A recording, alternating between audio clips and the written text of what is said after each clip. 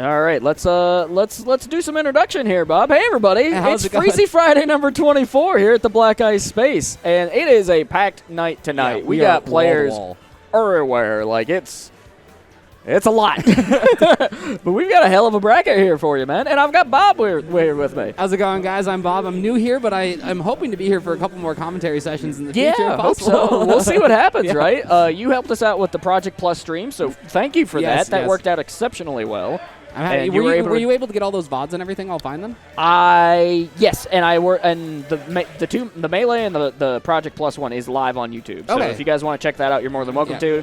And we also do have Reset joining us as well on the media team now. Oh, nice. And so that's really exciting Yeah. because we're going to work on some like different highlight reels. We got some plans, and then he's going to help me with the VOD processing. And so hopefully we can streamline that a little bit and get that out Give the it door. a nice polish to it. Yeah, as well, yeah, right? yeah. Get everything looking real sharp for you. So it's going to be a really fun night. Hope you all are having a great time. If you're hanging out here at the space, thank you for joining us if you're watching this VOD back.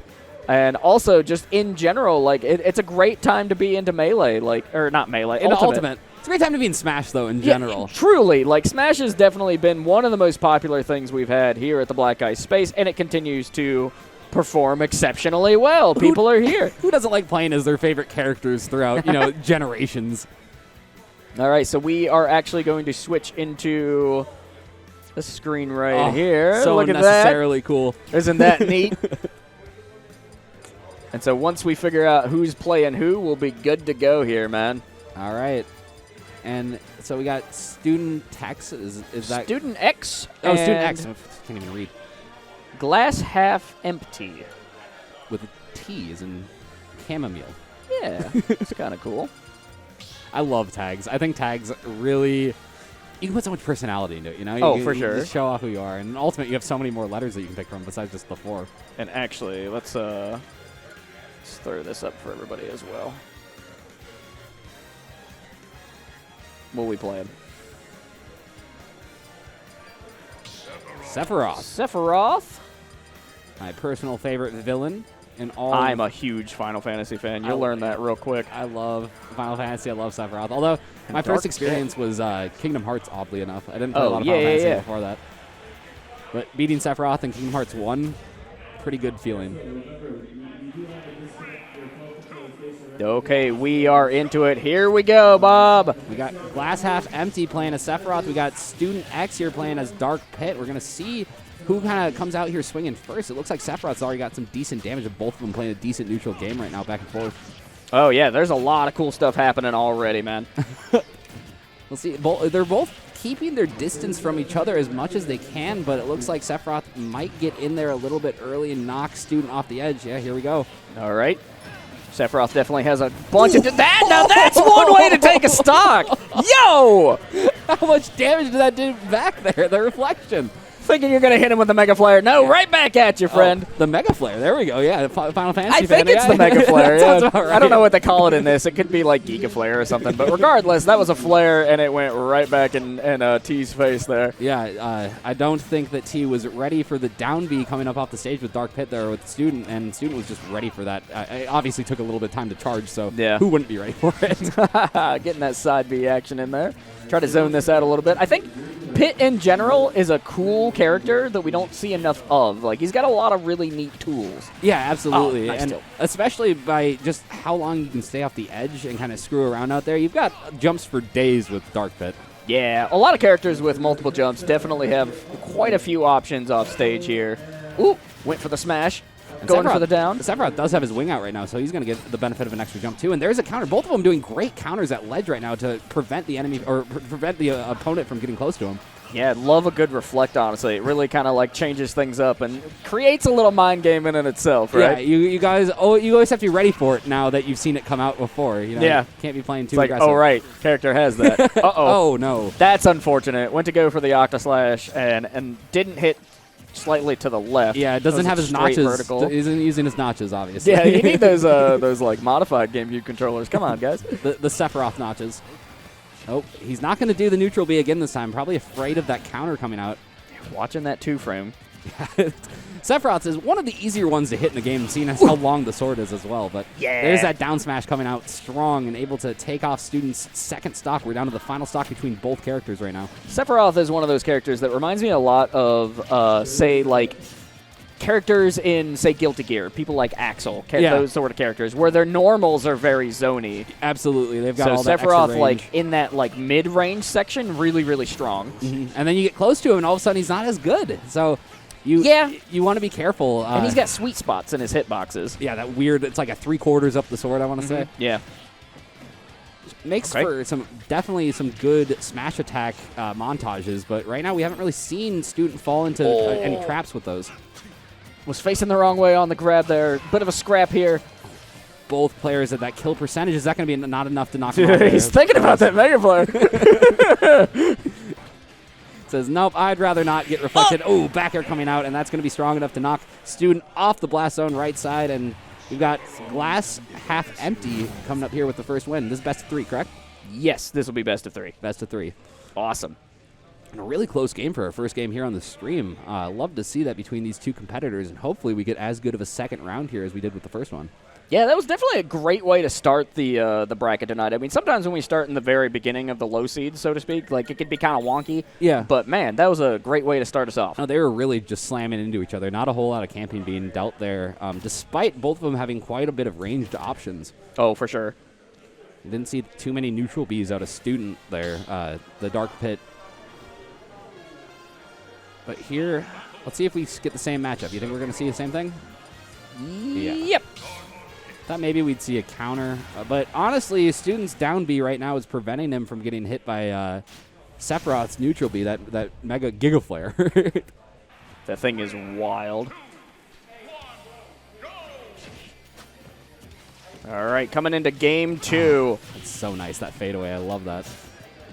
Now that's professional. Yeah. That's why they pay me the big bucks, Bob. It's It's all that television and radio experience. But here we go, a little bit of a mix-up. What else we got? Some strings? Not really. A lot of back and forth so far with this matchup. Not a whole lot of combos you're seeing. Ooh, that was slick. Oh, caught up in the Octoslash. Dodging projectiles. He's looking to get in with that Nair, but right now, oh, there it is. Nair sets him up, but he didn't get a follow-up with it, unfortunately. Now both players at that 90% we'll see, and Turn the wrong way, that'll do it. That forward smash, man. Oh, flexing the parry for no reason. I love a good parry, especially when you get an awesome follow-up. Like, nothing's more satisfying to me in any sort of fighting game than a parry followed up with just nonsense. Yeah. Like, Third Strike is one of my favorite games to watch, and funnily enough, we actually have a player, maybe several players from the community at CEO this weekend, one of which Big Bad Wolf will be playing Hugo more than likely for most of the bracket on Third Strike. Okay. So if you're watching CEO, keep a lookout for our boy Big Bad Wolf. Yeah. We're got our thoughts going out to Big Bad Wolf, hoping that he does well in CEO. Yeah, anybody playing in these majors, I always root for him. It's fun to watch. Oh, yeah. It looks like Student is in a tough situation here, but he does make it back to stage. Oh. And he turns things around with that back air. Wow, what is Student doing right now? Zoning it out. All right. Back to stage here on the right side. 170%. I was going to say pretty much any tilt is going to do it for him there. And there we have the angled forward tilt going to knock Student off the blast zone. And we have tied up stock, but the percentages are quite a difference. Those tilts are money for Sephiroth, man. Using that Masamune at max range, it is awesome. The Masamune. Oh, man. I studied, I watched a couple YouTube videos about different Japanese swords, and the Masamune came up. It's just the big, long katana. The Masamune, which comes from the actual swordsmith's name, I think is where the legend is kind of like. That's where that comes from. Because Final Fantasy, at the end of the day, is a collection of legends and myths. That's amazing. I love that about Final Fantasy. And I love when mythology is integrated into games seamlessly like they do in that game. Like showing my literature teacher, and whenever he was like Googling Gilgamesh and found a character from Final Fantasy, I'm like, Professor, that's a Final Fantasy character, and I'm real glad you brought that into my classroom today. Thank you for recognizing. Here's a bunch more I can show you. I think in my Shakespeare class, I wrote about a character from one of the plays who shows up in name alone as a character in Silent Hill. It starts with a C. I can't remember. It's like Cabal or something. Cabal. Wild stuff. back here into this match. We got studentX a stock up. Yeah, and he's maintaining good pressure right now against his opponent of Glass Half Empty. We're going to see if Glass Half Empty can take the stock away to stay in the set. Oh, beautiful. Great placement. Student needs this one, too, if he wants to tie things up to force a game 3. Yeah. Right now, he's got a good position for himself, but again, Sephiroth's long sword could really delete that stock pretty much immediately if he connects with one of these back airs that he's throwing out like candy. Reminder, if you guys are watching the stream, whether you're here in the venue or not, if you update your StartGG account with whatever you like, whether it's your characters, pronouns, flags, you name it, it will be reflected in the new system. We're using TSH. Fan-made system, really cool. A little bit of a setup and kind of wonky, but we're making it work, and there's some really cool features. And it looks so clean also. That's the other thing. Like, I mean, it just looks so good. It supports looks like a bunch of games, It too. looks like it's part of the game. Yeah. We clean out here today, man. Oh, yeah. All right, so T took that stock, sitting at a big 127, though. He's going to have to play nearly perfectly here if he wants to get rid of student stock before he gets, knocked into the blast zone. Sephiroth is certainly capable of doing that, especially with that wing out. Mm-hmm. The one-winged angel. The problem is he's so light. He's such a light character despite how tall he is. So, yeah, that's going to do it. Knocked up. I mean, I don't even know if Take it Bowser would survive from there. Maybe 127 forward We've smash. seen Bowser survive at like 230, so you never know, man. All right, 1-1. coming into the next game here. What a way to start this bracket off. Something else that we are looking to incorporate, but it's just a matter of like getting it to work because our tablets don't show it properly, is we do have in this tool the ability to show stage strikes, which is super cool. Yeah, that'd be really, really nice. I'm curious. And just so you all know what that looks like this is the current stage strike list. These are the various stages that we use here at the Black Ice Space, as determined by our TOs, so that's really awesome. Get back into this situation here. Okay, so these screens just aren't going to change ever. I can. But yeah, sorry, I just got a little bit confused there. For players sitting down at main stage, I want them to be able to look at the screen and be like, all right, here's where I need to sit. Yeah, they don't need to see us. Nah. Okay. Here on Final Destination. Same matchup. And actually, the other thing I can do, check this out. I can make it like color? that. Yeah. Who knows what Sephiroth's colors are? I think it's just base Sephiroth. Yeah. But regardless. Right now, student coming out a They little picked bit the stronger. yodeling song. Yeah, That's I mean, hilarious. What game is this from? That's a good question. Like Duck Hunt? And already student he has a stock advantage here with only 68%. He's playing much betterly than that first game. He appears to have figured out Glass Half Empty's strategy and so far kind of exploiting all of these moves. We saw a spot dodge there. He's clearly calling out his opponent's moves before he's there. Those multi-hit attacks, the forward air and the neutral air, very handy in building up percent, I think, on Pit. What a down smash. Wow. I'm surprised that connected there. It seemed like very he was well off the ground. spaced. Yeah. That was awesome. Okay. Now, he just needs to get this. You call it edge guarding in this, or is it ledge trapping? Yeah, I mean, it's ledge guarding. There's a couple different strategies. It's far different from Melee because you can't, like, overtake and, like, block people out from grabbing ledge. Yeah. But There's certainly a trumping. meta game. Yeah, trumping's a thing. Two-framing's a thing. Where you're, like, invincible and you just slip in an attack that hits as your invincibility drops. Okay. There's that second stock taken away from Glass Half Empty. We're going to see if he can come back right now, but so far it's looking a little bit grim for him. Man, studentX really utilizing this spot dodge to great effect. And maybe it's just the extended lag on some of Sephiroth's moves, because despite them being powerful, they do take a long time after they come out. True. The end animation frames on those are a little longer than some other characters. I like that we just saw student parry a shield break. So, if that had gone a little bit wrong, it could be a completely different game right now. But he is out here doing just fine and staying alive. Good DI. Throwing out the reflect. And no Giga Flare coming out today. He's learned his lesson from game one. He's like, you know what? Anybody with a reflector, I'm not going to throw this out. Oh, the down smash. studentX takes it. That was a good set. Excellent set for the first one. I love seeing when things go to game 3 because you get to see these competitors really just try their hardest. You know, it's almost like they play differently when it's that third game.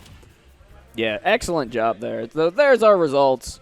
Yeah, good job, studentX taking it at 2. Coming back, too. He was down 1-0 at the beginning, so good on him doing that 2-0 comeback there to take the best of 3 set.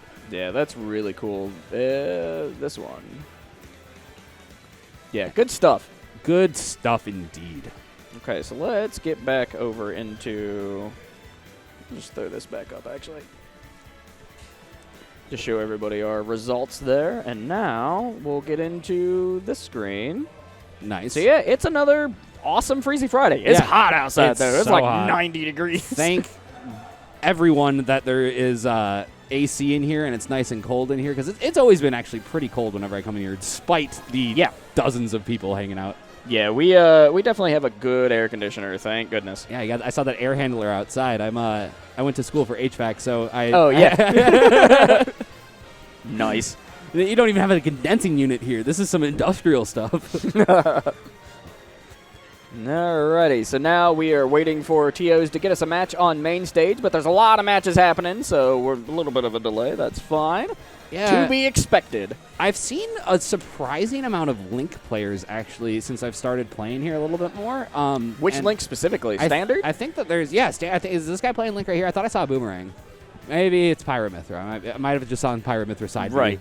I love seeing like standard Link bomb shenanigans. It's so that cool. Stuff is so cool. It's so cool. Jeez. Little Z drop, nair, up there. It's awesome. But so back in the day on Melee, I actually did like Young Link quite a lot. Okay. Like, that's a cool character. You like drinking your milk. Yeah. And then in this game, of course, I like obviously I play Bowser and a little Donkey Kong, but I still do really like Young Link. Yeah, no, Young Link is a good time. The Belmonts are awesome. I love Belmonts. I can't get to playing Link in this game because he feels a little clunky, but Young Link has that more of a mobility to him that makes him just feel better to play. Right, yeah. I don't know who Oz is going to play here, but we're getting Oz versus Stealth Pilot, which is winners round 2. Oh, we're already on the second round. Let's go. Yeah. We're going to move pretty quickly here. Well, we did get a little bit of a late start, unfortunately. There was a discrepancy in the bracket. We were originally going to be doing a ladder bracket today, but it kind of a general decision that it wasn't really the best, I guess, format for today. Yeah, well, they kind of decided last minute that that's what we were going to do, and a lot of players were like, wait, that's not what I signed up for. So, I totally get it, but also the how we got to the decision of wanting to do a bracket is really cool because it allows people to get more games in. Yeah. It's not just like, oh, if you lose 2, you're done. You get to play a bunch of different people here in the room, which I think is exciting and cool. Yeah, I'm a little bit surprised that there aren't pools with this big of a bracket, you know, like in like an A, B, C pool. Once we reach this numbers, like today we have, how many do we have signed up for today? Give me the overview. There's at least 30 people in this room right now. A bunch of them. We have 47 players signed up today, so this will be a fun one. And you know any names we should be looking out for today? Any predictions? Stealth Pilot is one you need to watch. This guy's crazy. All right, he's playing as Bowser. Love to see it. Let's see. No, his Bowser is so fun to watch because this Stealth Pilot's the type of person to get forward smashes when you least expect it. Like the way he times his stuff is awesome. Ooh, nice side B coming out from him, connecting right before he hit the ground. Oh, he knows what he's doing. He's got some movement. Oh yeah, Stealth Pilot schmoes, but here we go. Oz is actually he's getting some combos here. That up throw into an up air. Yeah, ooh, nice forward smash. I'm a DK main and you're a Bowser main, but you also play DK. But this is kind of like if we played each other. Right Yeah, now. What Bowser skin do you go with?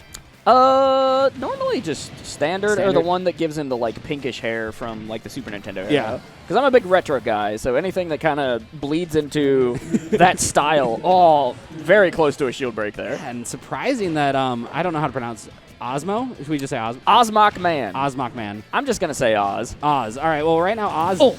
unfortunately can't make it back, but he stayed alive a lot longer than I thought he would, especially against the Bowser, because once you get up to that, 120 range, pretty much all of Bowser's moves are going to tell you to die. Yeah, Bowser can definitely get early kills really, really well. That was a great up B out of shield. Very well spaced. Oh, went for the side B there. Ooh, playing a bit more. It seems like Stealth might be playing a little bit safer right here. Yeah, see how he doesn't just run in there, and that's him reacting to his 124%. Getting that extra credit on the 78 here on Oz, but hanging out at 138, this could be a bad situation. Ooh, dodges that Going tilt. for the forward tilts? Going for several. Side B bombs. No shield is safe at this point. Oh, that was very close. He's got to pull the trigger faster. He had that, the boom boom clap. Wow. Okay. Way up on the upper right side. Yeah, it's going to be tough. Throw some fire. Extra percent. Ooh. Dude, Stealth Pilot loves throwing out the down B like on the very edge of the ledge where he catches it. It's awesome. Really, really good use of the He can also go around a stage like on Final Destination. It's cool. What? Yeah, he'll underneath like, it? Underneath, yeah. He's like, not many people know that Bowser can do that, but you can, and it's funny. I have never heard that before. I had no idea. It's super funny. That's awesome. Oh, let's see some Final Destination. I have heard that people just play on Pokemon Stadium for Ultimate, right? It's definitely one of the most common stages. I was talking to some guys at a Melee event the other day, and they were just saying that a lot of times it's just like a gentleman's like, yep, Pokemon Stadium, let's go. Yeah, all right. Go in that walk-off forward throw. I can dig it. Charging up that giant punch. By the way, shout-outs to the chat. Y'all are beautiful. We had 50 people here last week. We've reached 600 followers. We're sitting at a clean 608. If we get to 666, we're sending Ben to hell. Yes. We'll, edit a green screen thing or maybe make him play. Oh, there's the shield break. He's been going for it all game.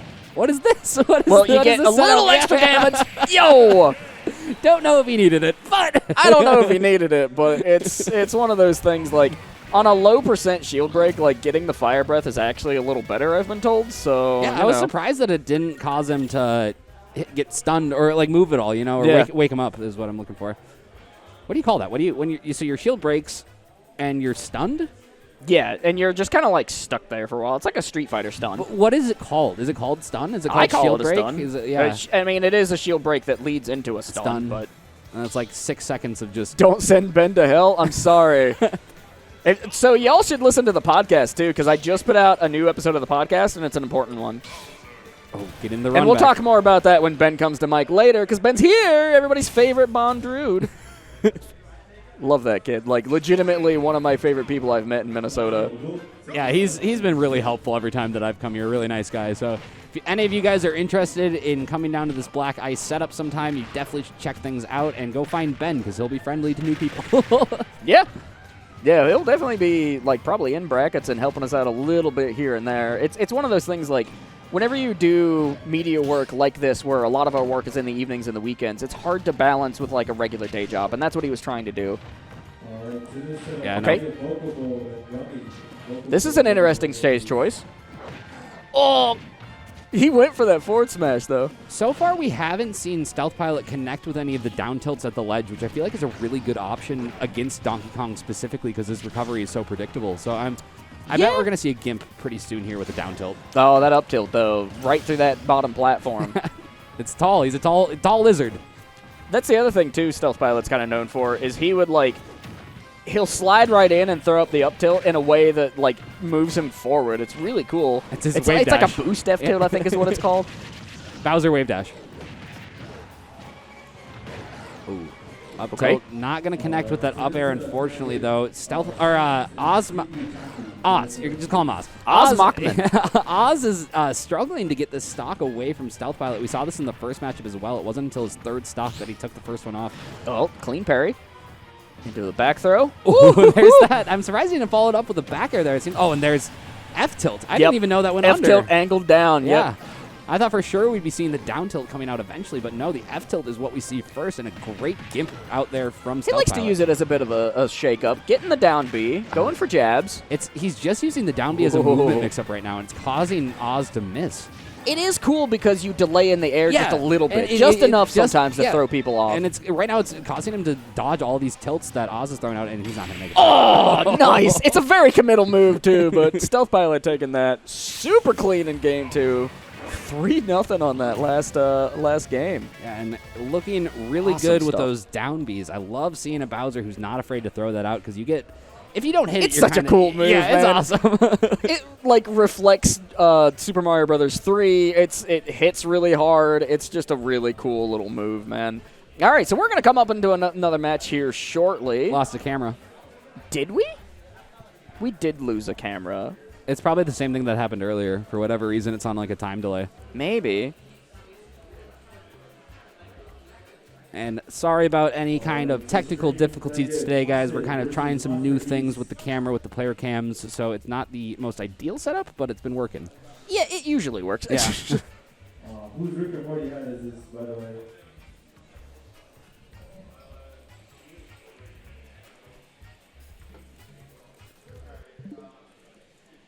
Oh, wow. We're seeing the light mode on the Switch. I didn't even remember that had that option. I think my Switch has been on dark mode since I took it out of the box. Ah, my eyes. It burns. Back under this screen. My eyes. My eyes. SpongeBob. I need to get around to watching the new SpongeBob movie. I know it's not going to be good, but I have to see it. Yeah, they're fun. You know? Right? Yeah. That first SpongeBob movie is a damn masterpiece. It is a Good lord, that movie's funny. epic piece of cinema. Cinema history. And we're going to get Masta Geese versus Faucet here. Faucet is such a cool name for a tag. This is great. I'm loving these tags. He's gonna leak on you. What what verb does a faucet do? I don't know any family friendly ones. Soak? Like a super soaker? He's gonna soak you. I like that. Flood? Like He's gonna Mario's flood? seep you. I don't like seep. You don't like seep? I don't like seep. I don't think seep can be used positively. I'd like to see you try to say something seeps in a good way. Okay, so we have cams back, which is awesome. Nice. Did you do anything? Yeah, he changed the input, Oh, flicked okay. it back on. Yeah, Cool. this is kind of weird. Oh, okay, we can do that. Beep.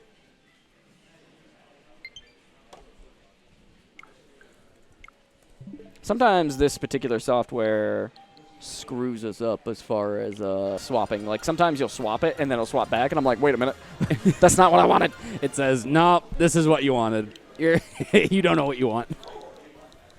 You're just a kid." Speaking of kids, we actually did have some younger players here today playing on stream. That was kind of awesome. It was That's cool, man. The youngest people I've seen on a projector playing Smash Out, and they're doing like random stages too. You know, like yeah. the way that you're supposed to play. All right, so we're doing Geese here, and we are in winners round 2. That last match wasn't reported properly, apparently. I think I can report still. Nah. Can Sure, I someone report? Tactec will do it, right? Usually, Yeah. but I don't have permissions currently. So, do you know for sure Masta Geese is playing Ken? Probably. Is that from Smash GG or whatever? Yeah, so Start will pull Nice. that information. That's so cool. Gotta love technology, everyone.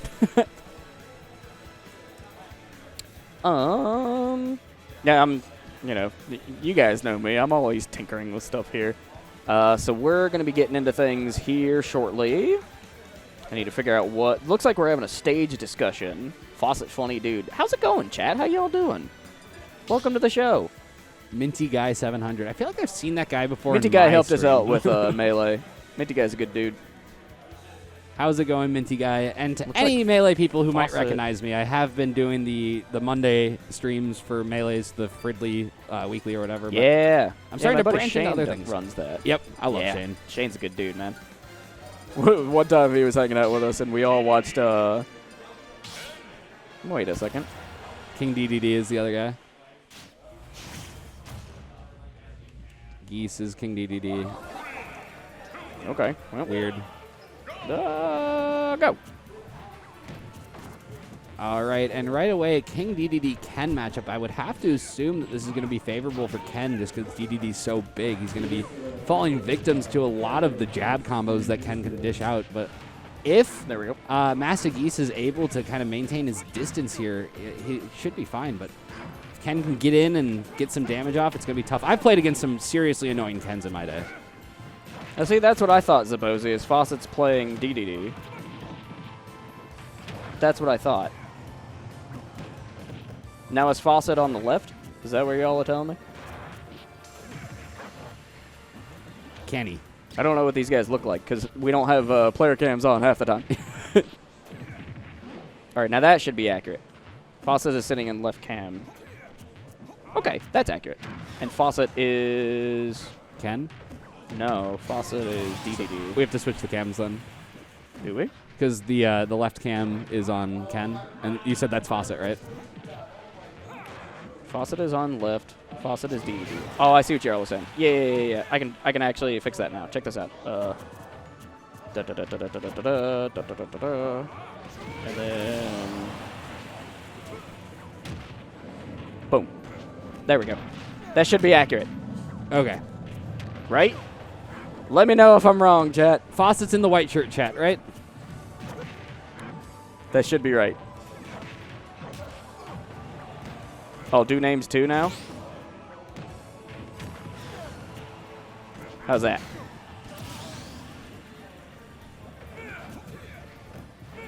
I was told otherwise when we started this. I got real confused. Even though the start GG did say the thing was right. Okay, cool. Cool. Thank you. Right, so Faucet's playing DDD and Geese is playing as Ken. And right now, as I did not predict, it's actually DDD is coming out on top. I thought for sure Ken would have an advantage here just because DDD is so big, but right now those projectiles, those Gordos, are really making it hard for Ken to get in there. Big ol' hits. Nice spacing. Where did this game go? We got distracted. I didn't even realize that Geese was on his last stock. Okay. Yeah, Geese is hanging out at a big ol' 143 too. Yeah. Oh. Okay. Any aerial is going to do him in. Ooh. Little third strike parry, chase.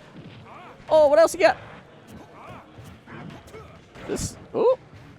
Okay, I really like what Geese is doing here.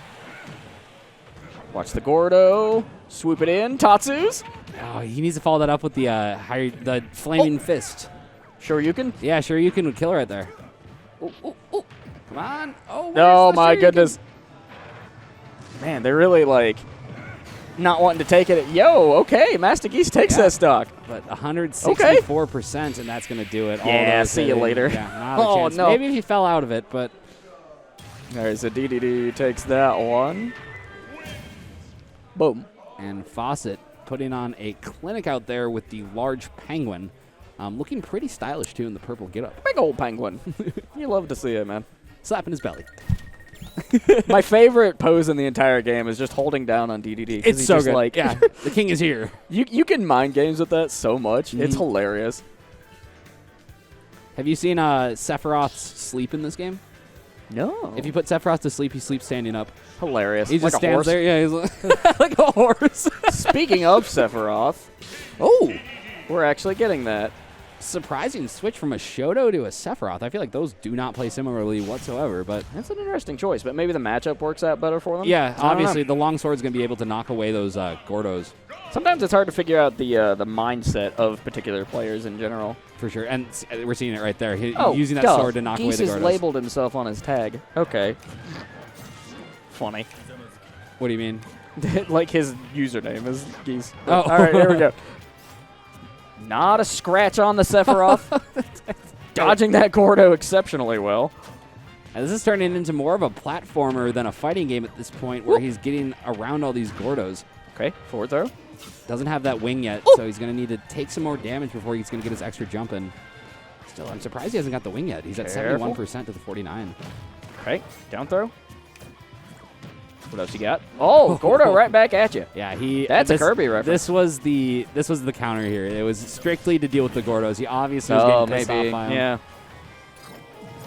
He's got down B to reflect him. He's got his forward air so far has been his key tool to getting rid of these Gordos, and it's seeming like it's working out for him because he's maintained these stocks pretty decently. Ooh, forward throw. Oh, looking for the forward air too. Oh, the Gordo's stuck. Nice.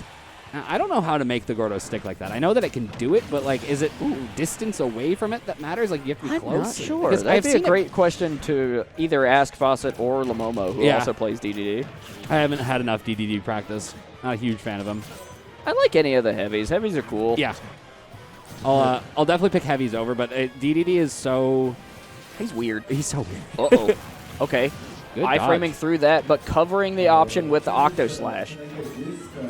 And usually with Sephiroth's there, you do see him cover options, but I feel like you see the forward smash more frequently because it has so much range. But Sure, the Octo Slash worked out. It just didn't really, follow up with anything. It wasn't able to capitalize that kill that it needed. Faucet's really good at staying alive. Nice. Yo, Faucet on a bit of a tear here right now. Must have excellent DI to be able to just maintain the stock for as long as he had. How did that work? That was a Big body. That's all I got, man. up till it came out 3 frames before that hitbox. We're going to have to ask the nerds of NASA at that one. I don't know. I don't know. I just know computers. That's my big strength when it comes to commentating. If I don't know, I'll tell you. Yeah, we're learning. Okay. There's no shame in learning. No, not at all. And we have such a cool community who will come up and like help with commentary too. Like Yeah. I truly, truly love this community. I do Y'all are too. super cool. Been having a great time just getting to know the Smash community in general. It's really my first community that I've gone to online, and this is gonna be it, right? Oh no. Oh, nope. Able to mash out of that, but caught up in the up air. And that game ending pretty similarly to the first game. It seemed like we had a pretty much decisive win there for Faucet. He's going to go on to the next round. Cool stuff regardless, though. So there's the results. Faucet taking a 2-0. All right, so. This is double elimination, correct? Oh, nope. Yeah. Yeah. So we will see Masta Geese dropping down to the losers bracket, but he might Maybe have I'm the not grit. signed in to start GG. I'd love to see. I love seeing losers runs. I think losers runs are the most exciting thing that double elimination brackets have going for them. I'll refresh it and see what that does. I don't know. You Beats have me. no power here. I have no power here. All right, we're doing loaf. Another Loaf and just great Uckle. name. Great tag. I'm going to keep saying it, but Loaf just makes me happy. Yeah, Loaf is cool, man. Of course, Loaf coming back from the Invitational and a combo breaker second place victory. Really? there. He got second at Combo Breaker. Good Yeah, dude. job for Loaf. I did not realize. He's in Minnesota? Yep. Good job, Loaf. Cheers in the chat for Loaf. It was awesome. I mean, the Invitational was stacked. Yeah. But, like, Loaf was still able to hang out with some of the, like, top players in the world, and that's awesome. That's so exciting. I love hearing Minnesota natives doing well. Yeah, it's pretty good stuff. And he's a Wario man, it looks like. Yeah, plays Wario, but does have a little bit of a pit. Okay. Mm-hmm. Interesting. We've seen some pit. Usually I feel like Wario players This one, I just think. play Wario. Yeah, I mean, some players, they kind of, like, stick to their strong suit, right? So it just kind of depends. Well, he's such a combo-heavy character that you have to know so much about, and it's, like, so fast and stuff like that. Like, Yeah. I don't know who Uckle's going to play. I've never seen this player. And if I have, their Twitter is Uckle Duckle. Hilarious. Nice. Dude, Loaf's hair is impressive. I've always wanted to grow out my hair, but I've just never had the follow-through. Mine goes so far. I was actually, this is, I think, 1.5 years growth. I completely shaved it. Really? I was bald in March of 2022 or 21. See, my hair gets really curly, so it takes forever to grow. It I just get turns. patchy. I mine need turns to go into to an like afro. need to go to a stylist and Yeah. get it situated. I'm Evened out. I've got a salon like outside of my apartment. Oh, yeah? So it's like I just walk over there. I've got my. Are they affordable? Yeah, they're okay. I don't. Let's talk about that later. Yeah, Get some good hair care here. No, the main thing about a good haircut though is you want to have the same person do it multiple times because I every believe time that. they'll get better at it. Yep, I believe that. So I got Key. I also girl want Key. somebody I can sit down and be like, make me look good, and that's all I have to tell them. Yeah. Yeah, here in Minneapolis, there's a lot of cool stuff that exists that I haven't got to like check out yet because I've only been here for like a year or two. Oh, really? Okay. Yeah. No, I moved in November of 21, I believe. You said from West Virginia?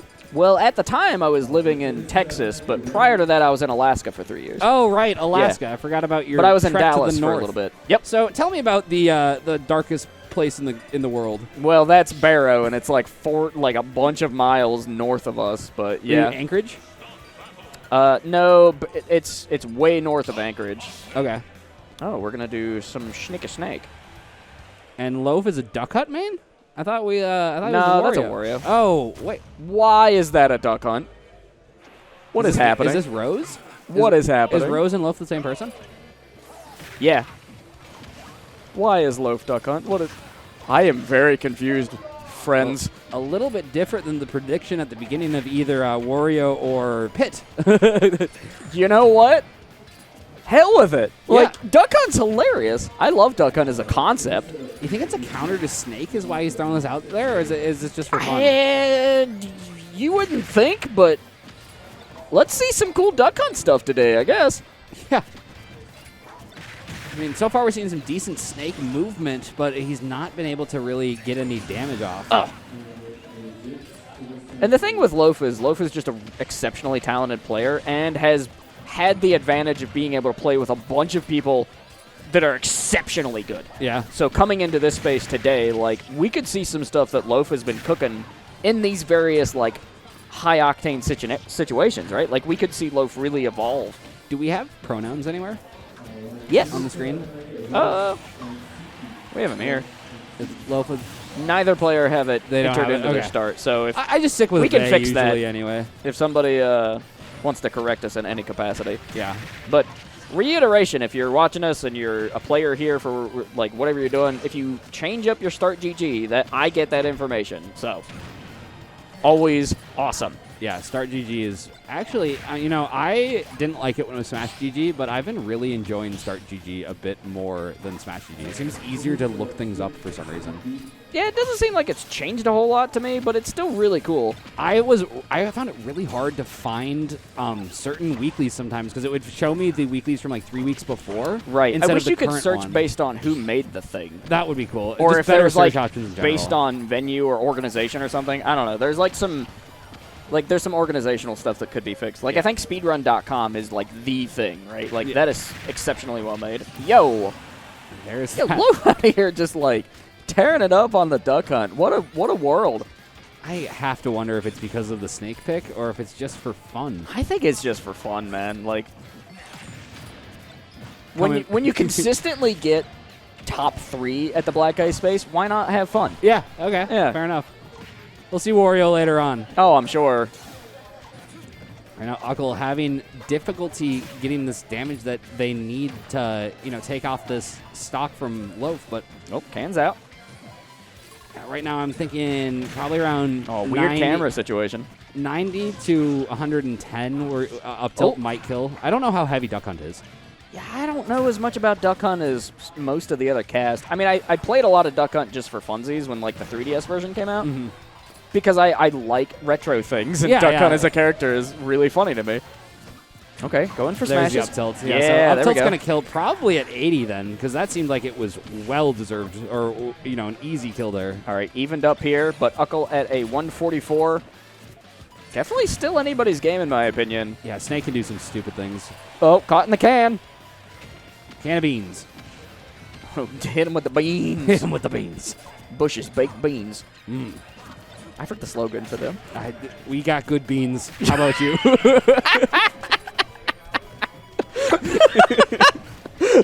Perfect. Yeah, I think that's it. Trademarked Bush's baked beans. What is Loaf even looking for at this point? Just trying to get some beans, That. and there it is. Yep. Not going to do it, though. Not Good quite. DI for Scamper Uckle. off to the side and in with the duck. The bill on that duck is far too powerful for Duck its own Hunt good. is real, I'm being told here in chat. All right. Loaf Duck Hunt. That's cool. This Duck Hunt is real. Yeah, you learned it over quarantine. All righty. Currently in a 1-0 lead here in winners round 3.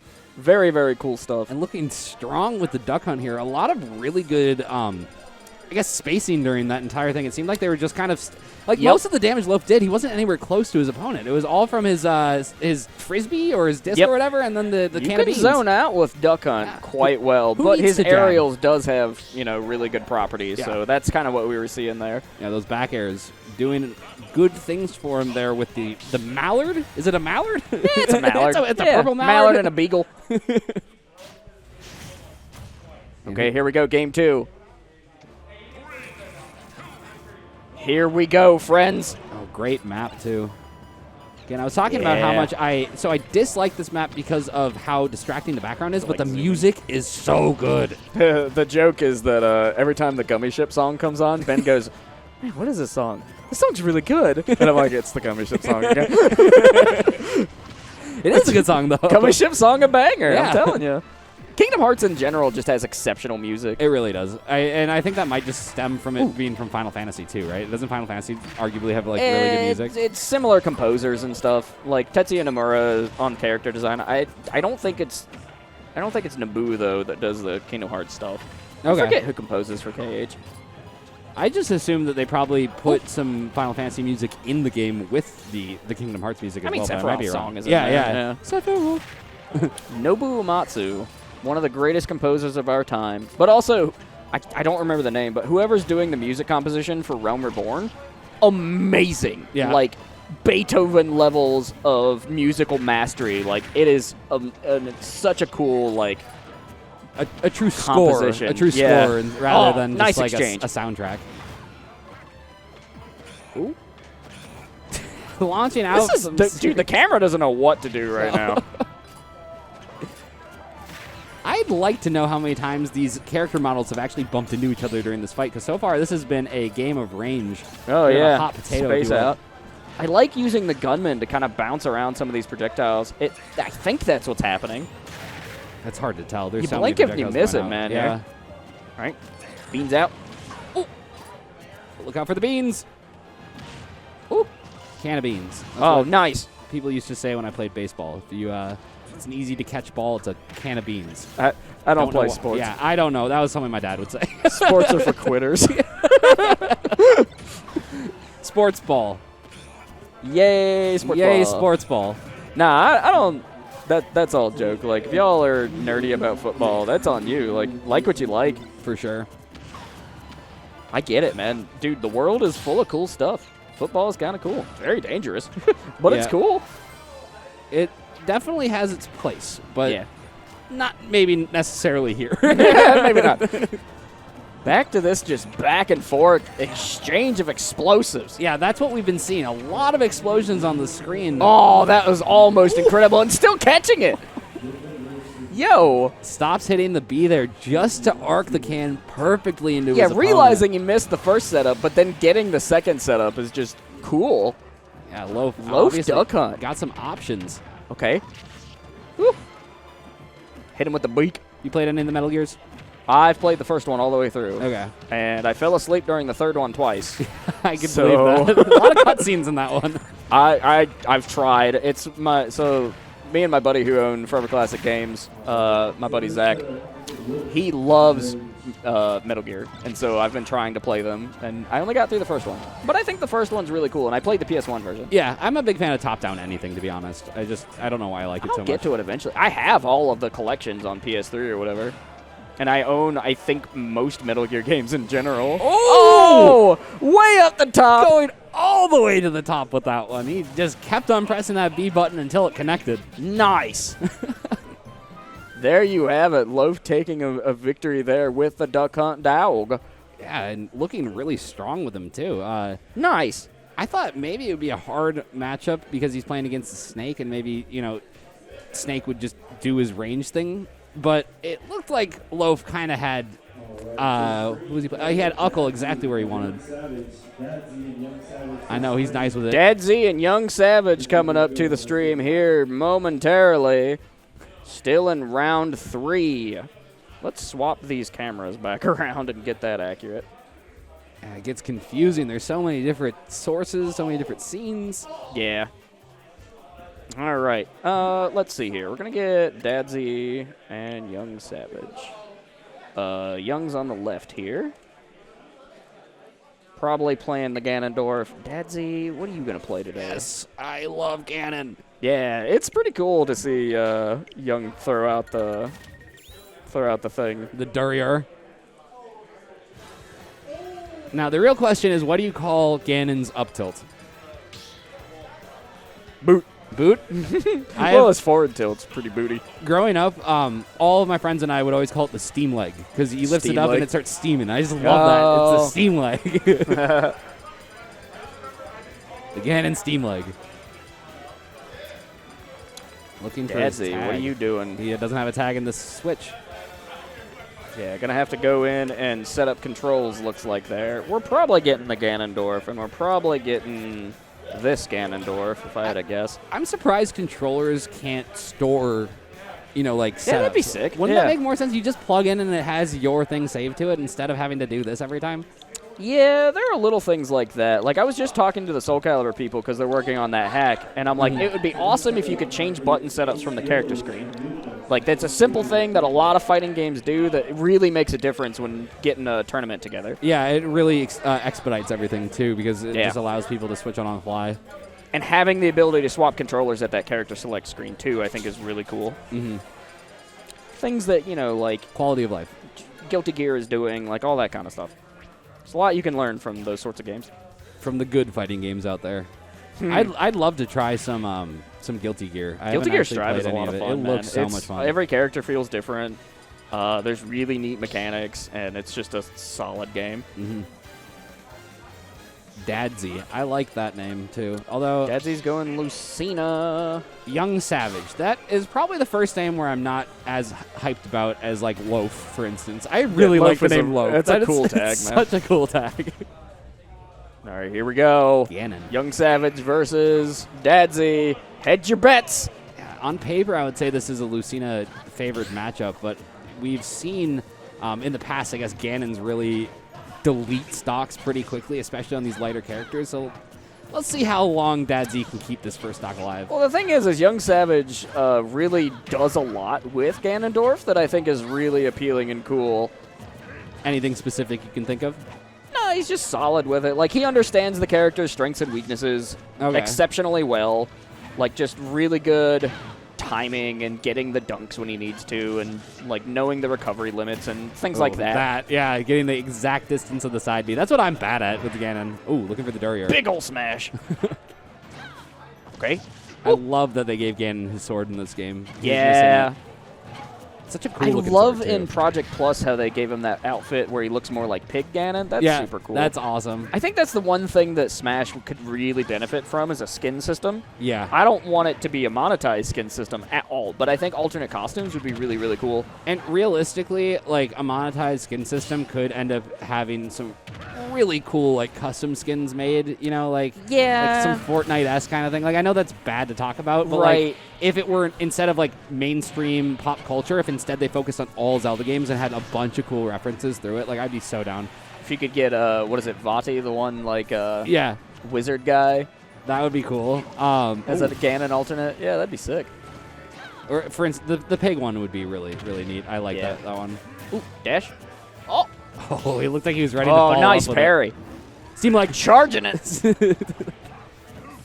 Yeah, like, no, here's where we see Young kind of pop off a little bit. Dash attack into the side B, into no follow-up.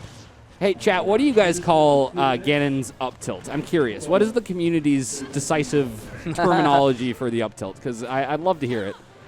Okay, coming back to stage. Dadzie on the defensive here on this right side. Back to center. Not able to get anything forward throw, unfortunately. Dadzie off stage. Wow, he's got that precision down with that up B to his science right there. He is snapping the ledge every. I keep on thinking he's too low, and then he makes it back. Forward throw. What's the follow-up? Oh, real low. That's danger for Ganon taking that stock. And now Yungsavage, unfortunately, is on his final stock. Chafin says the Ganon up tilt is but doesn't hit. Hilarious. All right, hitting that forward air. What else you got? I'm not even a back air, actually. Oh, looking for up B. Maybe a misimpression. Oh, nice. Das Boot. That is the That's the, the 300 kick there. This is Ganon. This is Sparta. This is Hyrule. This is the Gerudo Valley. Yeah. One of the greatest songs ever composed Soundtrack, in a video game, by the way. Absolutely. Yo, love that follow-up. It's such a good song. Anybody who can play it on guitar is immediately attractive to me. Oh, yeah? That is... Sounds like I got to start my guitar lessons up here. I had a friend who could play it, and we would play certain pieces together. That was super cool. I miss Marcy. Marcy was a homie. Shout out, Marzi. All right, down B. What else we got? I'm surprised Yungsavage is kind of staying alive here. I thought that he was down earlier, but maybe I was Savage mistaken. is smart. Like, Savage also helps TO and organize Advantage State. And I think a lot of the Advantage State folks are actually hanging out with us today, which is awesome. That is because we awesome. really want to boost up, like, the entire community. It's not just us. We can only hold so many people. Yeah, evidently. Yeah. You basically crowd surf at this point. Yeah, right? But it's one of those things where... Oh, no. He doesn't have a jump. Oh, no. All right, Dadzie taking one. He was at 120 for what felt like 4 minutes. How yeah, long was he there? It was a very, like, measured fight there towards the end. Mm-hmm. Yeah, Drip, we're kicking it, man. We've got some cool stuff there now. Check this out. Look at this. Look at the effort I've put into making this look nice. It looks so good. Congratulations. Like, seriously. I'm really, all right, so the Pat on thing the is, back. too, is, like, I'm really relying on community-made tools, so shout-outs to the Smash community in general. Yeah. And it seems that Smash community makes better everything than, like, anybody else. They want it to keep going. Like, the Melee people have really cool tools, Ultimate, obviously, because they're just huge, massive games that a lot of people can play. Mm-hmm. Nice string there starting us off here in Game 2. Okay. But he's at 65%, so he's going to need to get a bit more percentage if he wants to take a stock. And right now, these ledge guards have just been so Oh, that's impeccable. real low. Oh, he came back. Yo! I told you, he's got the distance. I'm telling you, Yungsavage on Ganon. He knows it. Makes a lot happen. Okay. Just somehow gets a little bit extra, couple pixels here. Oh, but, nice.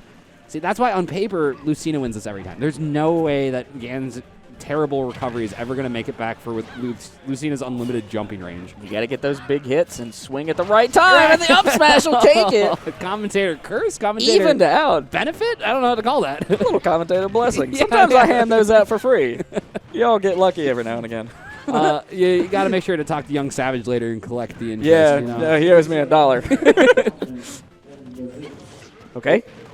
Woo, every time Into he is the- connected oh. with that. I love catching it on the platform there. That's awesome. Okay, Oh, yep, almost doing missed it that again. one, but following up with that down air. I haven't Trying to seen get him some really hits. connect with any of those really solid down airs yet. No, when it hits, it's really scary for the opponent because you Yeah. get bounced off the bottom of the stage. That back air, though, will take that stock. So far, I think that's taken 4 of Yungsavage's 6 stocks that he's had so far. Just the back air. Ooh. Nice little cross up there. Ooh, looking for the down smash. That was an interesting Ooh, decision. opportunity. Back throw. Not going to do it. Yeah, this is the problem, is that Lucina's recovery is so vertical that Ganon can't really do anything. Yungsavage trying to hold this center stage here on the right. Gets the follow-up. Ronaldo. Takes the stock. And now 63%. Unfortunately, if he gets knocked off the edge, I think it's going to be the end of Yungsavage. He needs to stay on stage here if he wants to last longer. Yeah, you against got to Dadzie. hold center and get some big This is bad. hits. 12% for that trade.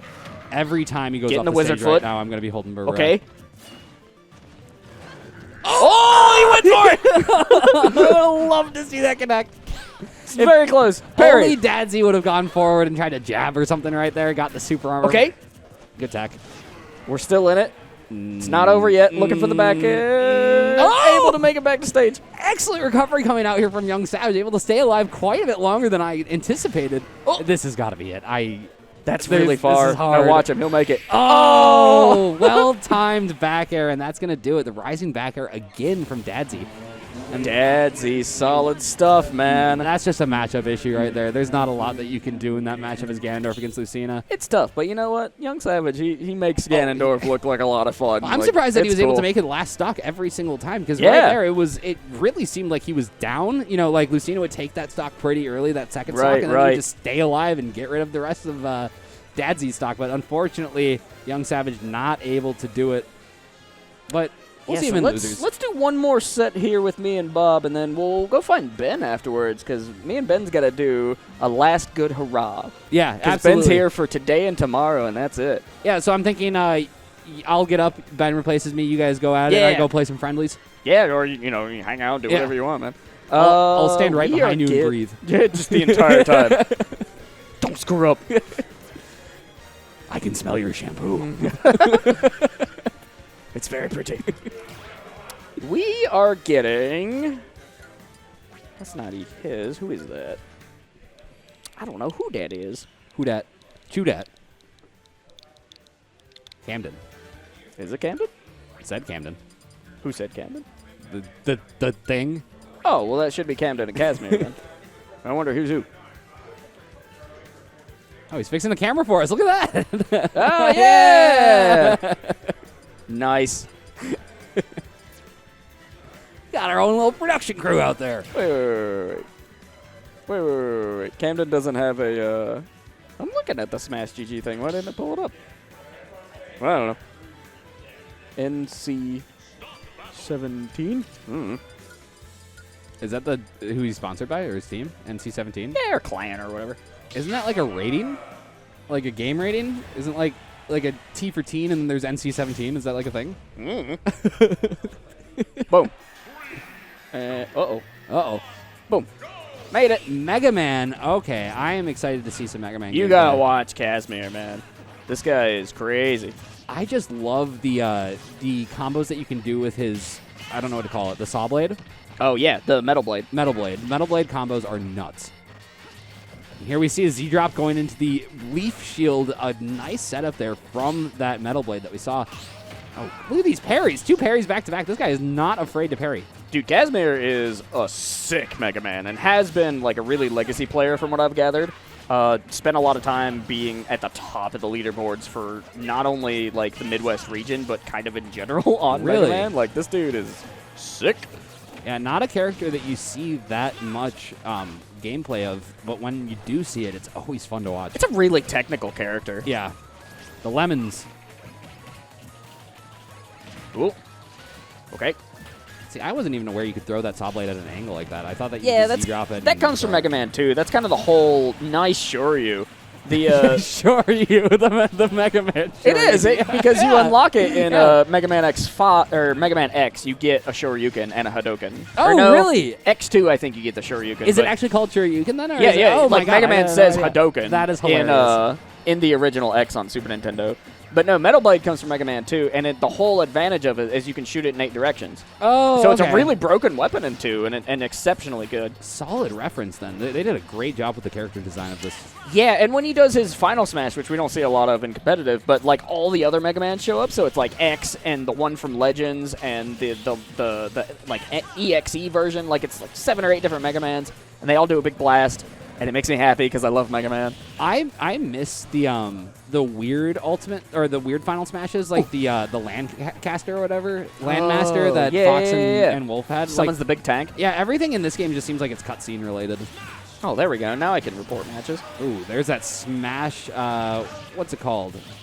What's the Monado? Monado, thank you. Yeah, the Monado. I don't know a lot about Xenogears, but I respect it for what it is. It's the anime RPG that's on Nintendo. Yeah. Which we need those. Y'all are going to get Xenoblade Chronicles 3 here pretty soon, I guess. I don't know. I've never played any of them longer for like 10 minutes. The UI really kind of makes me not happy. It's not a great UI. Uh-oh. Camden not able to make that recovery. He did switch to the jump Monado there, but he's trying to make it happen. Yeah, I thought he'd be able to make it back. Unfortunately, though, not quite getting enough altitude. You got to watch these Z drops on the metal blade. There you can do some funky stuff with that. Z drop, recatch. Sure you can. Lemons. Woo. Something terrifying about him doing this. Yeah, and the fact that his like facial expression stays the same when he's just like standing there. Mega Man's got a menace to him. Yeah, a villager-esque menace, if you will. A dead stare, the 1,000-yard stare. 1,000-yard stare. Now, so here's the thing, sorry. If I'm going to play an RPG on the Switch that's a long one, I'll probably just go finish Dragon Quest XI. I've been dying to play a Dragon Quest game. I am going to finish Final Fantasy VI before I do any other RPGs. I'm like halfway through it. Okay. On the Pixel Remaster version. Pretty cool. I don't really know what Kasmir was going for with that up air to down air chain. Maybe if Camden fell out of the wind, but I've never seen anybody fall out of Mega Man's up air. It seems like it always launches you. Yeah, Mega Man's got some really cool vertical moves. Both the up air and the down air are just really exceptional. Down air is great. Let's see if we hit it here. He's looking for the side B to kind of get a ledge guard, but right now, he's doing it again. Yep. That is smart. And Leafs! No! Oh, I thought he was going for down air. I thought for sure the down air would have connected there, too. It seemed like he had him right where he wanted him. Camden staying alive, zoning out, able to make it back to center stage. 175% though. He's nearly What's purple in the numbers. Just going for grabs. Okay, chase down with the lemons. Back throw. Not quite enough. Good DI coming out there from Camden. Nice. Oh, just forward throw. Instant. Bam. How did he DI in time? How did he react in time to be able to DI that? He must have just been holding in.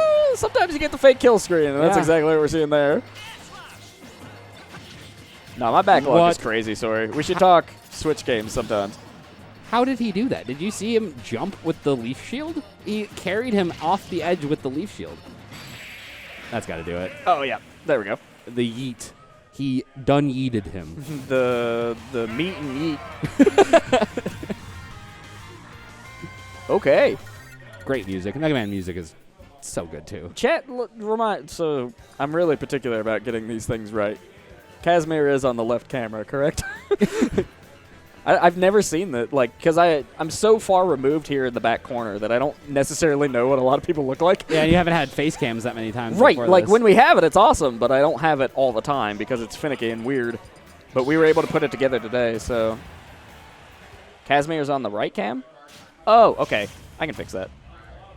Thank you. I thought that said with the wet shirt. I'm like, what? No, not the with white wet shirt. All right, there we go. So Camden's in the jacket. Kasmir's in the white shirt. Coming into game 2. Thank you, chat. Appreciate you. Yeah, chat's always got our back. Thank you, chat. All right. Ooh. Pop up. How Going did for the he air turn blades? around? This is really good movement. Early Kasmir kill. Just looking flawless out there with that little train, I guess I would call it, of back airs. Yeah, nice string, man. I don't The know. air blade is super good. I love the patience, just waiting. Yeah, just standing there. Being It's like, you know what, you're going to come to me and I'm going to grab you. That's what we're doing today. too often you see people just throwing out moves constantly anyway, so it's it's nice to see people in control. Yep. That's And what really, one? I think, Another one. Wow. That leaf shield is nuts. I didn't realize you could use it off stage like that, but right now, Kasmir is absolutely putting on the clinic. Leaf Shield rips apart big body characters in particular. Like, it's crazy. Like, Mega Man versus Bowser is hard. I believe it. Granted, Especially people with like all the- Stealth Pilot have been able to, like, make it happen, but it's not a fun matchup, that's for sure. Walking with that leaf shield. Usually I just see people stand still with the leaf shield, so the movement that Kasmir has been throwing out today has been really surprising to me, but that's just me being kind of newer to the Ultimate scene. The only Mega Mans I ever play with are on my Discord server, and none of them move like this. Oh, great patience. Great patience. What a combo coming out there from Kasmir, able to get 69% damage there from just a couple interactions. Solid play there from Kasmir, and right now he's got Camden right where he wants him. I guess I'm going to try to log out of my Start GG and see what this does. Oh, no, it didn't log me in. All right, whatever. How is he doing this? He has so much control of his leaf shield right now. It's actually incredible, but there is the forward smash coming out from Camden, basically saying, get off me with his actions. Unfortunately, he's down a full stock here, and he's at 98%. It's going to be pretty easy for Kasmir to take this stock if he connects with a couple more moves, just to get Camden to that 110, 120%. After that, we might be seeing some up tilts coming out from Mega Man. A good kill option for him. The Shoryuken? Yeah, sure you can. I get that and the Hadouken mixed up. The Hadouken. Hadouken. Oh. Woo. That's Down a air. weird angle. I thought for sure he'd spike up, but nope. Down air is going to send him off the blast zone, and Kasmir with a convincing 2-0 win over Camden. Nice. It's one of those things that's kind of, like, I'm not as familiar with Camden as I am Kasmir. The past few weeks, Kasmir has, like, been sitting happily at, like, first. Yeah. Like, this dude is crazy. Really? Okay, so Especially Mega Man on the Mega Man. Like, it's really cool stuff. I'd love to play him. All right, so coming up next, friends.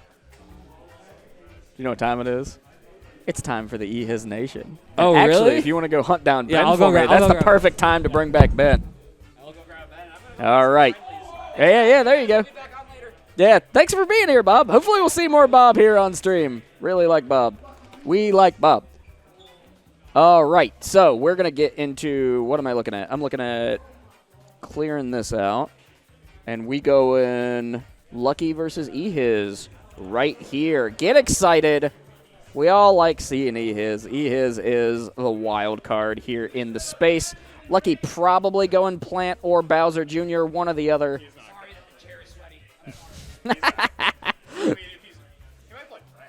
That's what I'm saying. Well, you never know. Nope.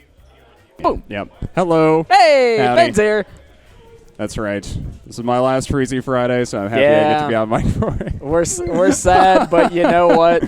Oh, you're sad. We're gonna make it a good one, Ben. I was gonna say, I mean, I'm excited to be doing other stuff. You'll probably get to see me doing commentary. You may even see me doing Smash commentary occasionally if I ever show up to an advantage state. So it might be pretty fun. But for now, I mean, we get to commentate Lucky versus Ehis. I love getting to watch these kinds of matchups, and frankly, I am kind of excited to see this matchup today, especially. I think this is probably a pretty hard match for Plant. Like, I don't know super well, like, the matchup spread for Plant. But, like... No, it's... I mean, we have a Plant player, so I guess we should know, but, you know... Well, we should. Lucky knows. Which is kind of what's more important. Lucky knows. But, I mean, Lucky's been talking a lot about, like, playing other characters. Oh, yeah. Playing a lot of different stuff. But I'd probably expect to see Plant here, especially against a player like Ehis, who is kind of like the... it feels like he's a little bit of a gatekeeper almost. Like, he's kind of getting to the point where it's like, he'll be a PR gatekeeper, where it's like, if he's not on PR, he'll be at, like... The very edge. And he stops players who are worse than PR from getting there. True.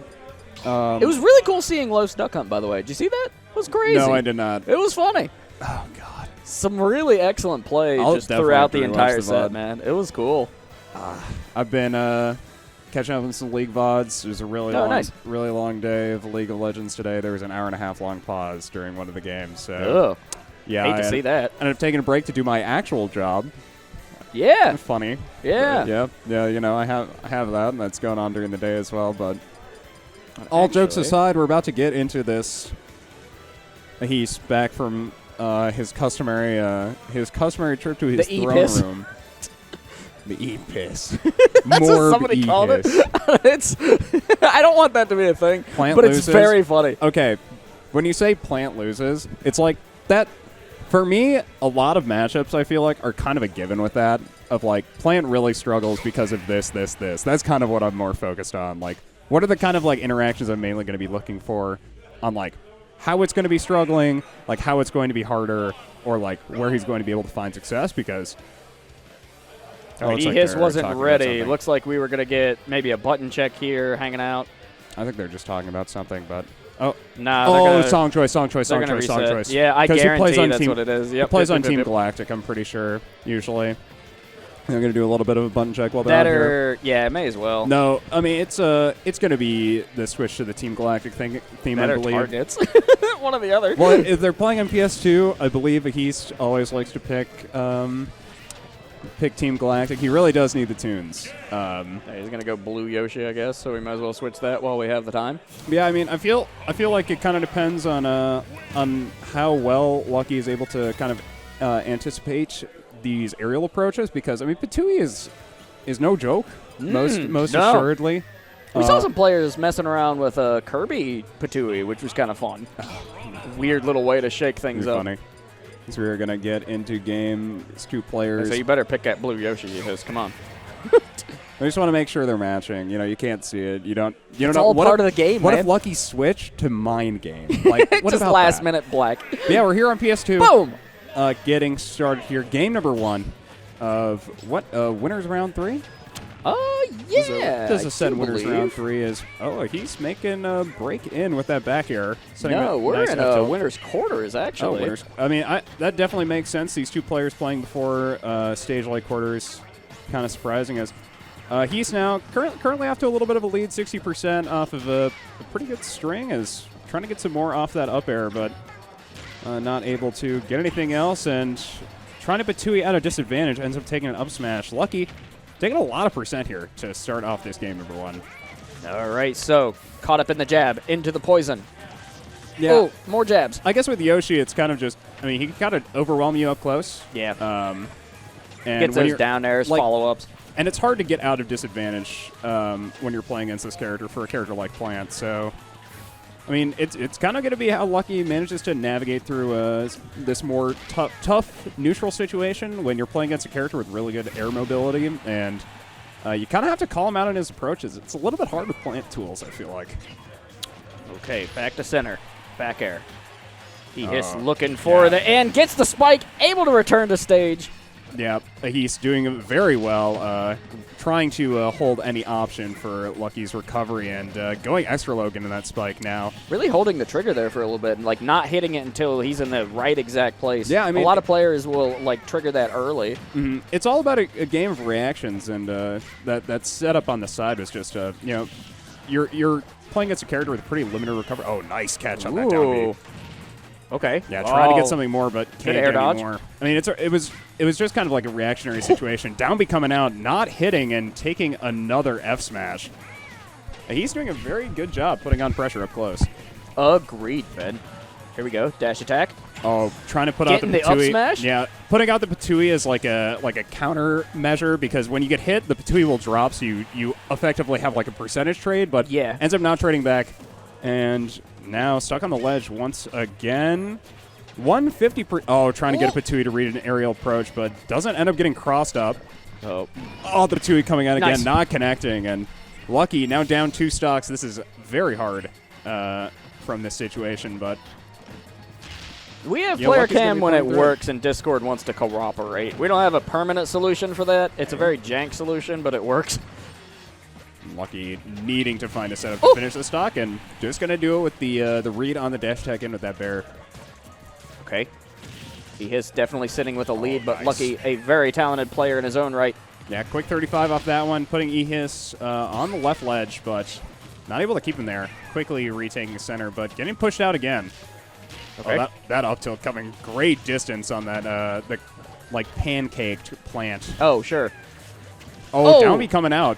Love Getting that. pushed extra far here, but he's going to be able to land back on stage. Looking for an option here. Trying to weird read graphical with glitch. that up smash. Not going to hit it, but I mean, Lucky is doing such a great job keeping composure in this game. And he's going above 100% now on this stock. Patui not able to catch that approach.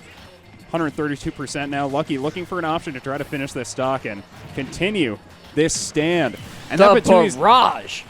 Patui's going to do it. Reads that neutral getup, and that's another stock gone from Ehis. Ehis now really needing to find an answer to this last stock from Plant because I mean, it's basically felt like Lucky's figured him out, just been playing way slower, way more composed, and Getting the patterns. great That was setup. sick.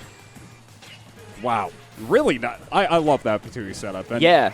not able to get too much more out of it. He's still trying to retake center from this right side. Oh! Wow. Yo, and getting that- that read. His was very Yo, surprising that with was that. nasty. That was nasty. Lucky showing that he's not out of the game yet. Yeah. Even absolutely. down stocks like that. That was was- awesome. That was a sick read. Somebody may need to give that guy a Can we rapid get- test. Can we get a clip? Can we, clip get a that? can we get a rapid test here? Get a rapid test. Check the pulse on some of these folks. Check to see if Lucky's still breathing after that one. That was nuts, though. 3-stock comeback. That was really cool. Like great read at the start with the backer, and then a full stock of just like very composed, like controlled game plan, and then last stock, just great reads, sets up an epic game, and now we're Yeah. headed to game 2, and Game 2, more smash action and Black Ice Ben. Let's go. Ehis couldn't finish Lucky after such a great start in the last game. Yeah. Like, if you're Ehis, you're probably like thinking, what is my answer? What am I doing next? What is the play here? What is the counterplay to this Plant character? This character feels nuts. Okay, Patui, like, Oh, sick movement, by the way, Ah. from Lucky. Very snappy. yeah, just almost untouched at the start, but now he's slowing down the tempo even more and just once again returning to using this air mobility. I mean,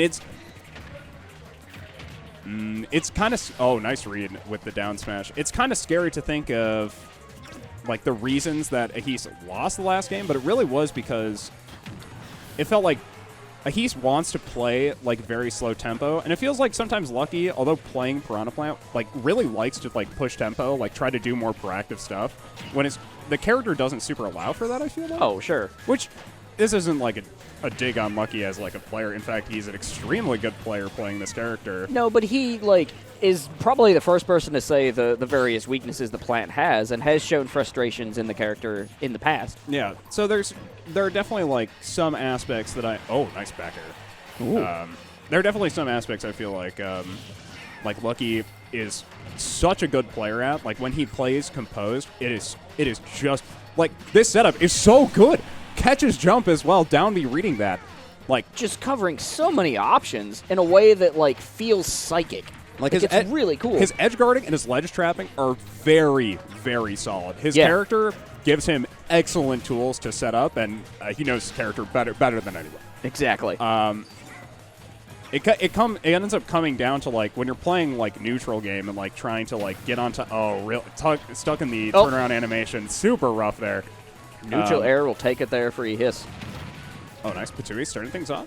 Now up to inappropriate percent. Patui. Oh, really? I don't think I've ever actually seen that, but the inward Patui actually reading the go under option for that sequence. So nice jabs.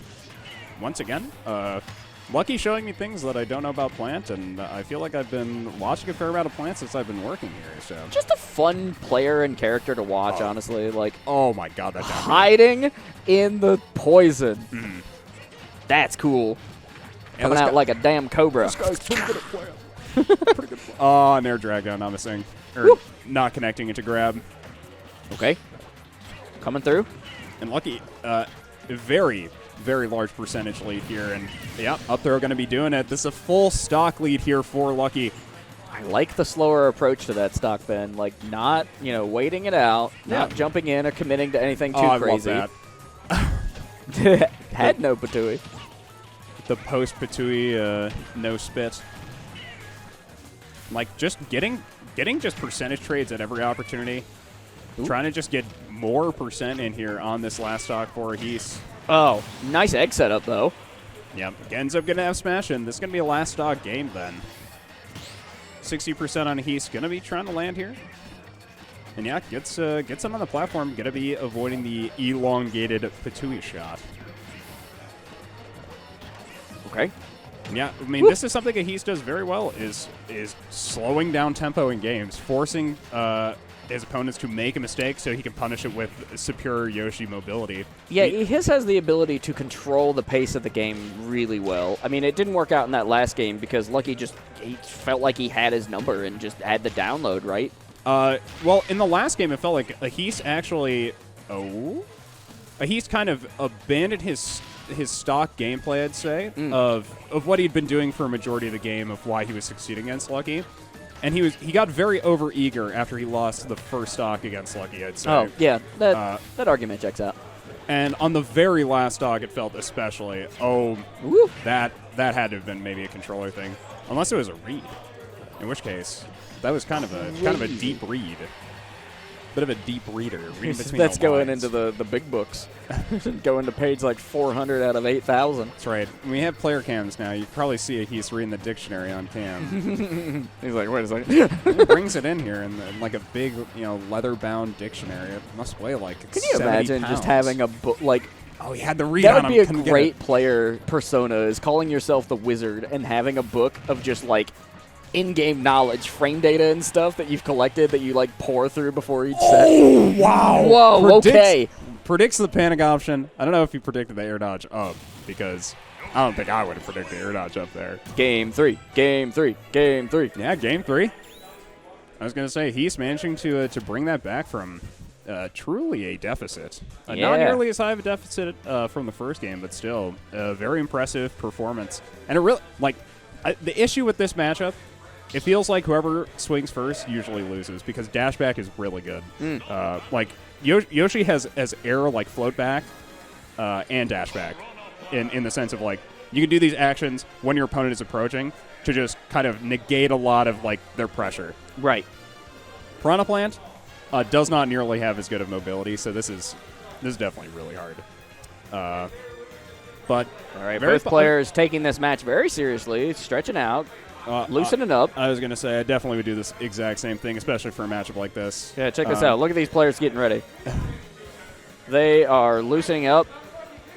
This is big business. Like, we out here trying to win some cash. This is a very hard matchup for Lucky.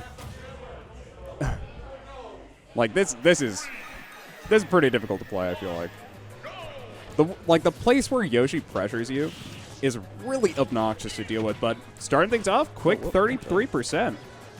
And throughout Batui, trying to put more pressure on, but he's using that Yoshi mobility very well, setting up himself on platform, but not able to stay there as Lucky continues the pressure.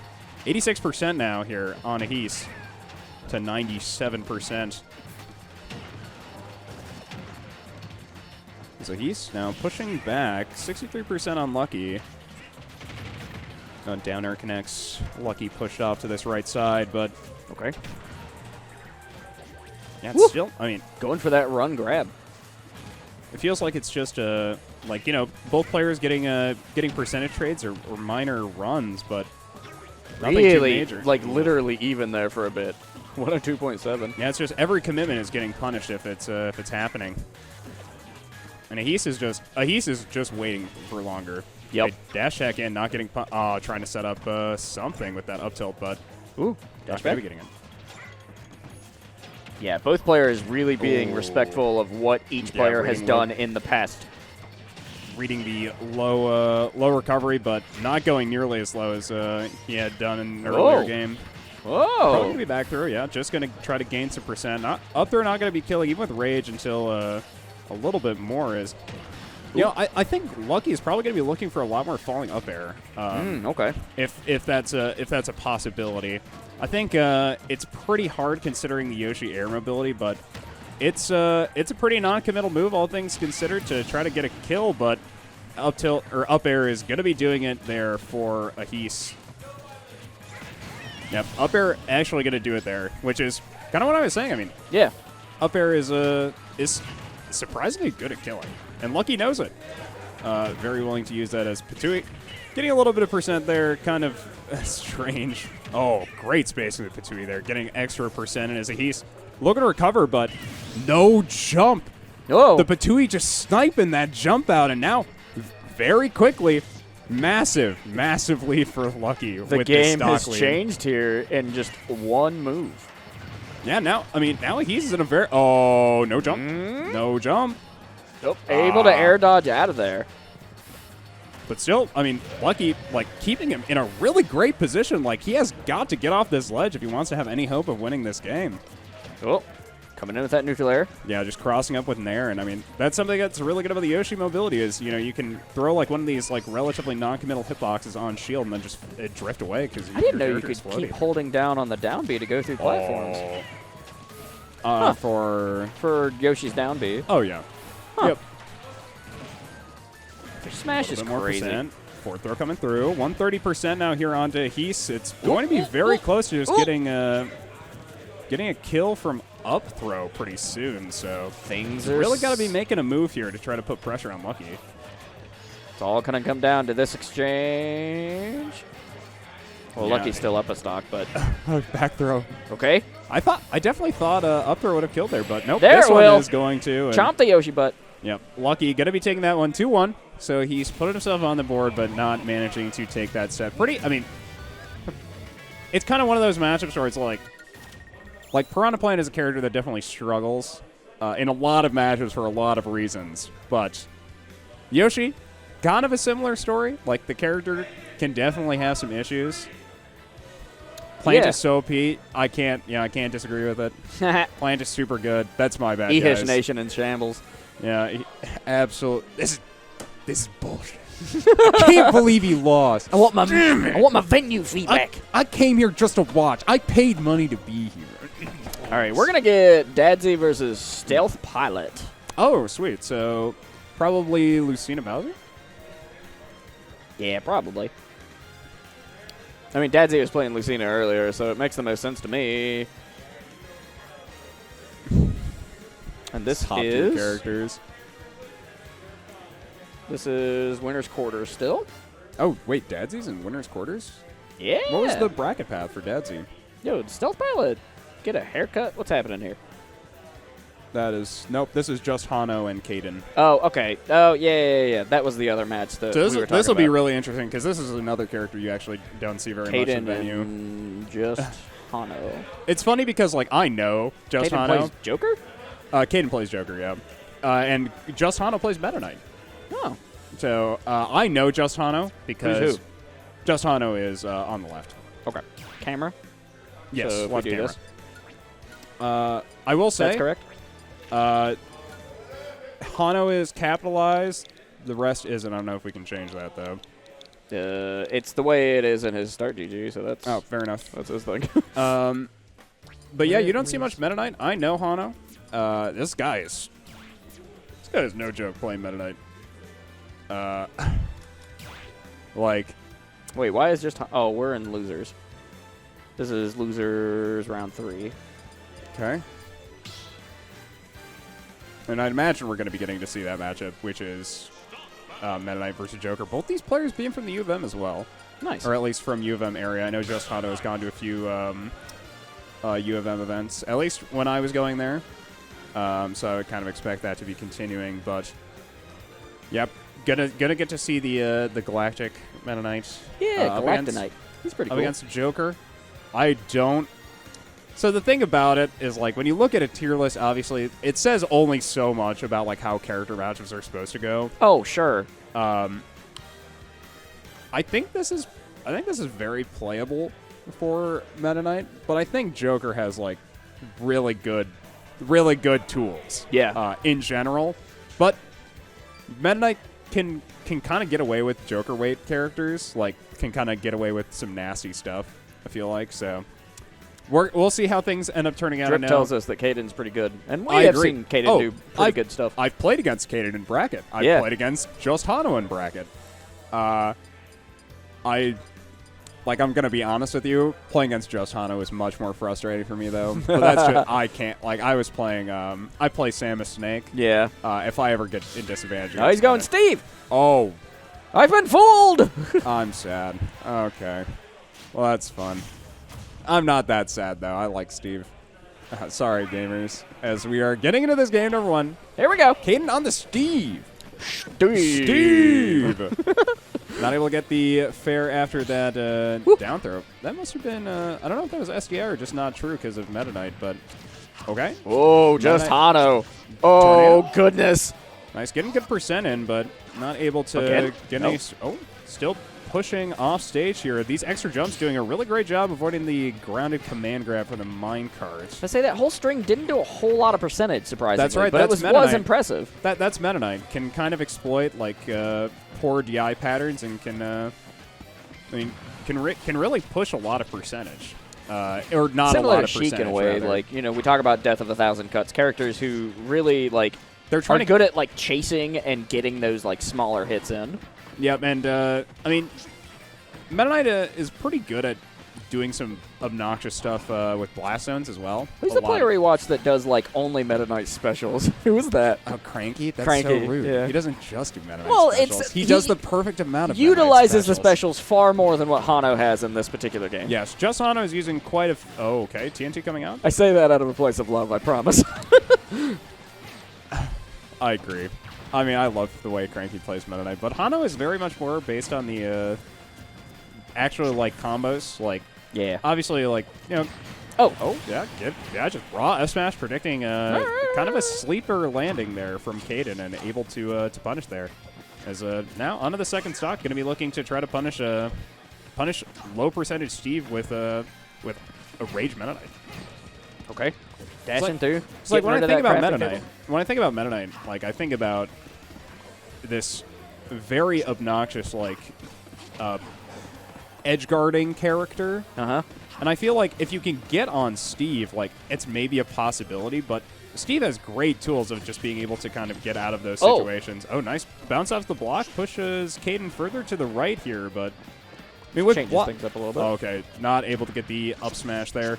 But like with blocks, glide and minecart, I feel like it's pretty difficult. Okay, down throw, not able to get anything out of it. But back air to read the approach of the minecart. Not able to get the 2-frame with the forward smash, though. Really cool movement from JustHANO in general. Yeah, I mean, utilizing the speed that Meta Knight has very well. Probably going to be back throw here. Destroying crafting table, which I feel like it kind of makes sense. Like, I feel like this is a match where you want to try to punish Steve off stage, even if his recovery is, like, good. Yeah. Because you're in this matchup, and although you're winning very hard on stage, Okay. Yeah, but picks up diamond here. This is where things kind of get scary. Okay, not able to pick up the diamond. All right. Yep. Gonna be using this time, making diamond. Oh, gets pushed away from the crafting table, though, so diamond not coming out. JustHANO trying to slow down That's smart. Kden's game plan. And no mats here for Kden, aside from the gold and the diamond, so Kden is playing.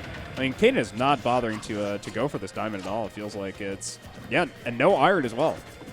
Okay, a little bit of iron. Really Got a low redstone on as well. Yeah, low on resources right now. That's for sure. I mean, that's kind of one of the things about Steve is not always on. Like, yeah, you can starve them out. yeah, like It's just hard because Well- you can mine so easily. yeah, not able to use any sort of iron off stage here, and continues to take percent, but Yeah, Hano just staying on him. Get in his face. yeah, kind of the issue ends up being, though, is you have to play very carefully around Steve's face, or else he just kind of kills you. And now it's last dogs apiece, and you got to play it as Steve one more time. Minecart coming in, guarding the Steve. Returning Okay, nice Okay. up B. Yeah, picks it up there. JustHANO putting himself on the board. I wonder if we're going to get a character swap. The thing about Steve is with Diamond, he is the best in the game and will always get Diamond multiple times in a game. Yeah. Yeah. I hope Go back to Joker right now, sister. I really hope we do get him to go back to Joker. I mean, I definitely prefer it. Part of me wants to get the chat on screen somehow so that just people in the venue can see it. It'd be really funny. Maybe, yeah. It's a thing that I could do somehow. I feel like I need another screen, though. As they're not done, are they? Taking a break, or I don't know where they went. Where'd they go? I don't know either. Maybe they Bring them back. Oh, they were. Oh, they were using the tablet. They rolled around to use the thing. Right? Well, the tablet doesn't work currently, so Maybe they're they looking rolled- at like one of the yeah. sheets maybe to just pointing at make a sheet. stage thing. Yeah. It's a pointy sheet. We're gonna get that tablet situation fixed. That'll The happen. way Oh, is we got to- Joker again. There's that This Joker. guy's pretty good at Joker, so Yeah, that's what we've seen in the past. I would have expected to see Joker, but maybe it's kind of just a matchup thing. Maybe it's you want to go Steve game one into Meta Knight, see how it feels. Maybe but- trying to make a statement about how broken Steve is. You know, you never know. I don't know. It's the psychology of players is I can't look into people's brains. Okay, as we are here in game number one, and we've got some up Yup, air yup, laddering yup. here. Quick 46% to start things off from JustHANO off of pretty much just up air. What county are we in out here, by the way? What count? What county? County Hennepin. Okay, none of those are tornado warnings for us. Be safe out there, y'all. Oh, tornado warnings going on tonight. Is there one in Ramsey County? Here's what we've got so far. Okay. I'll handle the game. You look at that. A tornado warning has been issued for Mahnomen, Polk County, Pennington, Marshall, Red Lake. Oh shit! I dropped it. No, that's okay. There is a tornado coming.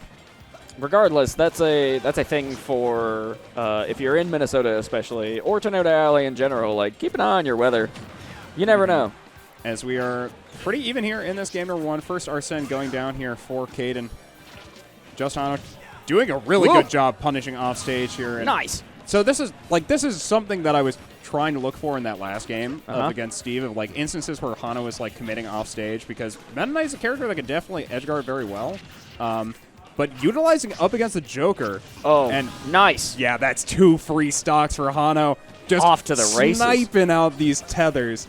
And like tether recoveries are very exploitable if you know how to exploit them, and Hano is doing such a great job of demonstrating that right here. Couldn't agree more. Going for the drill. Woo. Down throw. Chase. Arsene is available. Things could be slightly different, but that down throw. Ooh. Able to roll out with some iframes there. I don't know why I looked over and saw this, but I'm going to have to ask somebody about the incident, because I don't know if I know what the incident is. Okay. Oh, it's the cranky. Oh, my God. the cranky special. The cranky special. It's it's side B and neutral in it. I mean, sometimes it just works. Yo, y'all should send me that clip on Discord if it's appropriate. Wait. Oh, no. Yeah, no.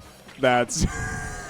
If it's just a disgusting Smash play, send that shit to me on Discord, please. Yep, there's a bat.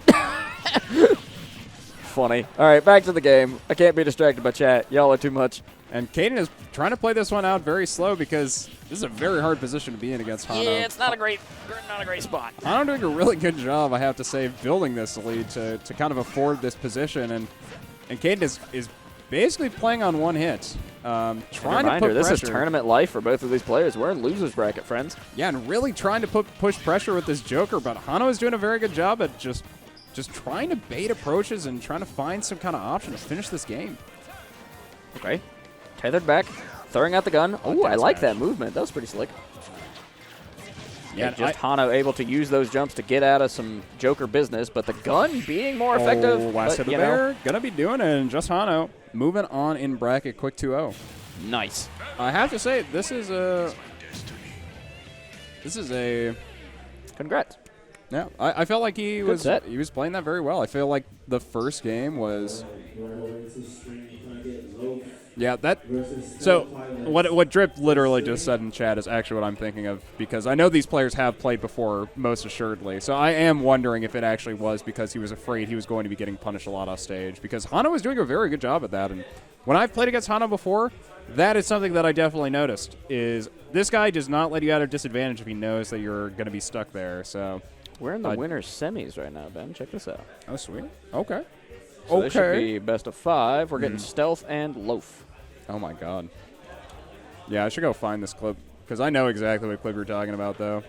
Actually, maybe I'll ask Tac to send it to me. It actually looks like, yeah, that's Harley. There we go. I don't think anyone wants to relive that moment if you're from it, except maybe a bat, but...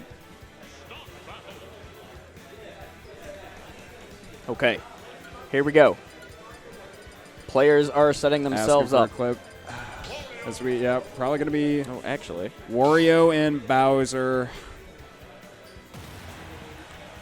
And then we've seen this matchup more than a few times. I think both of these players consistently add more stuff to this matchup and how they really approach it, but... It's a fascinating kind of one thing stays the same, watch. Which is Loaf is going to be running in with running nair. Nair and down air. Yep. He's going to be putting on a lot of percent as well.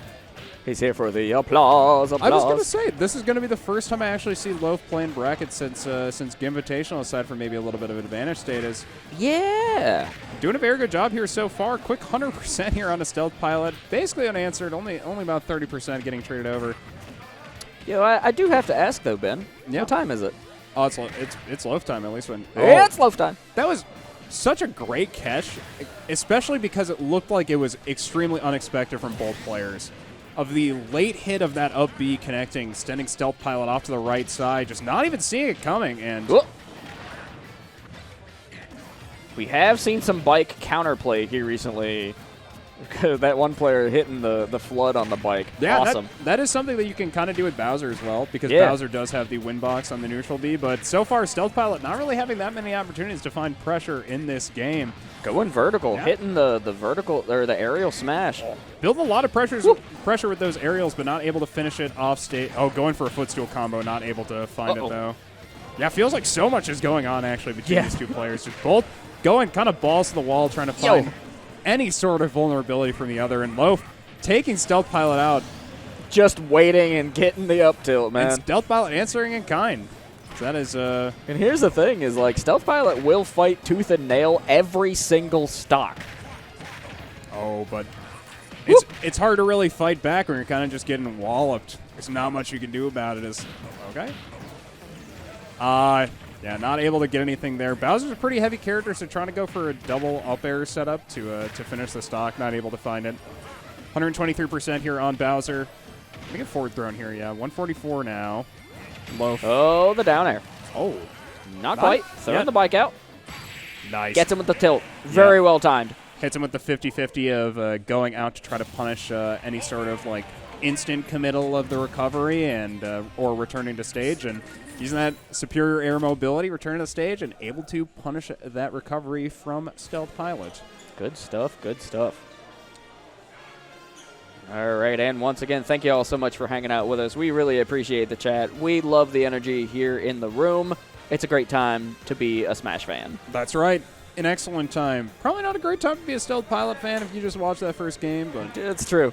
pretty doable, I'd say. Like, we've kind of watched a lot of sets between these two players. They kind of always go the same way, which is Stealth Pilot either gets a clip or a game, and Loaf generally wins. Usually wins the set. I mean, Loaf is a very good player in his own right. So Going to Battlefield.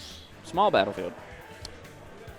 I mean, usually when you play, so the things I've noticed, like watching Stealth Pilot, like pick stages and like going for stages to pick, like it sucks because you never know what's like really banned. Right. Like I'd imagine Callus is probably getting banned, if anything, maybe. Though maybe it's small stages instead. Maybe it's actually single plats. Because he does prefer going to Hollow Bastion and Smashville a lot, but I mean, biplats also make sense for Bowser. You can use the biplats pretty well for the side B, but And the fact that you have the open bottom, like there's some silly stuff that Stealth Pilot is capable of.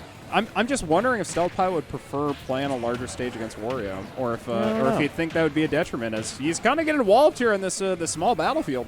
Quick 122%. Bopped around, holding the fire for a long time just to get a little bit of time and getting the forward smash. Yeah, Loaf getting a little bit greedy there on the left side, trying to find a way to punish the Flame Breath. Ends up, kind of getting set up for some jankness. But that's Stealth Pilot classic, really. Some Stealth Pilot special, man.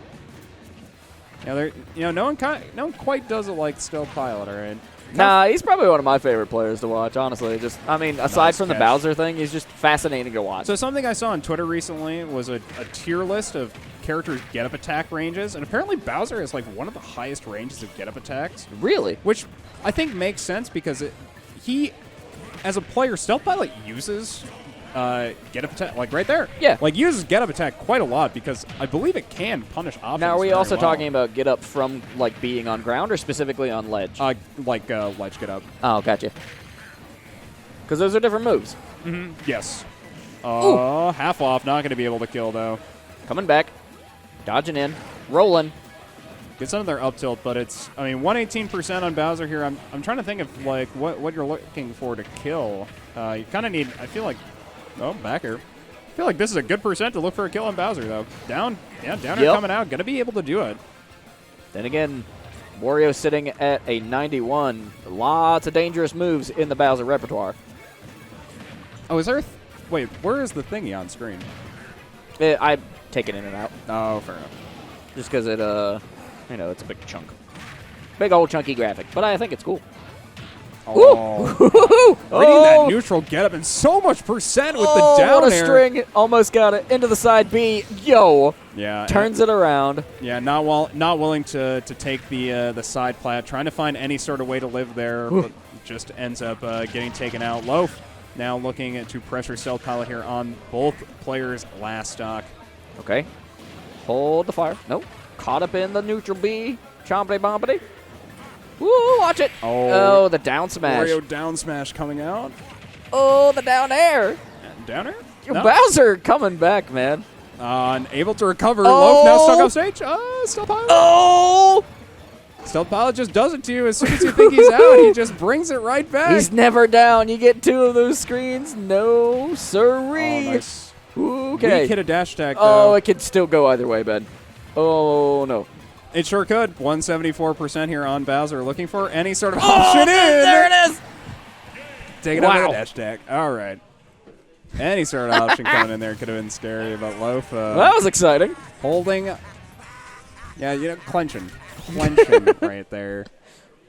Dude, Stealth Pilot make your blood pressure go up, I'm telling you. Mm-hmm. As now headed into Game 3, Stealth Pilot kind of left a lot of questions. What kind of direction are you going to go for the rest of this set? Because, I mean, you're picking like a regular battlefield. Regular old battlefield. Going into triplats, which I think is probably pretty scary against Wario as well, because like you probably are forced to play on like a monoplat or a biplat stage, I feel like, when you're playing in a matchup like this, because if you give Wario top platform or you give access to it, it feels like the combo potential can be really scary. But starting things off, quick 27% off that Flame Breath. Stealth Pilot definitely playing this very composed, trying to read these approaches from Loaf to get any sort of punishes. continues to put this pressure on, but Loaf going to a bit of a run here. 83% there. Trying to contest Bowser up B, not able to do it, and taking a little bit of trade percent in response here. Side B coming out. Loaf getting pushed off deep on the right side, but going to be able to recover off this ledge. All right, both players really just kind of finding an answer. Neutral. That is an aerial smash attack coming out in the neutral game here, Alex. It happens, man. You got to watch Stealth Pilot's neutral smashes. And that was so clean. Oh, he really anticipated Loaf committing low and went for the side B. There was so much that happened there. That was so clean. Gets it anyways on this side. It was so clean from Loaf. Reads the air dodge. Just barely misses the punish on it. Stealth Pilot tries to do something off ledge. Ends up SDing, and now we're at a 2-stock game off of that. That down B, man. That down B. Punishing Big Bowser booty. Yeah. I'm looking for another B word. Will bolster this boy's bodacious bastion of battle. Belligerence. Yeah, bastion of battle. There we go. Okay, following up air, starting things off here. Quick 50 so far, 56%. All right. Sometimes you just kind of like have to wait around a little bit and see if you can get out of these combos. Double down tilt, trying to find a panic option. Gets the jump there. Okay, able to make it back. And even goes to the trump. Not able to get the trump, but goes for it. Something right, forward air. That's Loaf on ledge. I got something I really like about Loaf. Like, yeah? This is a player who's not willing to be like afraid to go for trumps and stuff like that, which is like that's cool. I mean, you in an aggressive character like Wario, or like a character that has very high combo potential. Really love getting to see them like use the best tools in their arsenal, because trump back air for Wario is an extremely good tool. So. Love that pivot grab. He definitely went for it, but yeah, getting taken out by the back air. Now, last stock here for Stealth Pilot. Oh, bike catching up high in the sky. No bike now. Covering a little extra percent there while you're hanging out.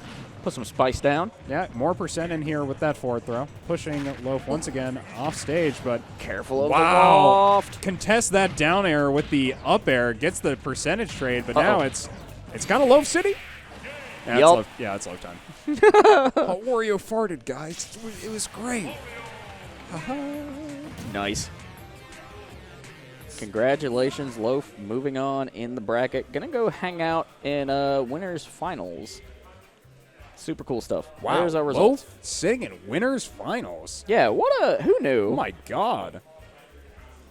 What a change. This guy is pretty good. Shit. Sheesh. As oh wait. No, I don't think Tac has the clip. Okay.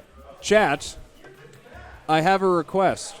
If you have a link to the JustHANO clip featuring that, dig back in the archives for this one.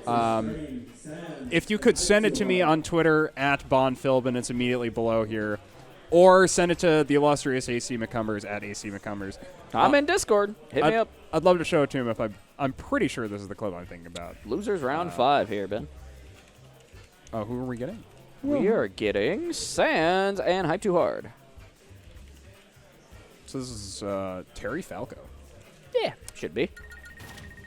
Hype Too Hard, I feel like sometimes has some issues with matchups. I feel like he needs to play slow and use a lot of like lasers and shine, because I mean it does percent and like it contests at like kind of quick non-committal animation at a relatively short range. Like I feel like this is one of those matchups where you want to be able to play slower. Like you have to kill Terry consistently when Terry hits higher percent.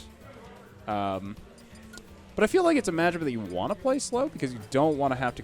Oh my, Drip, you're my hero. Thank you much. Let's go watch this Smash clip. I've got it loaded here on the side. It says 9,000 views. Yes. I'm pretty sure that, yeah. Oh. Okay. Oh. Yeah, this is exactly what I'm thinking about. This is... I don't want to put it on stream. I would. Oh. Like, I'm leaving Black Ice. I'm not going to put this on stream. Going for these up smashes. Oh, my goodness. I have to pause this for a second. Yeah, you're good, man. Good to see you. Yep. You'll be back tomorrow. Yeah. And then generally you'll see Ben around. Yeah. Just give me a call. Oh, I mean, no. I'll be here tomorrow. Where did my mouse go, you'll see Ben? me around. There it is. Yep, have a good one. See you, Bob. Yeah, we are going to get Terry Falco. Yep. God, Boom. that is a Kareem, don't worry smash. about it. You're a mod now. Don't abuse that power. I am a different man. You certainly are, Bad. You most assuredly are. But we're talking about two different Sands. players Hike here. too hard. Let's see it. And very quickly, quick percent coming in. Oh, you broke the camera. That's what happened. But I say, what is happening? Yeah, fair enough. How is Sands playing with their face down? Once again, it's the up tilt into the up air rising tackle. Getting a lot of good percent in here, and this is kind of what I mean. Is like I feel like in this matchup, when you want to approach, you're at such risk of just taking a bunch of percent for free because you can get jab power dunk, like you can get up tilt, up aired, rising tackle. Like there are lots of ways where it's like okay, Ooh, down tilt like setup, the down air. Yo, okay, hike too hard. My God. Yo, that was cool. Gets the down air into the nair drag down. Oh, no, he's fine. Able to recover and not able to get off that ledge, though. Down tilt into the burning knuckle. Going to do it here for Sands. And Nice. now it's a two-stock game. Okay. And this is what I like. See, I am a big camper guy. So if you ever see me in tournament and event, just be like, oh, this guy's a degenerate. Regular old Boy Scout. Exactly. Mr. Ben. So I mean, I think this is a good matchup if you want to like play slow, force Terry to approach. Try to catch some of these approach angles coming in from Terry with some dashbacks. Get good percent with your up tilt. Like sometimes it's just you just want to be able to play slower. Like I feel like this is a matchup where you really should try to play slower. And Nice. Sands doing a really good job at continuing to push pressure here against Hype Too Hard. Now basically a half stock lead at least. And using this burst range from the Terry pretty effectively. Okay. Yeah, good cross up there and using the iframes from the spot dodge cancel up tilt very well. Getting additional percent in here. Hype Too Hard still looking for answers. Yep. Yep. Have a good night. That was Bob just leaving. Oh, down tilt to grab. Hype Too Hard, very tough position here. Trying to get off this ledge. Good read on the roll in. Nice. Yeah, burning knuckle gonna trade. Okay. Finishing that game out. Like I said, I mean, I feel like Sands this taking one, man. like- That's awesome. like when you're playing against like the fight, I say it, the fighting game characters because I mean they're from fighting games, I guess. Like when you're playing against those characters, Fatal like, Fury. when you're forced to contest them at close range, like if you can't box, like if you can't walk the walk, like you're gonna get smacked. All right? And Terry does a really good job at kind of just smacking you. All right, coming into game 2, Ben. It's happening. I'm hyped. Like Sands I am hyped, man. Sands doing a really good job in that game number 1. Hype Too Hard really got to try to slow down this tempo. Find more. Oh, up smash coming out there. Probably not what you were looking for, and that is a pretty big disadvantage of a trade there for Hype Too Hard. But gets a good string there. Builds up about 45%, but now contesting Terry up close are going to be taking more percent. Okay. It feels like you only want to play against Terry when you're in advantage, I guess. In this, like, in the sense of like, you don't want to take bad trades. Especially in a matchup like this. Well, when you're playing a character who has a projectile, who has 2 projectiles, What like, an upbeat. yeah, good rise and tackle there. Like when you have the tools, like you should feel encouraged to use them in matches where you feel like it's difficult to play when you're closer.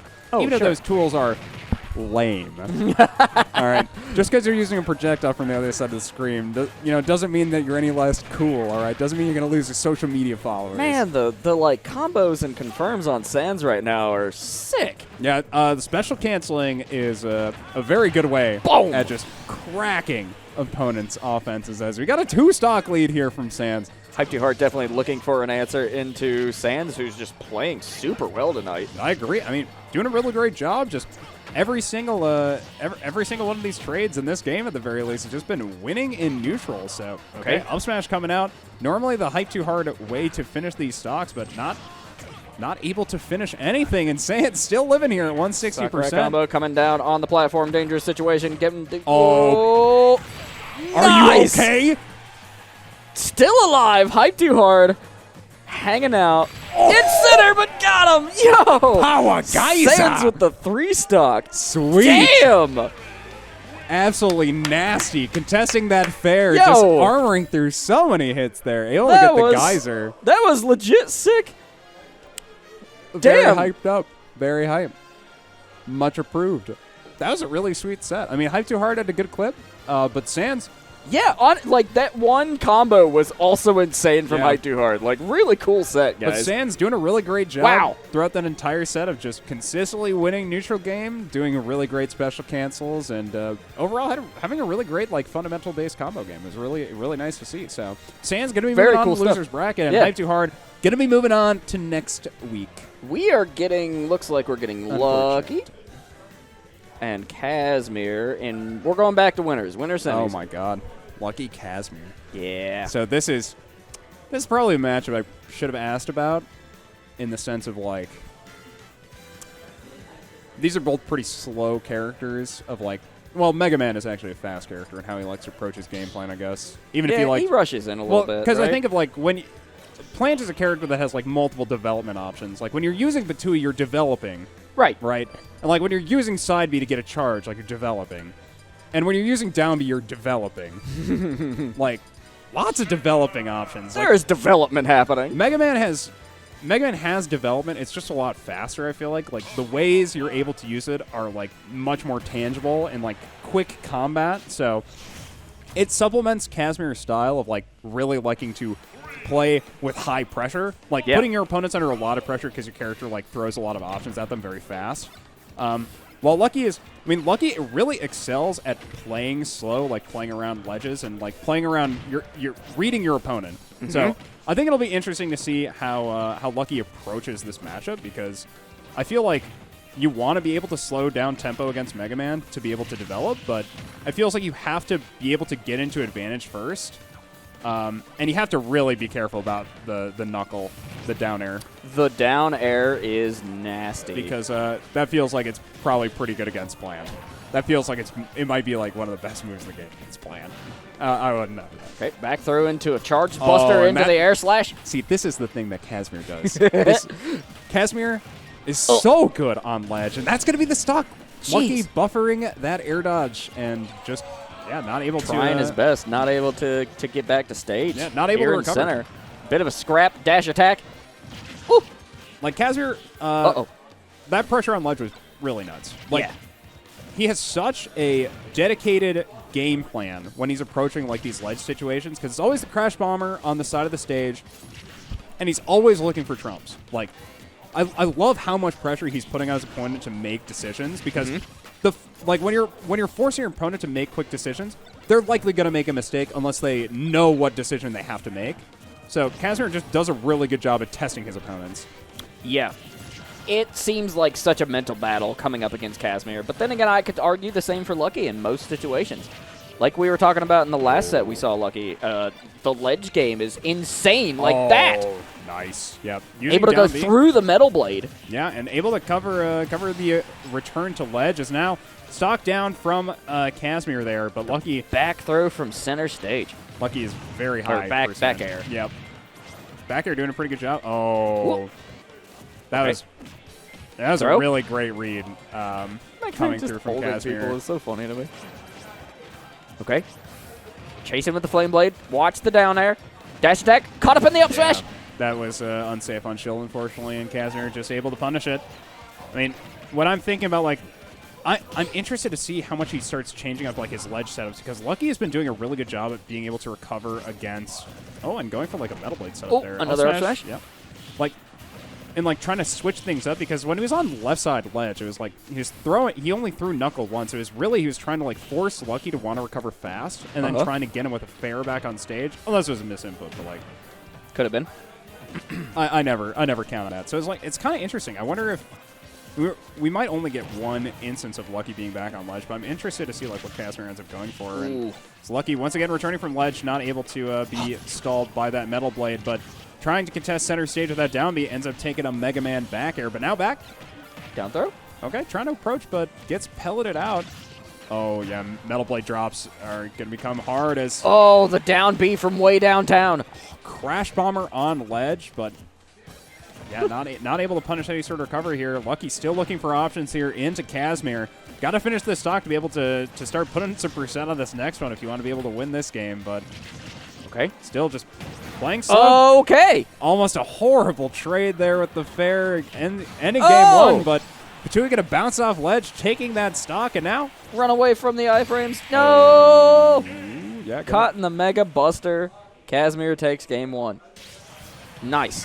Yeah, I mean, just really solid play from Kasmir all around. Just being able to put so much pressure on your opponent around ledges, like just forcing your opponent to make decisions and then being afraid they're the incorrect one. Like really playing a little bit on your opponent's fear factor. Because, like, I mean, Lucky died to a buffered air dodge in that game. And, I mean, for a player who has played the game, I'd say, as long as Lucky, it felt like he was a little bit afraid off stage, or maybe it was just like you're trying to make a decision so fast, but it's the amount of pressure Mega Man is just putting on you sometimes. Like, it's hard to know how to deal with properly as we're heading into this game number 2. Okay. On Battlefield. Jumping with the lemons. Down throw. Throwing out the up airs. Into the back airs. Got the Metal Blade on tap. Okay. I don't know what song is playing. I was trying to listen for it. I don't know. Beats me, but it's funky. Pretty, yeah. All right. Neutrals.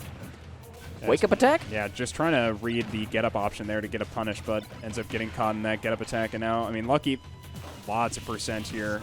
Oh, the up B almost got him. Throwing out the Patui. No jump here, but unfortunately not able to punish the next rush. But that was a really great Patui covering this return to ledge from Kasmir. But now that they're back on stage, I mean, got to deal with these lemons again. And looks like Kasmir is looking for a Metal Blade drop setup in neutral, but going to be able to hit it with that Metal Blade to the up tilt. And now off to a lead here in this game number 2 is Kasmir. And even... almost able to, well, trying to hold some control over by ledge, but now just putting more pressure. Lucky trying to punish off stage, but just not able to find anything. Kasmir able to recover, and Leaf Shield coming through, going to be dealing a lot of extra percent. Okay, this percent is just building, and this is what Mega Man really excels at, and what Kasmir as a player. Percent. Yeah, I mean, the character gives you a lot of tools to be able to do it, and Kasmir excels at the execution. Like, doing a really great job of playing around your opponent's options and still being able to apply consistent percent. Like, all the little minute details that Kasmir is able to put into Mega Man, it's not easy. It's a really technical input. For sure. Okay, sliding. Throwing out the Metal Blade, caught up in the neutral air. And Lucky looking for any sort of pressure here near this ledge, trying to punish off stage, gonna get the fair, and gonna be a 2-stock game once again. Reading the roll in, though.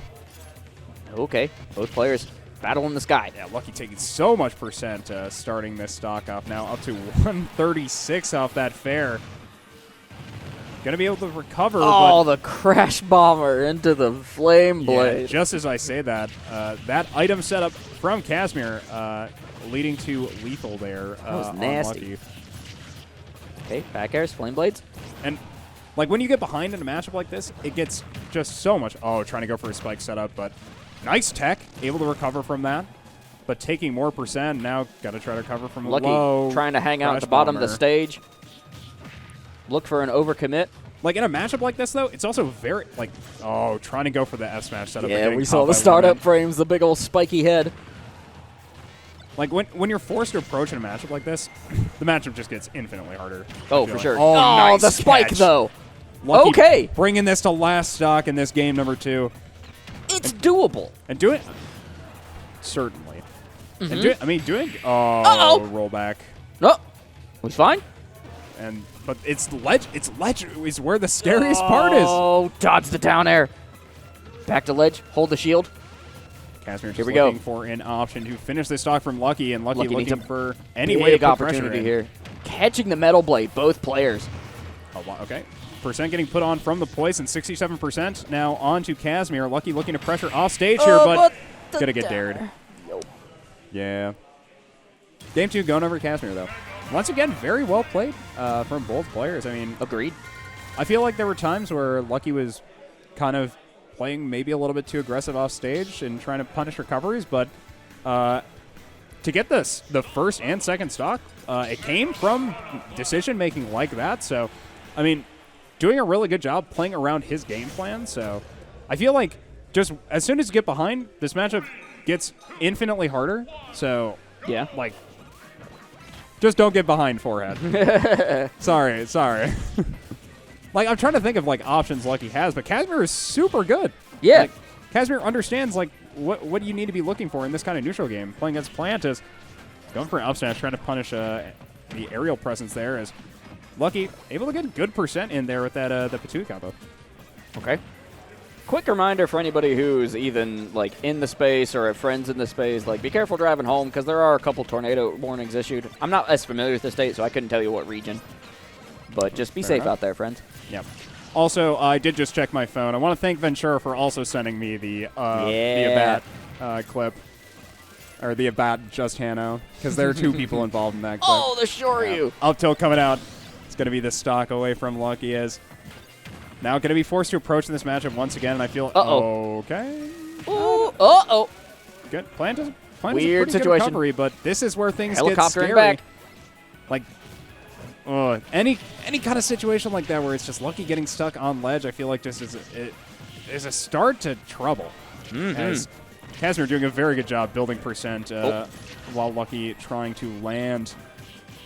Okay. Basically a full stock lead at this point. Okay. And still continuing just to pepper this offense in. Oh, looking for an opportunity, caught up in the forward air. Oh, what was that? Catching the high recovery as well with the Metal Blade and not able to get the second crash knock. Okay, that is so nuts to me. That he does that. Like, it's so sick. It gives great coverage too. Like, going for the Z drop on the Metal Blade, followed up by the dare too. Like, Kasmir kind of good. Yeah, this guy's pretty good. Yeah. Okay, I could definitely see how this guy would be pretty good. Down B holding it. Now, I mean, okay, Patui.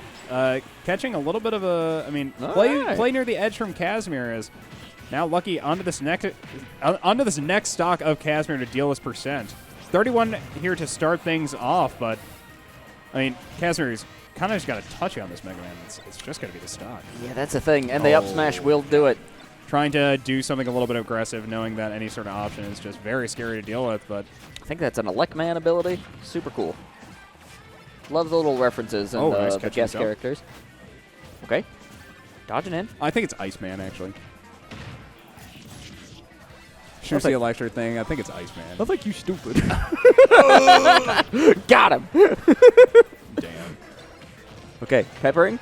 What else we got? Dashing in, using the Metal Blade. Patui. Nice. Patui going to catch the, the float back, basically. That neutral B has been exceptional tool in Plant's kit here.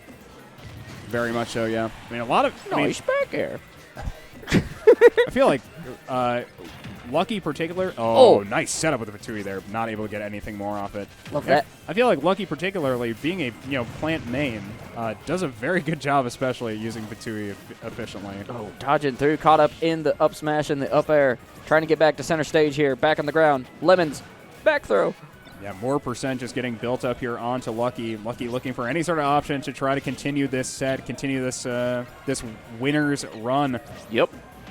Kasmir looking to once again cement a seat in Grands. Oh, nice. Oh, nice setup with the Metal Blade drop. Okay. Catching jump once again. Neutrals? Really holding this ledge. Yeah, but air dodge coming through. Kasmir able to recover, but still, the percent advantage lies with Lucky now. Rotation back to the left side here. But now it's with Kasmir. And this ledge is where things get scary, but that Patui, the linger, is actually going to be able to save Lucky in that back air. Okay. Nice catch. Nice. Gonna be the stock, and that's going to be game number 3 going over to Lucky. We are 2-1. Awesome stuff. Yeah, I have to say, I didn't expect that back air to hit. I don't know a lot of people that probably would expect that back air to hit. That was cool. At the same time, Lucky doing a really great job putting himself on the board here. going to be sending this to game number 4 at the very least, as we are going to Final Destination. Final Destination. The Final Destination. Kasmir has booked Nearly Lucky's there. ticket to the final destination of this winner's bracket set. Let's see if he can book the ticket now. Oh, don't try to book a plane right now. Flying sucks. Here we go. Gangplank Galleon. Yeah, great song here as we head I love that into song. game It was number 4 incredible. on FD, which I feel like I don't know which character I would give advantage to be honest with you. I feel like it's all in execution on FD, like understanding how your character can utilize the stage properly and like kind of understanding the choices that lead to picking a stage like FD for a matchup. Okay. Like you think platforms are benefiting your opponent for some reason, or you think your character like benefits from some unique property that FD has. Which, I mean, Mega Man definitely likes to approach things very linearly. Like we're gonna see, like obviously Leaf Shield has a linear hitbox as well as the Mega Man based hitbox. Oh, nice catch on that landing. Up tilt. Just knowing Lucky is scared of dying to an option and able to piece out that air dodge and punish the landing. Okay. Like Punishing on the up B. Leaf Shield hovers around, then can have a linear gameplay. Yeah. Crash Bomber, linear. Metal Blade, linear. Mega Buster, linear. Like Mega Man really likes these like linear-based stages. Can reach out and touch you. Yeah, and if Kasmir is ever ahead, like one of the best things he can do is just stand at the opposite side of the stage and force Lucky to run into him. Like like he breaks distance and then forces Lucky to approach because it's more distance that he has to react to whatever Lucky is going to be doing. Oh, the double trade of that Crash Bomber being kind of brutal there. But yeah, Lucky definitely utilizing the Crash Bomber. Whenever it hits and he's in neutral, just chasing him down. Second hit of that F tilt, actually able to catch that stock away from Kasmir. Now we are on 2 stocks apiece. Awesome stuff. 4. And okay, that first stock like was really defined by like Lucky getting 2 like really crazy combos, but it feels kind of hard now. Really great Metal Blade drop though coming out from Kasmir there, confirming into that up tilt, and now. Yeah, gonna look to keep pressuring here on this stock. Gets knocked off stage. Okay, Lucky maybe holding something here. He has control near ledge. Air dodge down coming from Kasmir, able to recover from this ledge. Ooh, Mega Buster. Yeah. Half charge. Mega Buster able to cover a really great amount of distance there to It put hits pressure. a lot harder than you might expect too, especially even at half charge. I mean, even just like the little doot is just kind of Little lemons. Nice. Yeah. No, well the Oh, for the yeah, F yeah. smash because there's only, I mean, there's the full charge and then you can do like a mid to like no charge, but like Right. Yeah, that's what I'm saying. Mid charge is pretty good. Oh, the Crash Bomber into the Flame Blade. And that was Ah! that was a really great call out from Kasmir. Just knowing how Lucky wanted to recover, going extra low just to stay safe, high percent on that stock, and just, I mean, kind of reading like a book. Yeah. Gonna be the game. All right, 3. I agree, Calcador. 1. I think you should have won that set. That was pretty close. Yeah, we got some of the regulars hanging out with us in chat today. Love y'all. Gay Plan, I see you. Taco Guy, Yeah. Calcador, Thank y'all for coming out. Means the Chafin, world for Drippin', us. and Mr. Cream. Love y'all. Oh, Ventura's here as well. You know, you can Ventura. You can mention Ventura as well. Ventura, Anyway, the homie, man. love him in the chat. Always good to see. All right, so coming up to the stream, we are going to get ourselves another match. And we'll get that here momentarily. Sans Ehis. Ooh, I would like that. No, it's happening off stream right now. We can Oh, actually is it? see it. It's actually happening right in front of the comment. Should I commentate it while you guys can't see it? Don't distract them. All right, it's 2 stocks apiece, it looks like. Yoshi. All right, we're going to take a quick break, guys. Oh. Okay, I will say but before you're gonna get Ben commentary before first. we get to a break, I will say Sans is playing Wolf up against Ehis on Yoshi, so that's kind of interesting. Okay. Currently 2 stock advantage here for Ehis. I mean, I think it's a good pick though. Like, I think Terry can kind of get juggle, and if you're afraid of boxing, Yeah. it can be scary. Yeah, because I'm. Hey, we got to go. That's fine. Yeah, we'll go to a break. We'll Go be to a back. break.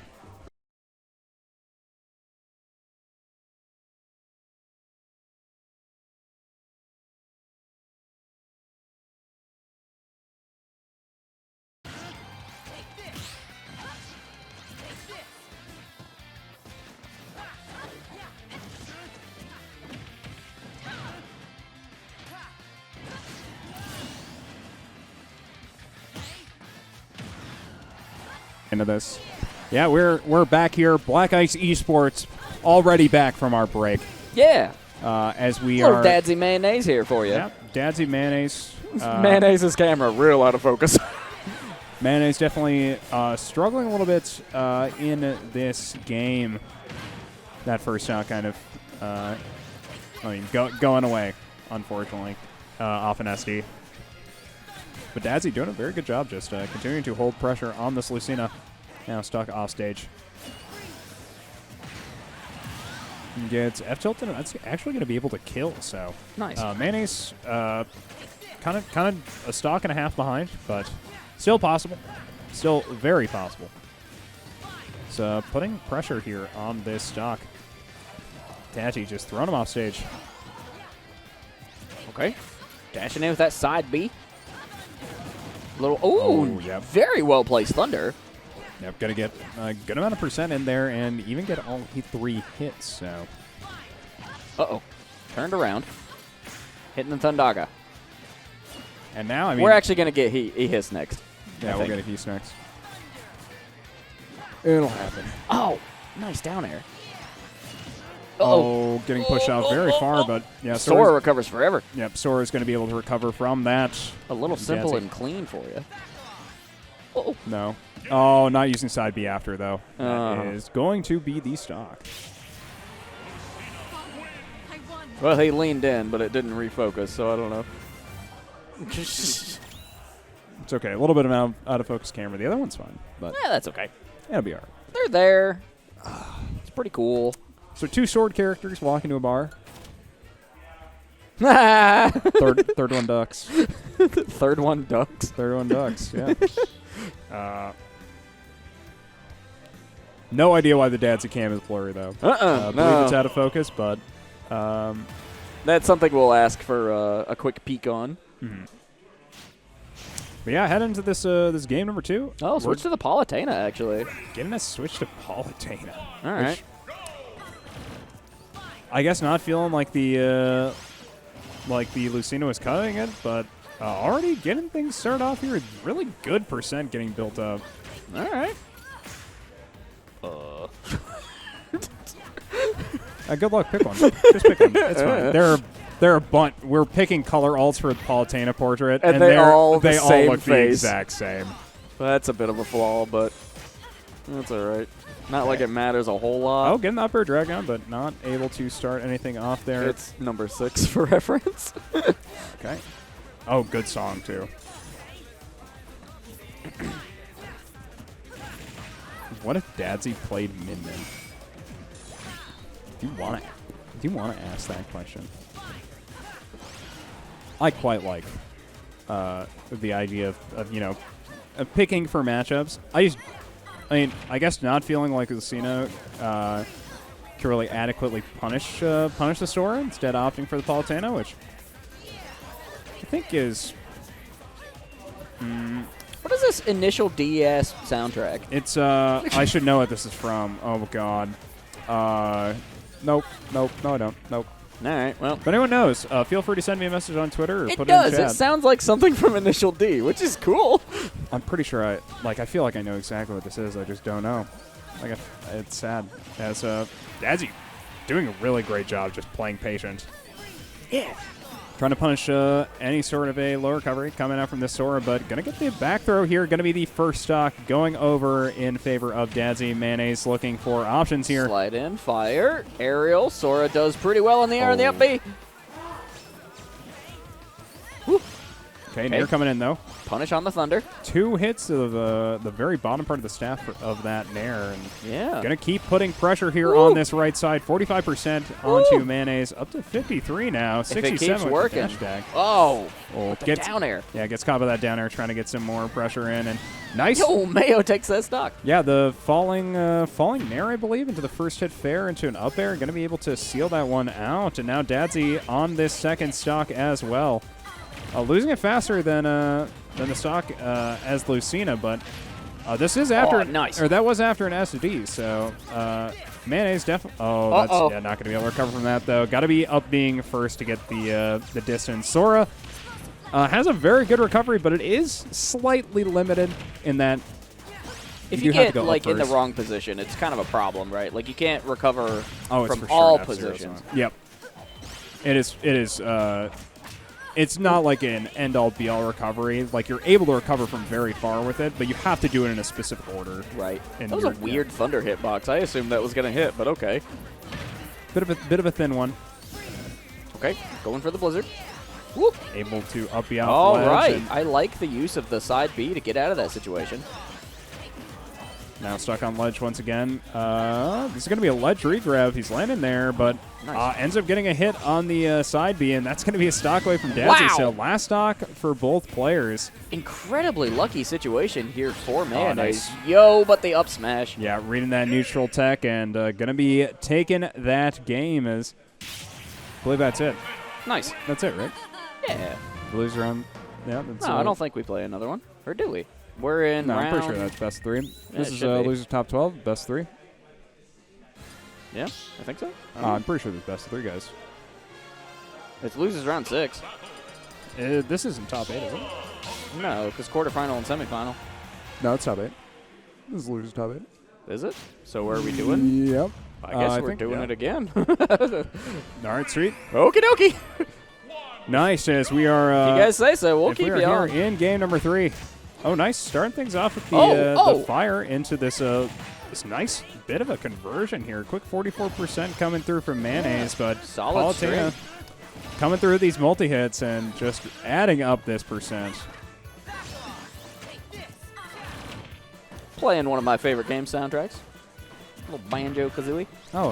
Well, Yeehaw. you said it, or else I was about to say something else.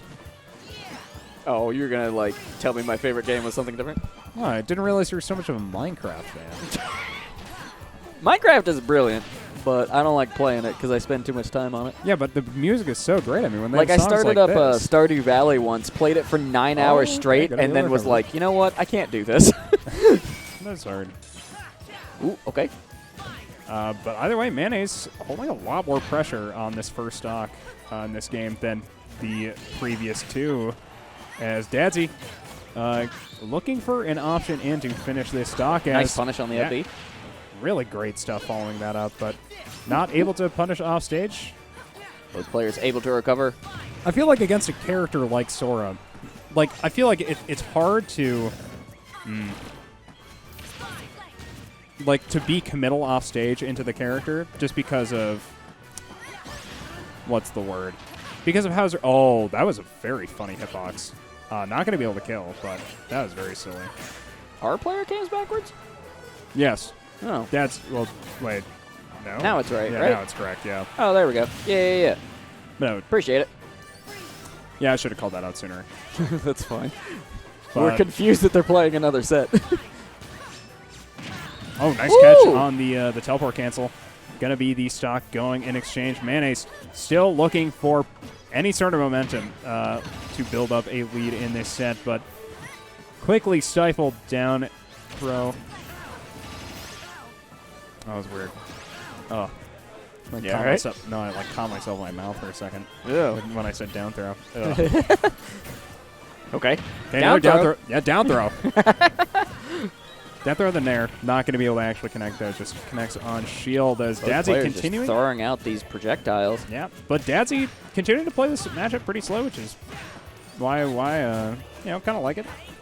I don't know. I mean, I feel like in this matchup, like when you're a character with a reflector, like when you have pressure from range, like you don't really have to approach.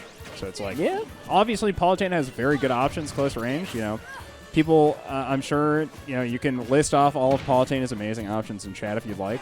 We all know to be more prevalent in the past, right? In the early game. before she got like horribly, well, before she got like not unplayably nerfed, but before she got decently nerfed because Right. she needed it. Okay, using the side B to reposition Back there, but turn. caught by Dadzie.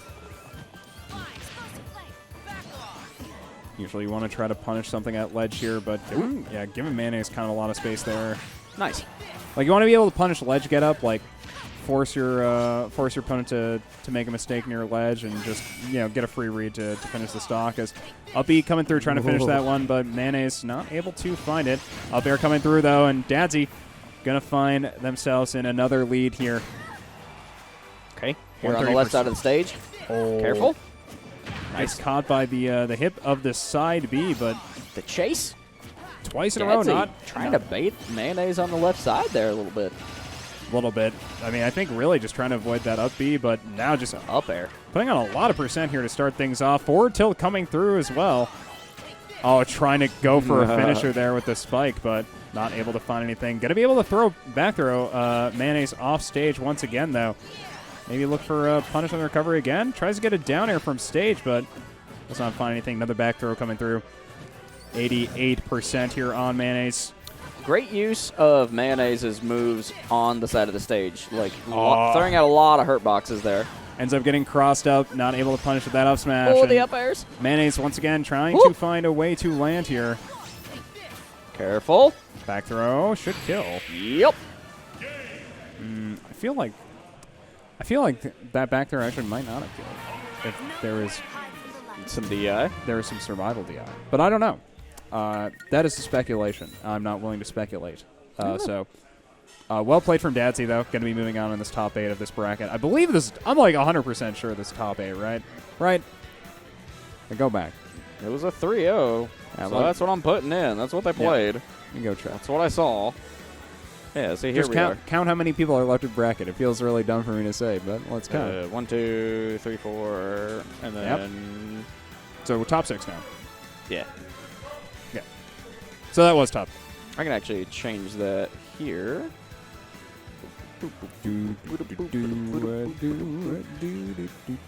Top 16? Top 8?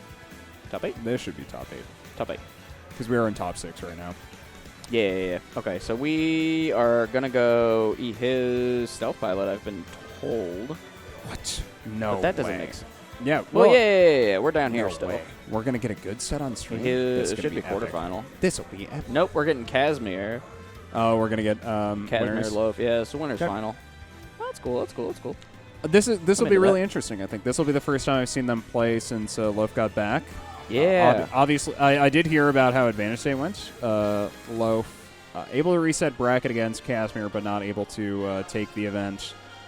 I'd be interested to see if there's any sort of like adaptations being done in the matchup between these two. We did get to see a very good set between Kasmir and Lucky earlier, which it felt like Kasmir still holding a lot of control. Yeah. In even like these like zoner style matchups. Yeah. Just Crazy good player. the flexibility that he has in his game plan is just crazy. Like this guy will like just mess you up with back airs and like mess you up with up airs for like an entire stock, and like pressure with pills and pressure with leaf steal like still, but like when he's doing like the metal blade drop stuff into you and like going for those confirms, like just like really trying to like, all right, I have to be able to get stocks like this. Like that is where you know that it's like this is where the real pressure is coming through. It's pretty nasty. As we are going to be getting the Mega Man Wario, looks like. To be honest, there is a part of me that wonders if Loaf is preparing any additional characters for matchups. Like, maybe not this one because Sure. I mean, I feel like this is maybe a matchup that Loaf would continue to play Wario in, depending on the character he would decide to pick up secondary, obviously. Like, at the same time, I think... I mean, we've seen Loaf play Duck Hunt today, Okay. Pit before. Ooh, not even So good. it's kind of one of those things, like, once you've taken a character so far, do you keep committing to the character, or do you learn a different character for, like, a matchup switch? Mhm. And I Okay, think good there's shot. certainly an argument for both. Yeah, no, I think it'd be interesting to talk to Loaf, like what he thinks about this matchup, because I mean, I feel like this is probably harder. Like when I consider like Wario's actual matchup, I feel like this is probably. Sick. God, that was a really great setup coming out from Kasmir there. Just the absolute edge of that back air, able to seal that first stock away from Loaf. And I feel like when you're Wario and you're forced approaching a character like Mega Man, the game is very hard for you to play. Like, I want to believe that, matchups for Wario are not, like, impossible. Like, any matchup like this, like, if you're playing into, like, Samus or Snake, where, you have a projectile character that is zoning you out, Los thinks this matchup is even. Oh, nice catch with Uppy. And now it's pretty even now on this second stock. This matchup being even. Fascinating thought. I think it's interesting. I mean, I definitely think for his level of play, I certainly think that he has options in it. I'm wondering. It's hard to like make evaluations like that without being like a player, of the character. Yeah. So it's like, I mean, I'd say I'd have to trust his judgment then. But like, maybe it's because of like. If Wario is able to get in, like, Mega Man is a pretty heavy character, so he can get really consistently comboed, and, like, you know, Wario can get away with some kind of, like, garbage stuff on him, but... Right. Going very low crash. trying to punish this, but... Switched it off. Both players taking a little bit of percent off stage there, but... Back there. Okay. Loaf here on this ledge guard, missing the neutral B. Oh, trying to Missed go the for... confirm, caught in the up smash. And that's going to be the stock. That's super rough. Hits a down tilt, but it's not enough of a lift to get a confirmed dash attack. Mega Man's just too thick for that. And that connects. He's made of metal. That connects, but it's not going to be able to kill. Mega Man is too thick for that. Bit of a Pinocchio story. He's not quite a real boy. I don't remember Pinocchio having a large dumpy. He does have a little bit of a diaper on him. Hey, shut your mouth. The back air. Now it is a one-stock game here. This is full waft on deck for Loaf, but 60% advantage here for Kasmir. Certainly a lot of options here for Kasmir. Yeah, I mean, and having this Metal Blade on deck as well, you've got your development piece, and Kasmir is the player to kind of know how to use Metal Blade well. It's interesting to me that he was able to escape that left-hand side using Rush. Just get slight more distance, immediately drop out of there. Oh, and playing very carefully, I have to say. Ooh. Okay. Loaf utilizing his own Z drop. Loaf trying to get a waft setup. It looks like should be it. There. Not gonna kill though. Connects on the opposite side and just ends up dealing good percent, but Even percent. Yeah, it's basically even. Well, chomp a little bit, save you a little bit there. Yeah, not gonna go for any sort of trump. Tries to punish an option to get back on stage, but ends up able to return. Ooh. Okay. Sketchy situation on ledge. Just pressuring with fair, and yeah, damn, catches the aerial approach with the up smash, and well, responds to it, I suppose. A little bit unsafe on shield, and just sucks him in with that up smash hitbox. Very close though.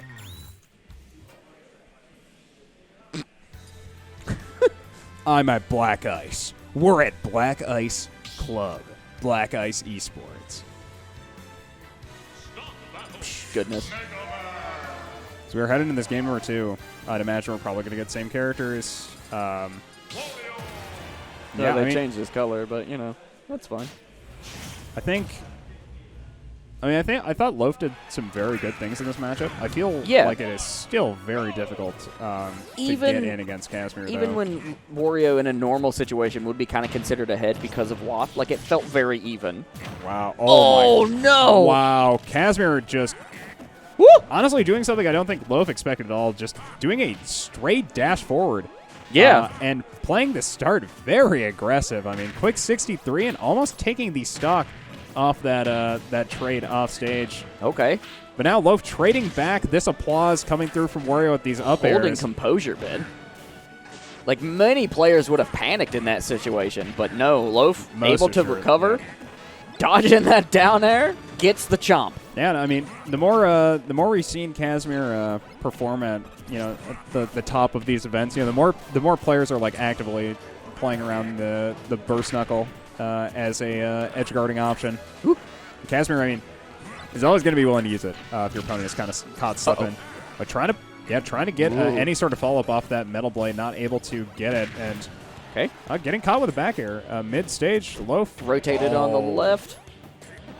Here in this corner situation, guarding that ledge, looking for the slaps. Wow, Kasmir able to make almost a reversal there. Okay.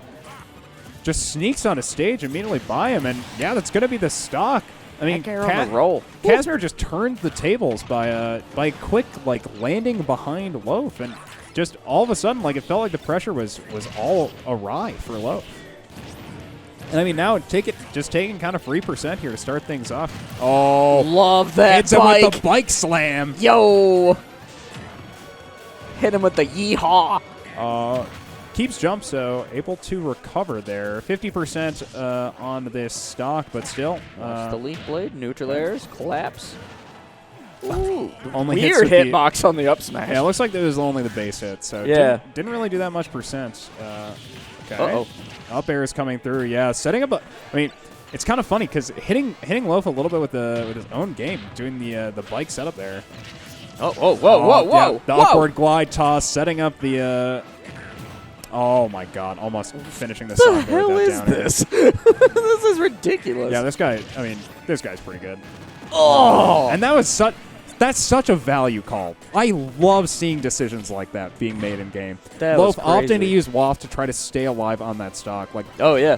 depending on who you're talking to, it's like how much you value full waft versus like 145% of the stock. And Loaf thinking he can make it work on that stock, but not able to.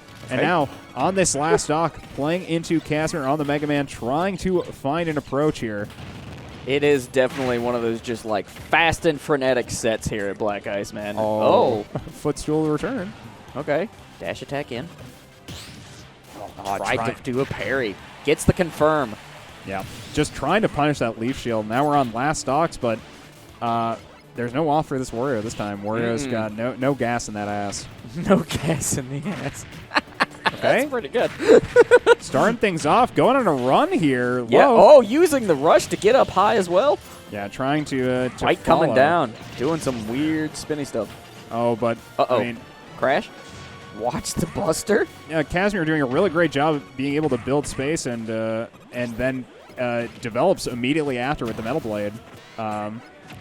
Takes the bike out. Whoop.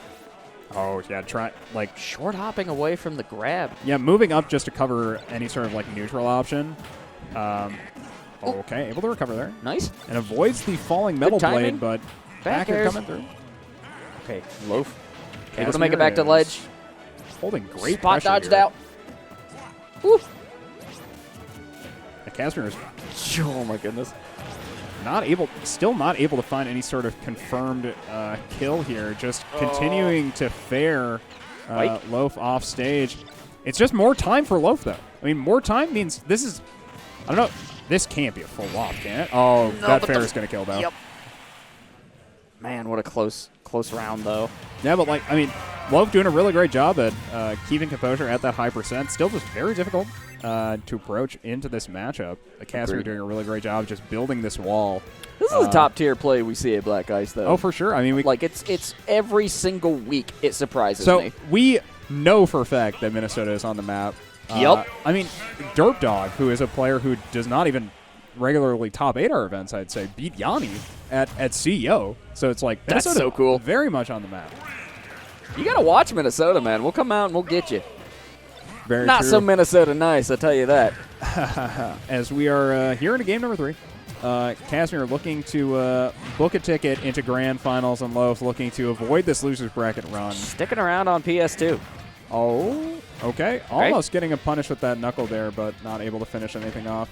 Ledge, wake up, get something going, moving, shifting over to the left side. And maybe this is where Loaf starts to think this matchup gets better for Wario when you're able to consistently like pressure with down tilt. Like you're able to get close enough where you're able to poke your opponent's grounded options with down tilt, and you're able to poke your opponent's jumping options with forward air. Yeah. Like just the light hit of forward air, just keeping your opponent like almost at the tips of your fingers and toes. As first dog going over Loaf. That whole exchange was crazy. Playing that first dog extremely cleanly here in this game number 3. Just tossing this metal blade back and forth. Oh, and that's going to be another Yo, stock. Two okay. quick stocks. Big coming up from Loaf. opportunity here for Loaf to Okay. keep this game alive. Woo. Almost getting outspaced there by Kasmir, and that's going to be the stock. Really great Damn. read on the approach onto stage from Loaf, and able to get that pressure finalized in a stock. Ooh. Mike doing some funky stuff. Kasmir getting the back air. Kasmir once again continuing to play this measured. Yeah. Not Just willing smart. not willing to overextend. Just Look at that, just hanging out. pelleting in Loaf's face when it's like, yeah, I'm gonna pellet in your face, build up this percent because I'm kind of behind. I gotta find any sort of way I can to get an advantage here. If I So have the opportunity. Oh, the smash through. not able to get a punish though. Gets the waft.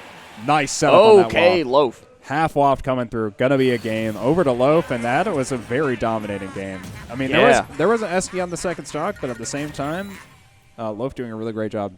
And, pushing pressure in this set. That's a big opportunity for Loaf, I think, here in the winners final. The issue, though, is Town and City is where we're headed. Yeah, when a win comes, that means your opponent gets to pick where you get to go. True. So, gonna be headed to Town and City. This is a pretty large stage, and Agreed. I think that is generally where Mega Man likes to be. As we're going to get into this game number 4 here. Kasmir up against Loaf. Okay. Nothing too crazy so far. Just trying to build some combos. Decent little pellet string. I wonder if it's like setting up like I was talking about this a little bit earlier, which is the down tilt, weak hit of forward air, and like dash grab is also in that. On Mega Man? Well, no. So Or like on where Wario. Wario wants to position against Mega Man is so that he's at the very edge of following Loaf very far, try to punish this recovery, but not able to find anything. Like where you're at the very edge of down tilt, where you're at the edge of this weakest of like the weak hit of F or fair, and where you can still get dash grab, so you can't stick and shield. And Wario grab doesn't press you that much, but at the same time, not really able to find nearly as much pressure here up against Kasmir in this game number 4. Kasmir taking a stock there with that parry into the up tilt, which just looked nasty. Going very high up with this rush. You know those moments in Dragon Ball Z where the characters are like flashing so fast that all you see is the explosions? Yes. That's kind of what this set reminds me of. Just both players staying on top of each other all over the stage, just constantly. It definitely feels like... It definitely feels a little bit like that at the very least. Lots of movement coming out from these two players. I mean, for a character like Mega Man, I mean, you really do value repositioning. So, Okay. Oh, using the platform rotating in to get... Oh. trying to find any sort of punish here on Kasmir's recovery, but once again, going to be able to return to stage and might even be able to love steal that a stock dash here. in. There's Both no players. bike. What a great call out from Kasmir, knowing there's no bike, so that's a free stock if you're willing to go far out. And now, Taking opportunities when they arise. And now for Loaf, I mean, you have to find some way to stay in this set. I mean, if you want to stay in winners. Really clean stuff here, Ben. Okay. Once again, just peppering percent with these projectiles. Loaf needing to get a big conversion into the waft here to try to keep things going. Very close scrap. Using the low hitbox. I mean, the biggest issue is, I mean, you can get through one stock with waft. Certainly. True. Like, you could take your one stock, but it's like, well, what do you do after? And at least this stock you have like 11% on. So Right. I'm wondering if Loaf is really looking to win this game, if it's going to be a situation where, like, Hold it. you don't have the time to charge a second waft. Like, what if you just have to finish this stock and just kind of YOLO it on the next one? Like, I'm wondering if that's maybe the decision that we're seeing being made here. Down smash coming through, trying to finish this stock away from Kasmir, but going to be taking more percent here from that leaf shield. Back throw coming through. Really trying to finish this stock. Okay, the up B will do it. Okay, I really like this. Knowing out. Like, this is like a card game thing I quite like, where it's like, it's very visible on like, this is the out I have to like be able to win this game. But Loaf is playing to the out of being able to win this game. Holding on to this waft and trying to get pressure here on this last stock. Town and City has very small horizontal blast zones. This could very easily be a game for Loaf. Just got to make it happen. Got to get through Kasmir read- first. Really dangerous. Yeah. The back throw will do it. Really great read coming up from Kasmir, just knowing Loaf wants to take a little bit of a retreat, but yeah. There you go. No There place is to your go. winners finals. Kasmir moving on into grands. Loaf will continue the fight. And I have to in say, I losers. love the decision making from Loaf in that set, though. Like, Yeah. there were points where you could see these decisions being made, and like, Oh, of course. it's value decision, and you can see what kind of player that Loaf not necessarily even aspires to be, like how they view the game plan, and it's really awesome to get to see that in real time. Yeah. So I mean, kudos, like that was All a really, around. really Like- great set. Yeah. Awesome stuff. I would have quite liked to see a Loaf win in that game, just because when you're playing your outs like that, it's so depressing when you don't get them right. Like, Yeah.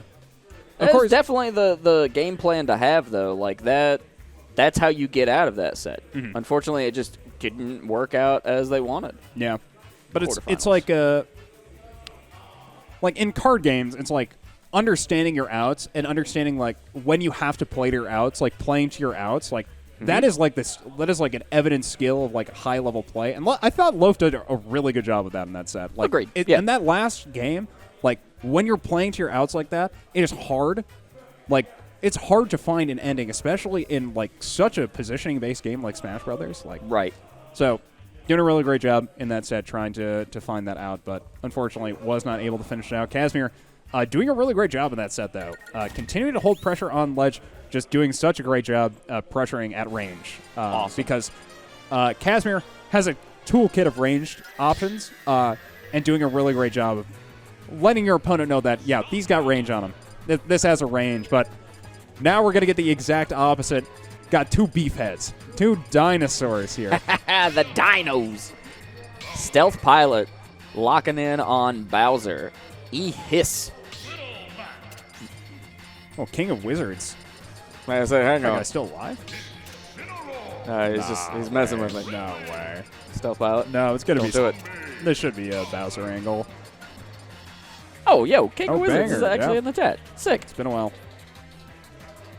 I don't think I've met. You Wizards. have not met King of Wizards, no.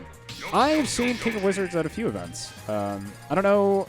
I've heard tales. I don't know if King of Wizards played at any of my UMN events, but at the same time, always heard very wonderful things about getting to interact with King of Wizards. So welcome to the chat. In any case, we are here, loser's side of our top 6, loser's quarters. It's happening. Prepare for a pretty dynamite set, I think, between these two players. We're in losers, so tournament life. And players who are just really exceptionally skilled about getting crazy opportunities. And speaking of crazy opportunities, so far, 63% here on Ehis, and Stealth Pilot basically untouched, which is, if you remember how their sets usually go, the start of every game is basically the same. And it's something like this. Like Ehis able to build percent very quickly up against Bowser, reading Stealth Pilot's options. And then Stealth Pilot getting to rage and just kind of killing Yoshi off of one read. But in this game, it's definitely got a little bit different as Stealth Pilot took an early advantage, but he's managing to come back into this, getting the grab there off of the Nair. Interestingly enough, I think this is a bit of a rivalry. The down air will take it there on ledge. That was a really great call-out from Stealth Pilot, understanding the hitbox on that move. But I know that almost getting the stock there. Damn. I know that Ehis wants to beat Stealth. I don't know if that's happened yet, but I know it's something that Ehis really looks forward to, is taking down Stealth. I feel like Stealth Pilot is probably like one of his hardest matchups here. Because of how he plays and the character matchup. Because I don't think this matchup's that great for Yoshi. Like I think Yoshi has stuff in this matchup. Oh. Like if you're the best Yoshi in the world against a Bowser player who is not necessarily lacking, but is a very good Bowser player, like you are going to be able to do things against him that are going to be able to lead to set wins and game wins. The back air will do it. But when you're forced to contest a character like Bowser up close and you don't have great range options, like the thing you're leveraging is you have good mobility. Like you have to be able to leverage that a lot against Bowser, right? Like got to be floating in and out. Like you can't be taking hits. I mean, right there, Ehis was able to get through the flame breath and get the forward air. But it's like the flame breath, I feel like is only one aspect of it, because it's like with Stealth Pilot, he's always throwing out these aggressive options. Like he's always going for percentage trades. So you don't want to try. Bowser wins those. Well, yeah. If you're trading, like Bowser's winning because he's going to deal more percent in the single hits. But like, exactly. It ends up being just like you don't want to be forced to, don't compromise with terrorists like Bowser. All right. Bowser the villain. All right. He's a terror to the Mushroom Kingdom. All right. Don't compromise this guy. All right. He's going to try to hit you with his claws. His flame breath. You don't want to have spiky, spinning, all sorts of shenanigans. And playing slow as well. Just, dash back Down coming throw? through here. Going to be down throw. Quick 20% here for Stealth Pilot. Tilt, just out of reach. Stealth Pilot does a really great job at playing around his opponent's burst range. Like, that is something that a lot of the very best players here do, is just like paying attention to your opponent's burst range and paying attention to the options they like to use for their burst range. They threaten, yeah, and playing right outside of it. Okay. Woo. Going for tilts. And Bureau side B trying to find any sort of additional percent, but yeah, that's the another trade. Will be favorable for Stealth Pilot. Yep. Stealth Pilot is a master barterer. I don't think you want to go trading with that guy. That guy Bit will of a, what do we call him? Merchant? Yep. Merchant of death. Truly. That's Stealth Pilot. That guy Merchant of death. That guy will fleece you. He'll straight up fleece you out of all your money. You get gouged. Straight gouged. Wow, we were really just digging deep for these, huh? I mean, Stealth Pilot doing a really good job. But the economy is going to collapse in Stealth Pilot. Stealth Pilot, no.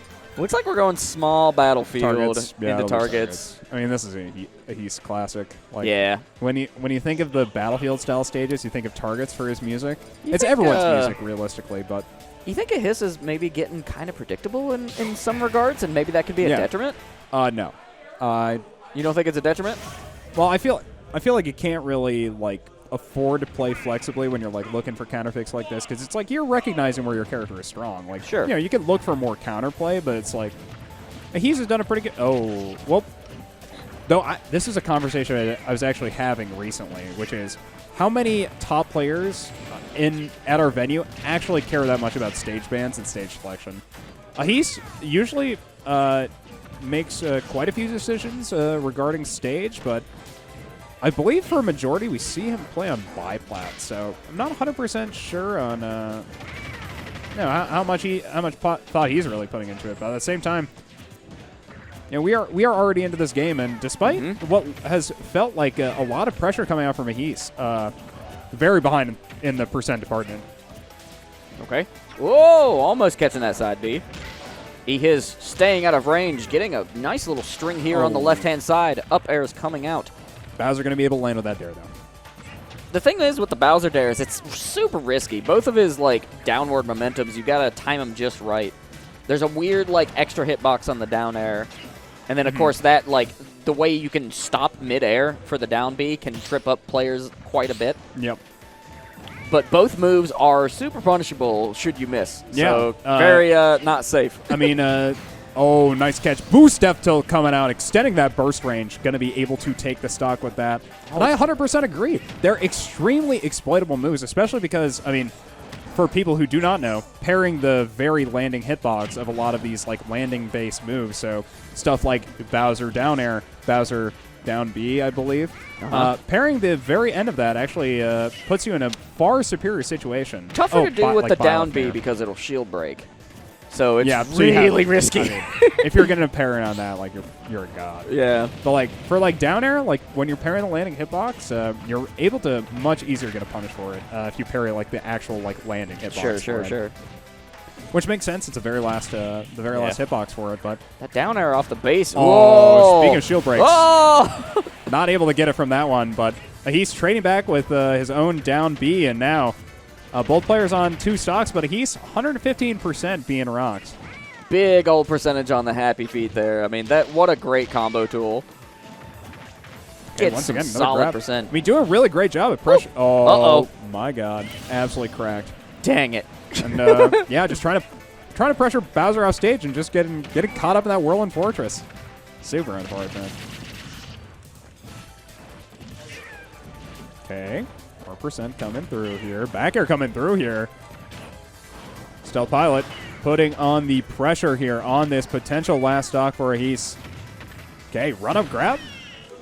More grab pressure. Okay. Woo, fire. It's dragging Ehis up, but it's still 158% on this Yoshi, and that should be it. Side B, bada bing. Yeah. Another game going over to Stealth Pilot. I mean, this is generally how their sets normally play out. Ehis' playstyle is generally very difficult to play into Stealth Pilot. Right. Mostly because, I mean, Stealth Pilot really calls out approaches. Like, if you commit to a string, Stealth Pilot will be there, and he'll catch you. Yes. Like, if it looks like... We're getting Lilat? Yeah, we are. Somebody actually picked Lilat. Apparently. A top player picked Lilat?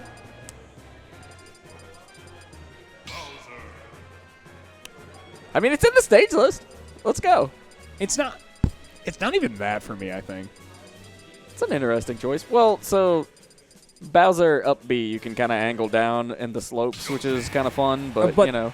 But it ends up being like, who gets more value out of this? Yeah. Like, I think I would argue Bowser, but I don't know. The thing is I think Ehis wants to pick this stage because he doesn't want to go to triplats against Yoshi or against Bowser, but he wants to be able to use the slants to pressure Bowser with down tilt at ledge. Be able to pressure more at ledge because he'll have more options because of the slant, I think. Okay. That's the other thing. Yeah. That's the other thing, though. Also more dangerous. Is you have more platforms to use. Like, it feels such a weird pickup. Like, it feels like such a weird pick because both characters arguably get some weird advantages. Well, like Bowser can also edge guard better. Because he has more access to flame breath angles. I feel like that's also true. Flame breath. But couple different angles here from either platform. Bowser up B angles as well. Like, I feel like there's so much stuff that could be going awry here on Lilat, but still he's opting to pick it and performing very well so far on the stage. I mean, it kind of feels like Stealth Pilot doesn't have that much room to work with.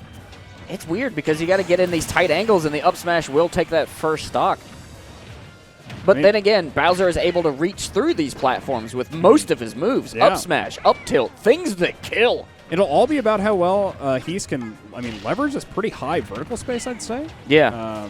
And, how well you can really use this platform arrangement. You're pretty much always forcing Stealth Pilot to land above you. So it's, it makes sense in the sense of Yoshi is always going to be able to hold vertical pressure, I feel like, if you're able to get an advantage on ground. But nice return to stage by Ehis there. Okay. All right. It's still a weird pick. I'm not sure, but that should be that's killing. Like the side beat it feels so prevalent. Like it feels like it's so strong on these like biplats. Like a stage like this where the farthest platform out is significantly farther to the side than kind of any other platform in the game. It feels like this is just like asking to get side beat on. It is certainly something to remember. Oh, but jeez. And once again, another stock down for Stealth Pilot. Ehis. This Lilat pick really putting a lot of life back into Ehis' gameplay. True. In this set. Stealth Pilot here with that last stock at 17%. Trying to read a rollback. I love seeing the beginning of startup frames for like big moves. Like he does the dash in to like make it look like he's going for like a dash tag or something to get Yoshi to roll behind him, and then he instant inputs the F smash. That's or like we see there, we see the dash into the back air, which is also super chunky. Oh, okay. Once again, went for the spike, trying again. Doing a really great job pressuring on this stage. Oh, caught with the forward air. Big boy claws. Boxing. Nice, gonna catch that recovery with the air dodge with the down tilt. So he needs stock. The kill here. Down B, gonna build more forward airs. Coming back, forward smash. Careful. And Stealth Pilot is, in peak Stealth Pilot percentage. Neutrals. Oh, Ehis hanging on by a thread into an egg combo here. Looking for a way big to punish. Percent gets the forward smash. Yep. Ehis staying alive. Going to be able to punish that down air out of the egg from Stealth Pilot. And we are moving on to game number 4 here. But I'd imagine we're probably not going to see Lilat again this set. You don't think? No, I'd imagine against it. I think probably like Hollow Bastion or Smashville or biplats. Like both players. Like small battlefield. Trying to figure out what stage we're going to. Like I could see small battlefield. I could see Hollow Bastion. I think those are the picks I'm really looking for. Watch that camera. Look at him. Yeah, he's shaking around. Man's shaking it out. Kalos, he treats this like an athletic sport. It's really cool, honestly. Small battlefield looks like. Kalos is legal. I believe Kalos is probably getting banned in these games, though. I'm not sure. I could be wrong. That's something that is, for those of you that are just showing in, first of all, welcome. That's the meta game for stage picks is something that we have access to. We just haven't found a good solution as far as the device we have players pick it on yet. Yeah, I feel like this is a, or at least Callus is pretty popular around here as a stage people like to ban. Yeah. Because people don't like to ban Lilat because they just don't like. It's like, you don't like Lilat. I don't like Lilat. We can have a gentleman's agreement not to go Lilat, I guess. Yeah. But TacTac was explaining that I think it was one of the Advantage State TOs who was calling it the chicken stage, and that may have been Yungsavage, actually. Because it's like nobody wants to play on Lilat, so it's kind of like you're outplaying each other in the pick. I wasn't sure who actually brought that up initially, but it's a good idea behind it. I like our stage list, but there's also conversations currently happening about potentially shaking that up a little bit and aligning with Advantage State so that we have kind of a comparable battlefront. But I don't know. That's not a me decision. Yeah, he is barely making it back. Set him some Midwest synergy as he's holding good pressure this game number 4 on the small battlefield. Oh. Definitely feels like it's okay. Bounce. Oh. But like that's one of the biggest issues in this matchup is like, okay, nice. Once you get off to a lead, but like Ehis, for overextending will get punished. So if he ever feels overeager in this matchup, he's going to get slapped around for it. Yep. And that could potentially be kind of scary. Agreed. Especially since I feel like Ehis' problems in the past have kind of been a little bit of overeagerness, but doing a very good job in this game holding pressure against Stealth Pilot. Not really giving Stealth Pilot many options to work here. I like the use of the down B there, Ben. That worked out pretty well. I agree. Gets with the second hit of the down smash. Oh, dash, but caught. Yeah, side B coming through. Not going to be able to kill, though. Doesn't get the platform extension. On a platform that would have killed, though. Very scary. Yes. Very much. Okay. Gets the down tilt, though. Ooh, chase. Trying to punish off stage, but ends up returning to stage. Okay, Ehis trying to hold the lead here on that last stock, but the up tilt through the platform. Yep. Nice catch from Stealth Pilot. Covers the whole plat, so able to grab that stock. And now, holding high percent on this stock. This is a very Stealth Pilot kind of thing. Okay.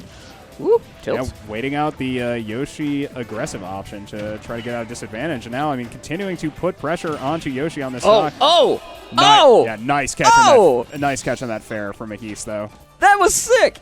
Yeah, even a high percent able to get that setup with the forward air. Now, Stealth Pilot on last stock. Ehis with the up smash. Stealth Pilot ties it up.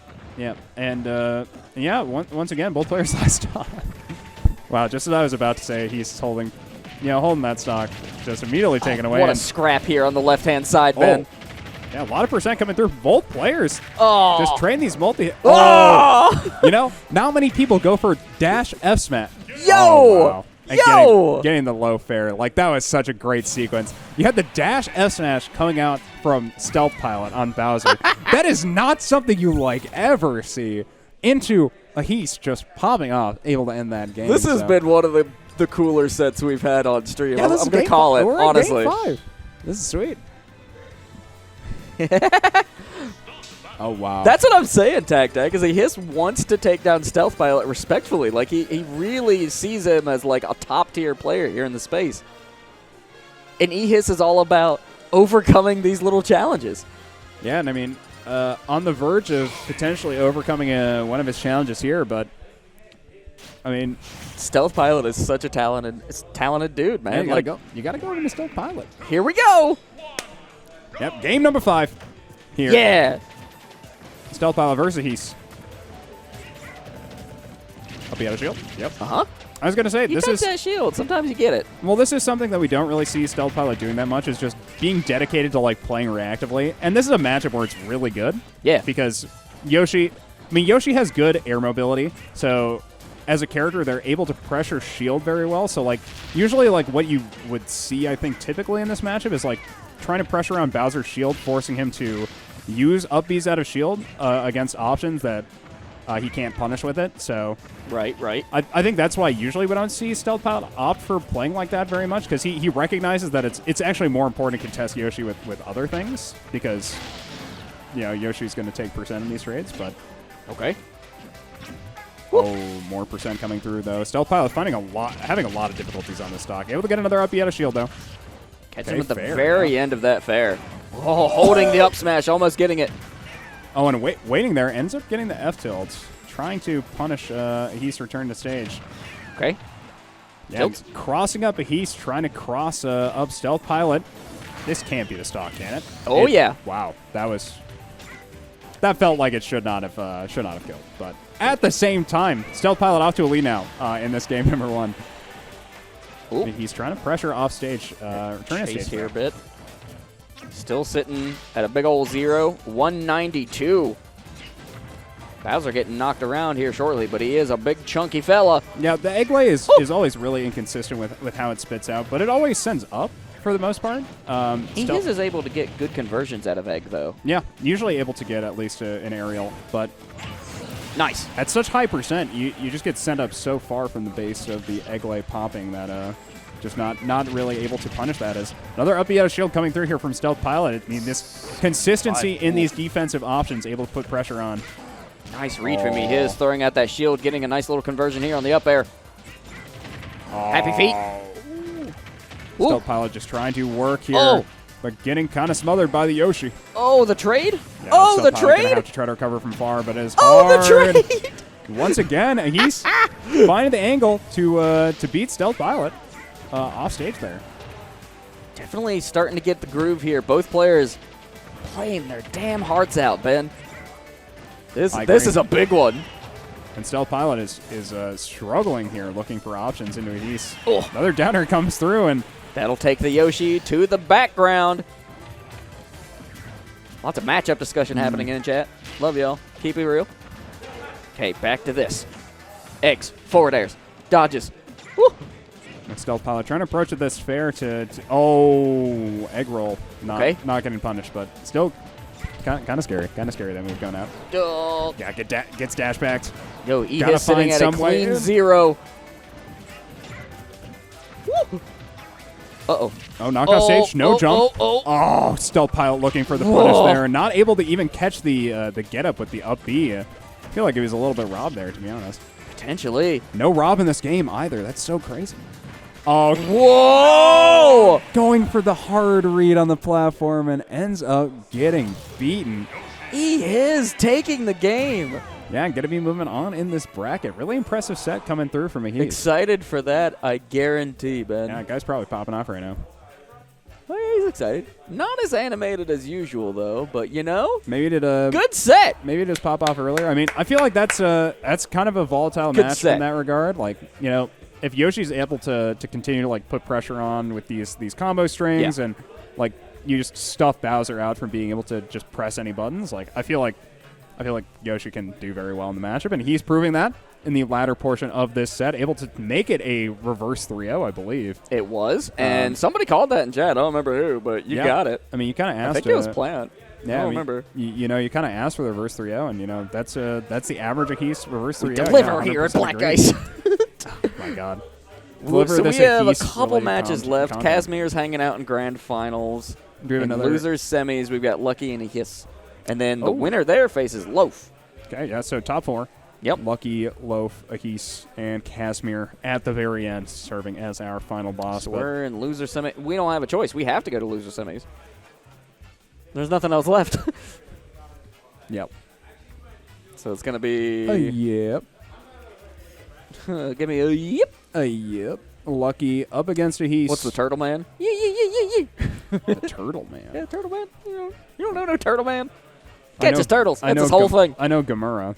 I'm very familiar with Gamera. Gamera. You ever heard of Gamera? You know, The- friend of the children Gamera. The Guardian of the Galaxy Gamera? Oh, you're talking about the big turtle Gamera. Yeah, you know the Gamera?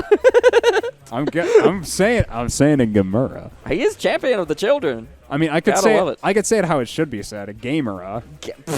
Stop. Gamera, friend of the children. Legit though, Bro, I could I'm be about to gaming. drop some movie recommendations on y'all. Amazon Prime right now, all 3 Gamera trilogy. I forget where you start, but it ends in Revenge and Iris. Incredible kaiju films. My God, I do know Gamera. Yeah, Listen, Gamera kind of hype. I don't know. kaiju stuff kind of hype. Honestly, like I am waiting for somehow to get to watch Shin Ultraman. And it bugs me that it is aired in Japan and I haven't seen it. Oh, I said that, or I told you that Kaiju number 8 is getting an anime adaptation. Did I?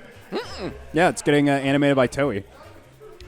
Let's go. You know who else does Toei?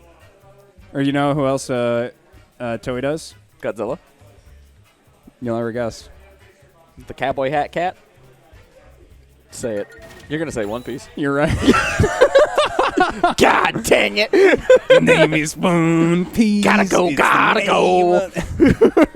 Banger. Absolute Don't give it up, Luffy. banger. 2-minute break coming in from Ehis. I mean, that's fair. Pretty I mean, legit. otherwise, if Ehis is able to, like, win, he plays 3 really hard sets in a row, and that's exhausting. Yeah, you got to get through this first one, though. Yeah.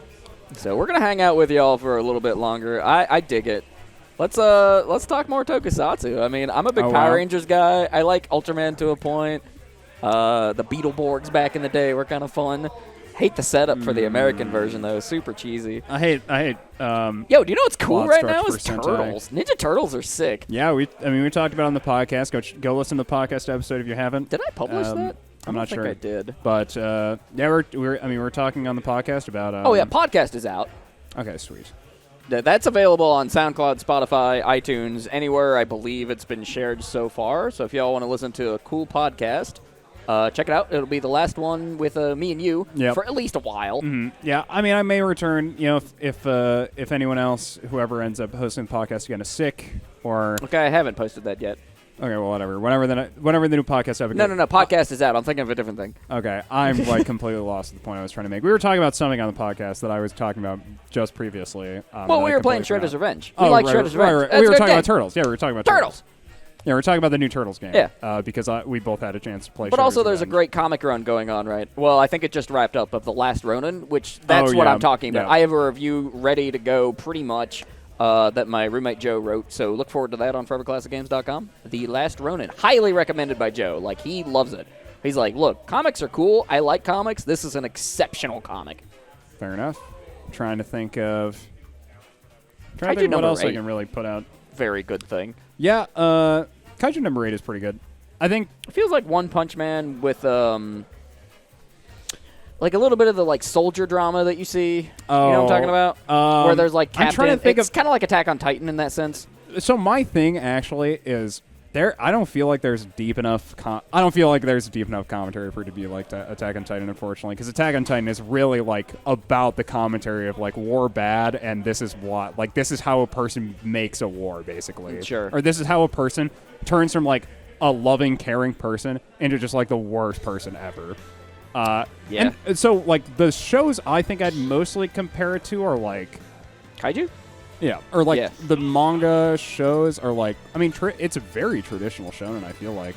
Yeah, it's the particular art direction for me that reminds me a lot of. Oh, I love their art. One Punch, because there's really awesome like explosive moments, that full page spreads, and the framing of it's really really good. And those are kind of like the big like stellar moments, I'd say. Like you have really great like kaiju face art. Super cool designs from all of the characters. Yeah. Well. Good stuff. I'm trying to think of like what else I've been. I got caught up on Ascendance of the Bookworm, the anime. Oh, it was really whatever. Yeah, I've seen a lot of that. Oh, really? Yeah. Wow. Where it's the little girl who's in the isekai. Wait, really? Yeah. No, I've seen a bunch about of this it. eventually. All right, let's go. All of my friends are really into the light novels because there are like 40 light novels. Oh my gosh. Like, so That's many crazy. novels. Okay, so starting out here, everything's set up. Here we go.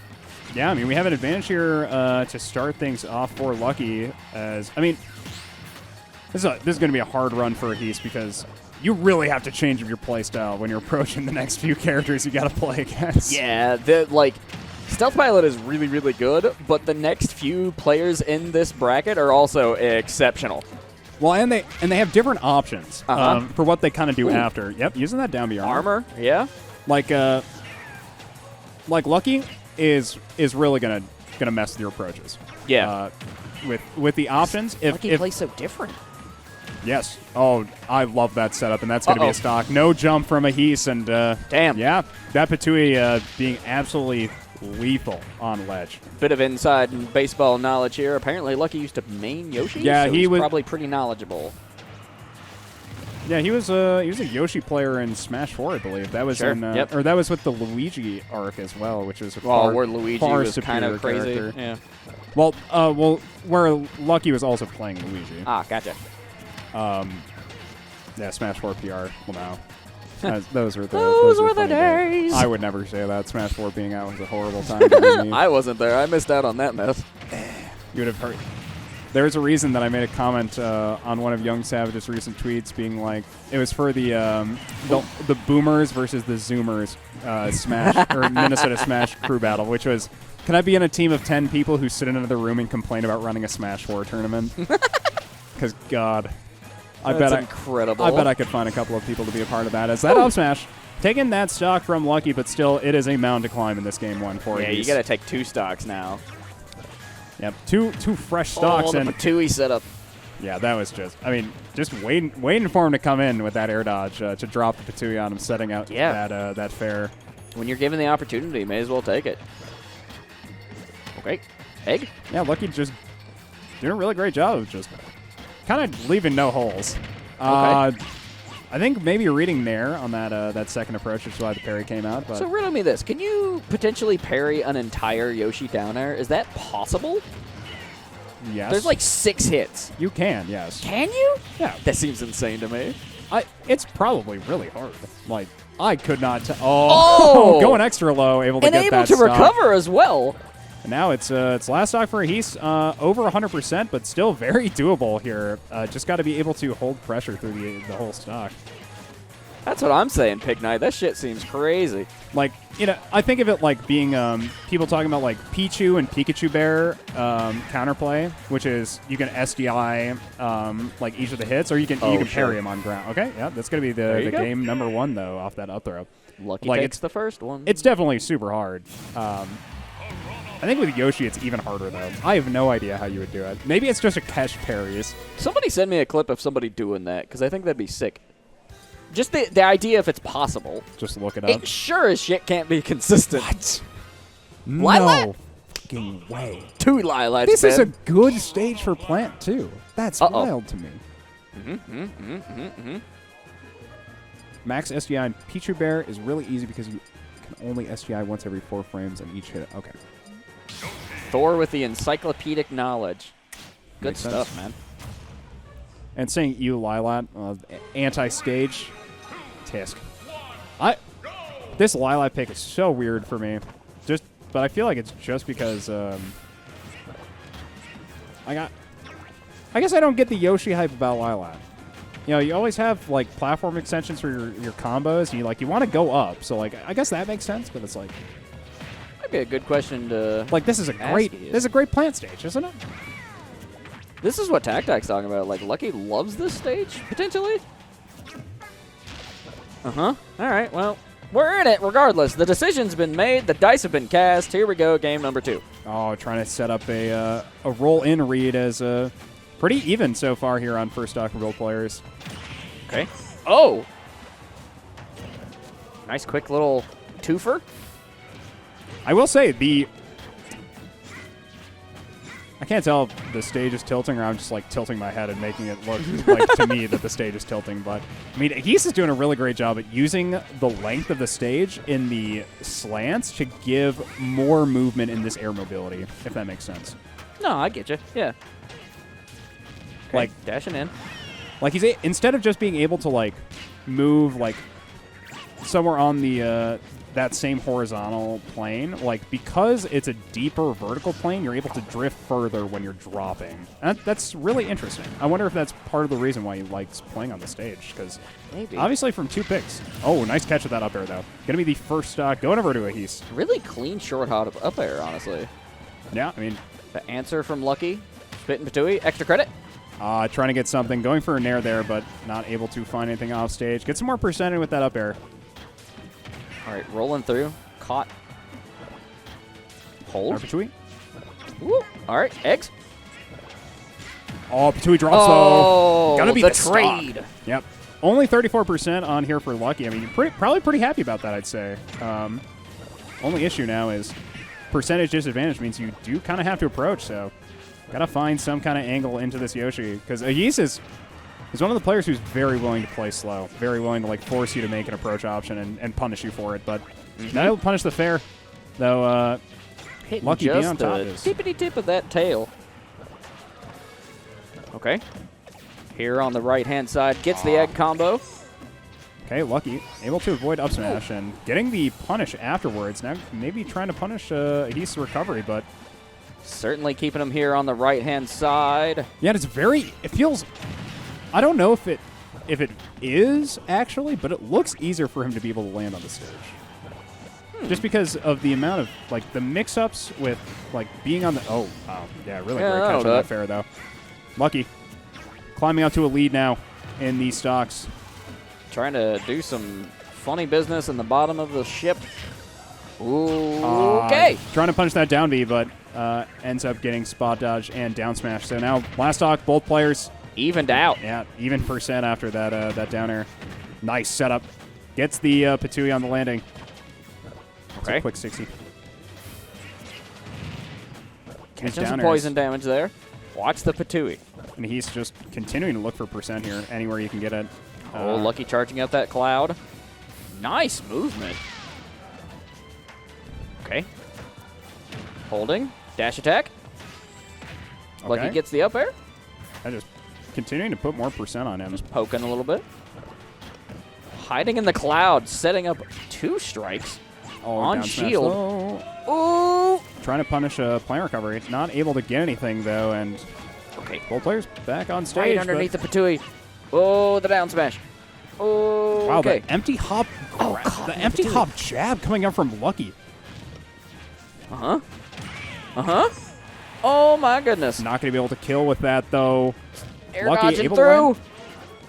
Oh, it's close, Ben. Very close here in this game number 2. Oh. Dash attack crosses up. Woo. Both players playing so scared Oh. around these shields. Okay, dash attack once again pushing Able percentage. to lag on shield. Watch the Patui. Gets the forward smash. Clear to the left side will kill. Wow. And yeah, able to get that one. Evened He's up. taking game number 2 and on Lilat once again. I mean, We have sets. We have really good these sets certainly tonight. are sets. We have sets being played here at the I don't Black think Ice we've eSports had venue. one boring, uninteresting set the entire night. I All of am- them have been really cool. I was about to say, I'm wondering if Lucky is going to go back to Lilat. And that is not even me being like memeing around. Smashville. On to Go KK. There we Yeah, we go. were just talking about Tokusatsu. Big fan of KK Yeah. Rider. It's Love a KK reference to Common Rider. Big, Cool. Big KK Rider guy. Quite love. Y'all are going to realize the longer I'm here, the nerdier I get. It's just a part of it. I'm sorry. No, I'm not sorry. Heck with that. I like what I like. Heck you, imaginary heckler. Wait, what? He is shaking it out. I did not even notice this because I'm looking over at this now. Lucky has like one of the coolest Kunai hoodies I've seen in like a hot minute in the Smash. That's a tournament. fun one. It says you play a low tier, and it's got, who's that character? I Do we couldn't know? tell you. Cute anime girl on it. I love the color. I love the color combinations. I'm I definitely like gonna the ask about that pastel hoodie. color choices anymore in fashion. Like, As it's we just are neat. in game 3. KK Rider. Here once we again go. starting off. Woo! Oh, No add a Patui. Patui. Yeah, spit it out. Hiding in the poison cloud. I do quite like Smashville though. I have That's to fun. say. Well, for the like stage dynamic, I think. Oh, sure. Just because if you're in advantage on this stage, like if you're able to hold a ledge, like you can kind of just trap your opponent between ledges. I feel like between ledges and platform, just like pressuring them all across like the stage as long as they're above you. Okay, and Lucky doing a very good job at pressuring on the stage thus far. Ooh, contesting the up smash with a jab. Jab. Yeah, that sounds like Yoshi stuff. Huh. Okay, yeah, he's playing very conservatively around aggressive options coming out from Lucky there. And this is like, it's always the mix of, playing aggressive, like playing to let your opponent try to make mistakes, playing reactive. It's like proactivity versus reactivity, and he has a really nice mix. Agreed. Pretty insane players hanging out with us in Black Ice, living and hanging out in Minnesota. Not going to discount you travelers. Make the pilgrimage if you get the opportunity. True. Come to the mecca of Midwestern Smash. That is truly what we are known as in the community. Don't go to Chicago. Never heard of those guys. We are certainly recognized, both us and Advantage State, and not to discredit anybody else doing their thing. Like, we need more Smash in general. We need more FGC stuff. Like, let's get the Midwest popping. Yeah, and speaking of popping, I mean, no popping coming on that shield for Lucky. That was a really horrible segue. Remember Magical Poppin', which I think is a SNES game from 1993? Oh, not dying from that. Oh! The art. Oh! He no gets jump. out of that! Yep, no jump. Wow. Lucky getting the exploitation. Yeah, and able to keep himself safe with that recovery to the opposite side. Slick moves. Reverse up air. Gets the down throw to reverse up air for 20%. Technical thing to get 20%. Chef's kiss. Mwah. Something like slightly technical at least. Ooh.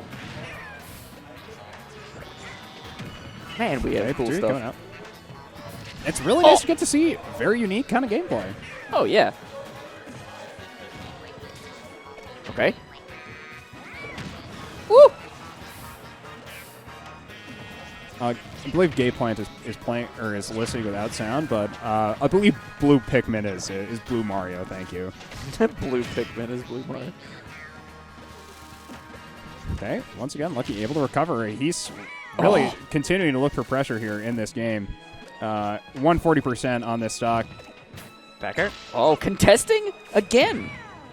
Oh, Armor. That's oh, air dodge. Okay. Oh, not okay. It, but it's not it, but more percent, which is what Lucky's goal was, I'd say. Yeah. But there you go. Just sets up these situations where you're significantly easier. Yeah, Blue Pikmin is Blue Mario. Yeah, that's it.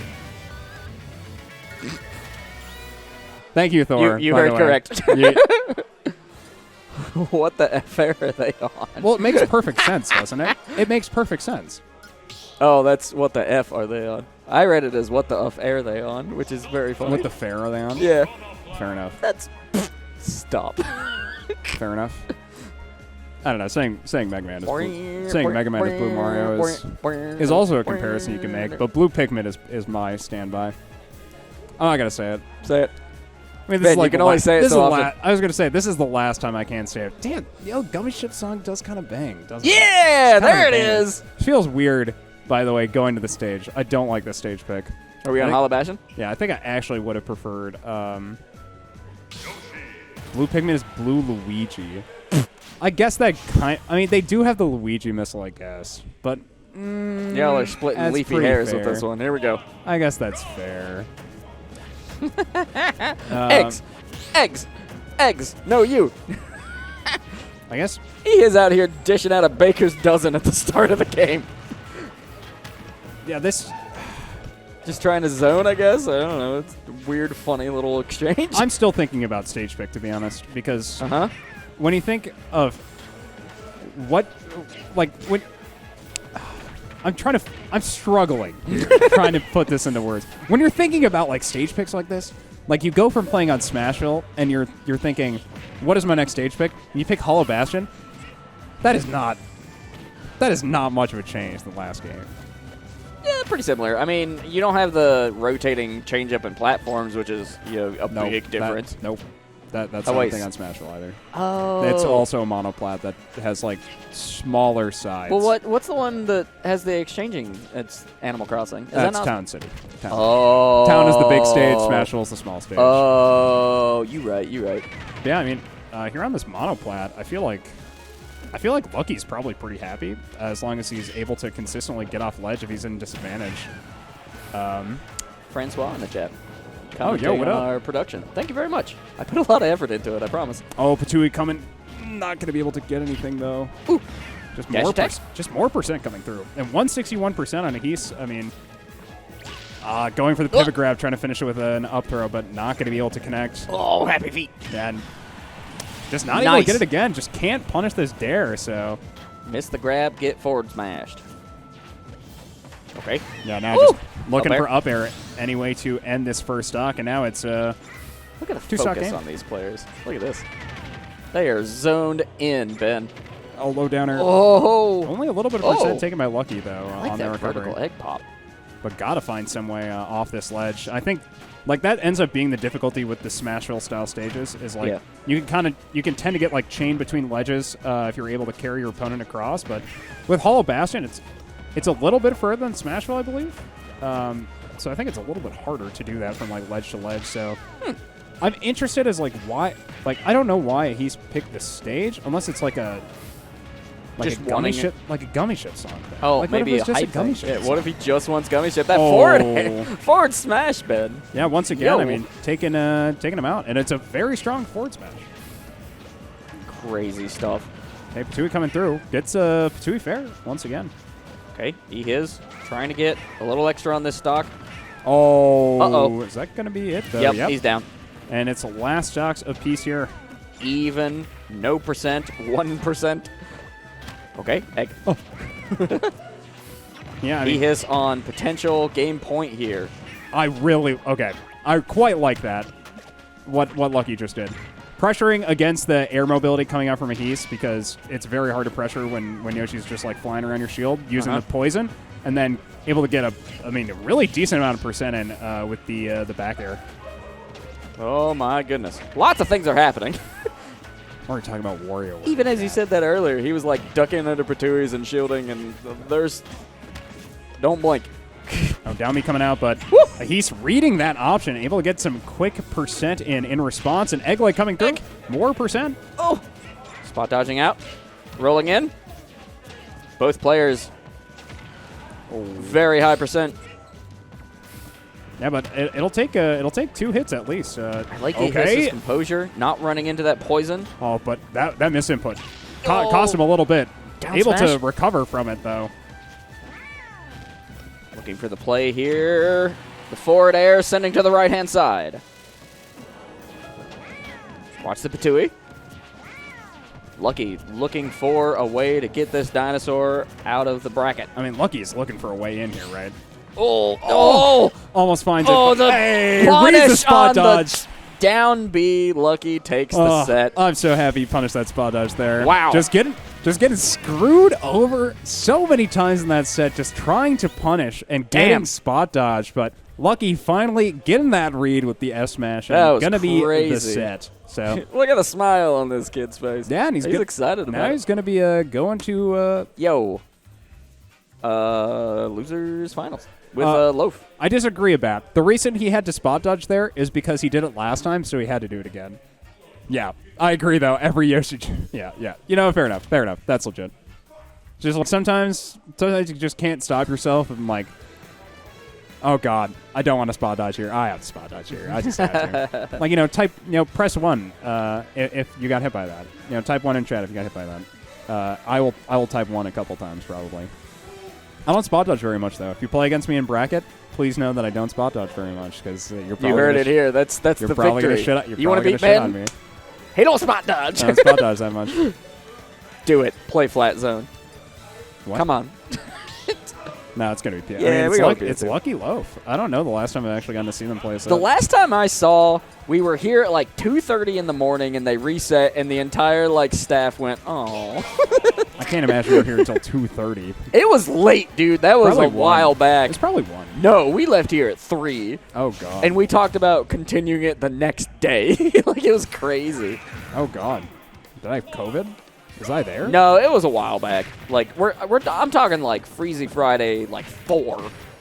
Oh. Like 20 Freezie Fridays you know ago. What? Never mind. Do you remember that one? Yep. Yeah. I do.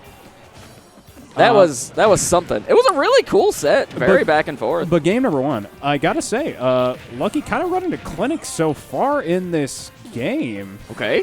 Loaf struggling to find options to put on percent, and Lucky playing very well and playing this slow. Oh, collapse. Uh-oh. Jabs. Oh, kind of figured that was going to be a dash, but... And we were talking earlier how Lucky was kind of running a clinic. Well, I mean, now he's at above 100%. Uh-huh. That's how it happens. Oh. Big boy back stage. Careful. Down air coming through. Going to be the stock as well. And now Loaf, I mean, what looked like a very good start for Lucky quickly turned into low favor as soon as they started hitting high percent, and now... Oh, conversions. Oh, bike stuff. Oh, bike looking very awkward there. Weird situation. Just spitting it out. Yeah, just getting spit out of here. This is it. Show. Okay. And they're coming through. Woo. Getting some good percent Nice in string. here. Tries to get Patui as well at the end, but not able to find it. Bike coming in. Oh, whoa, my God. boy. So much percent coming in from Loaf off that off those up airs.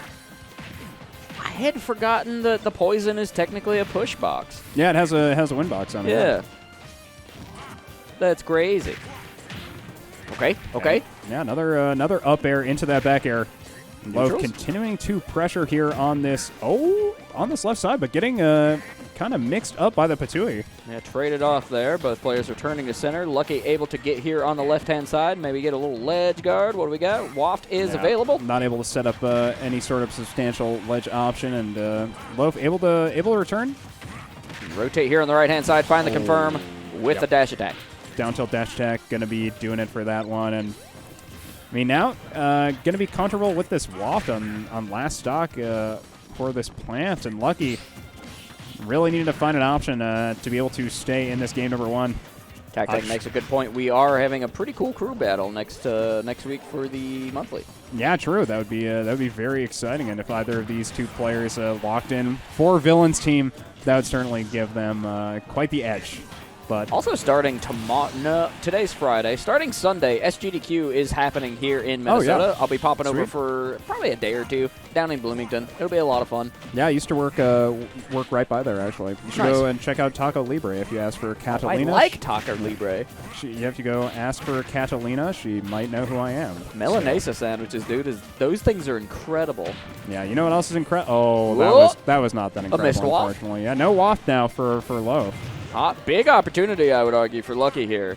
Still down in percent, but you're very right. I mean, this is a situation you want to be in on a Wario here at last stock. Oh, Caught yeah, predicting through roll the in roll. now. Bike. Ooh. Okay. And wow, that bike was actually kind of mean. Against characters that like feel obligated to develop, like that bike just always forces you to jump. Not out of the woods yet, but caught with the bike. Killed on the right-hand side. Catches the recovery back, and that's going to be game one going to Loaf. All right. A good start from Lucky, but Loaf quickly managed to shut down that tempo and, I mean, put up a really good offense. I also like Loaf's shirt. The brothers bring in cool shirts. They have good fashion. Good fashion sense. I forget the one dude's name who was playing Elden Ring with us that one day for the... I don't remember. Oh, he had a really cool Yu Hakusho shirt. Oh, I don't. About this, like, pastel sort of anime style. I could see me really liking one of those. I'm quite a Yu Yu Hakusho fan, but I'm also a fan of Loaf and Lucky as we are here in game 2 of their set. Losers finals here. Winner goes on to play Kasmir in Grands. Once again, Lucky starting off putting decent amount of percent in, but Loaf quickly responded. It's only 30 this time, though. Before it was basically an entire stock of advantage. Lucky going for a little jabby there for a second. Yeah, but ends up picking up this percent with a round of applause. Putting Lucky over 100% here. Now, basically even here. Trying to get these set up with the Patui off of the bounce off the ledge. Okay. Woo! I really like the short hop into, what is it, the neutral air for Wario, the kick? No, that's a forward air. That's fair, yeah. Yeah. I like that setup a lot because you can kind of like float with it a little bit. Yeah, I mean that's kind of what I was talking about when he was like playing against Kasmir. Is like the optimal range you want to play like for Wario when you're trying to like pressure your opponent is like down. You want to play on the edge of down. Oh, that's nasty. Yeah, trying to just steal this stock away from Lucky, but not able to get anything. Get some more percent and continuing to hold pressure on stage here at 173%. But that's why I like watching Loaf's Wario in particular. It's those little minute hops, the little Wario backflips. That was a heck of a setup. Nice catch there from Lucky. Gets the Patui and the dash attack in there. And what I like about Lucky is layering those specials into regular moves. Mm-hmm. Uh-oh. That's going to be it. Oh! That feels. Ouch! That felt like kind even of a hard Lucky's one. like, oh, come on, man. I mean, that felt like a bit of like a plant can't do that much in that situation, and a bit of like a. All right. Yeah, you really got me, huh? Damn. It's cool too, because I mean, obviously we're in bracket. Both players want to do well, but I mean, they play together a lot. Well, that's the thing. Yeah. It's like hanging out at the house, right? Well, if anything, it would kind of make their sets go like a lot more like this, where it's just like it's kind of balls to the wall, like both players like know what the other is doing and really pushing the limits. And like you see stuff like double jab hitting shield come out from Wario, like you don't really see that often. Like I feel like I never see that happen. It's cool. All right, so now here we have Loaf on the defensive, trying to get back on stage, going for the down tilts into the neutral air, holding that neutral B. Try to get a chomp out of there and hold. Lucky on ledge. As I'm still thinking about this, I think that's actually the first time we saw Wario's second jab come out in the entire tournament. I could be wrong. Oh, nice catch of the Patui. There's going to be Very no well bike placed. here now. Opportunity. Okay. Yeah, able to punish the high drift in. Yeah, just There got to you catch go. that. Last stock's a piece now. Lucky at the 95, though. Yeah, and Loaf looking. Quickly catching up. Yeah. Looking for an option to punish here from Lucky. Get some fairs in, though.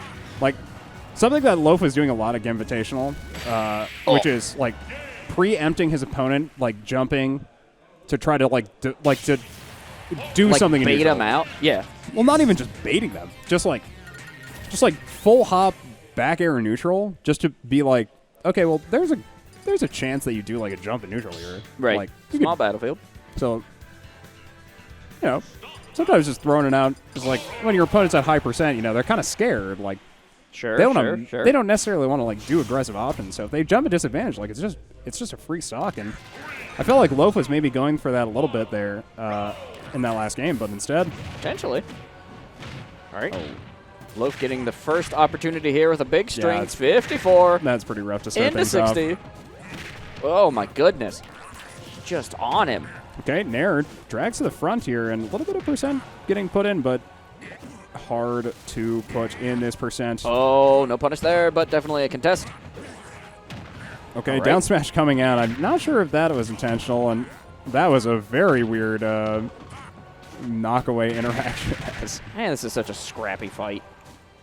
So yeah, Lucky is struggling to find an option into Loaf in this game one, or in this game 3, sorry, and the stock one of game 3. It's felt like usually near the start, Lucky's able to at least get a little bit of an advantage, but Right. in this instance, just very much all Loaf. Lucky looking for options here into the Wario. Certainly a valiant effort regardless here from Lucky. Such a cool set to watch. Ooh, ooh, ooh, ooh. Oh, but now it's Loaf's turn, returning to stage at this high percent. Lucky looking for an option to try to finish this stock. Gotta find a way to stop bleeding. Get rid of this Wario on 162. There you go. Oh my god. Not a terribly high percent, sitting at 37. Yeah, I mean, only 37, yeah. Not bad.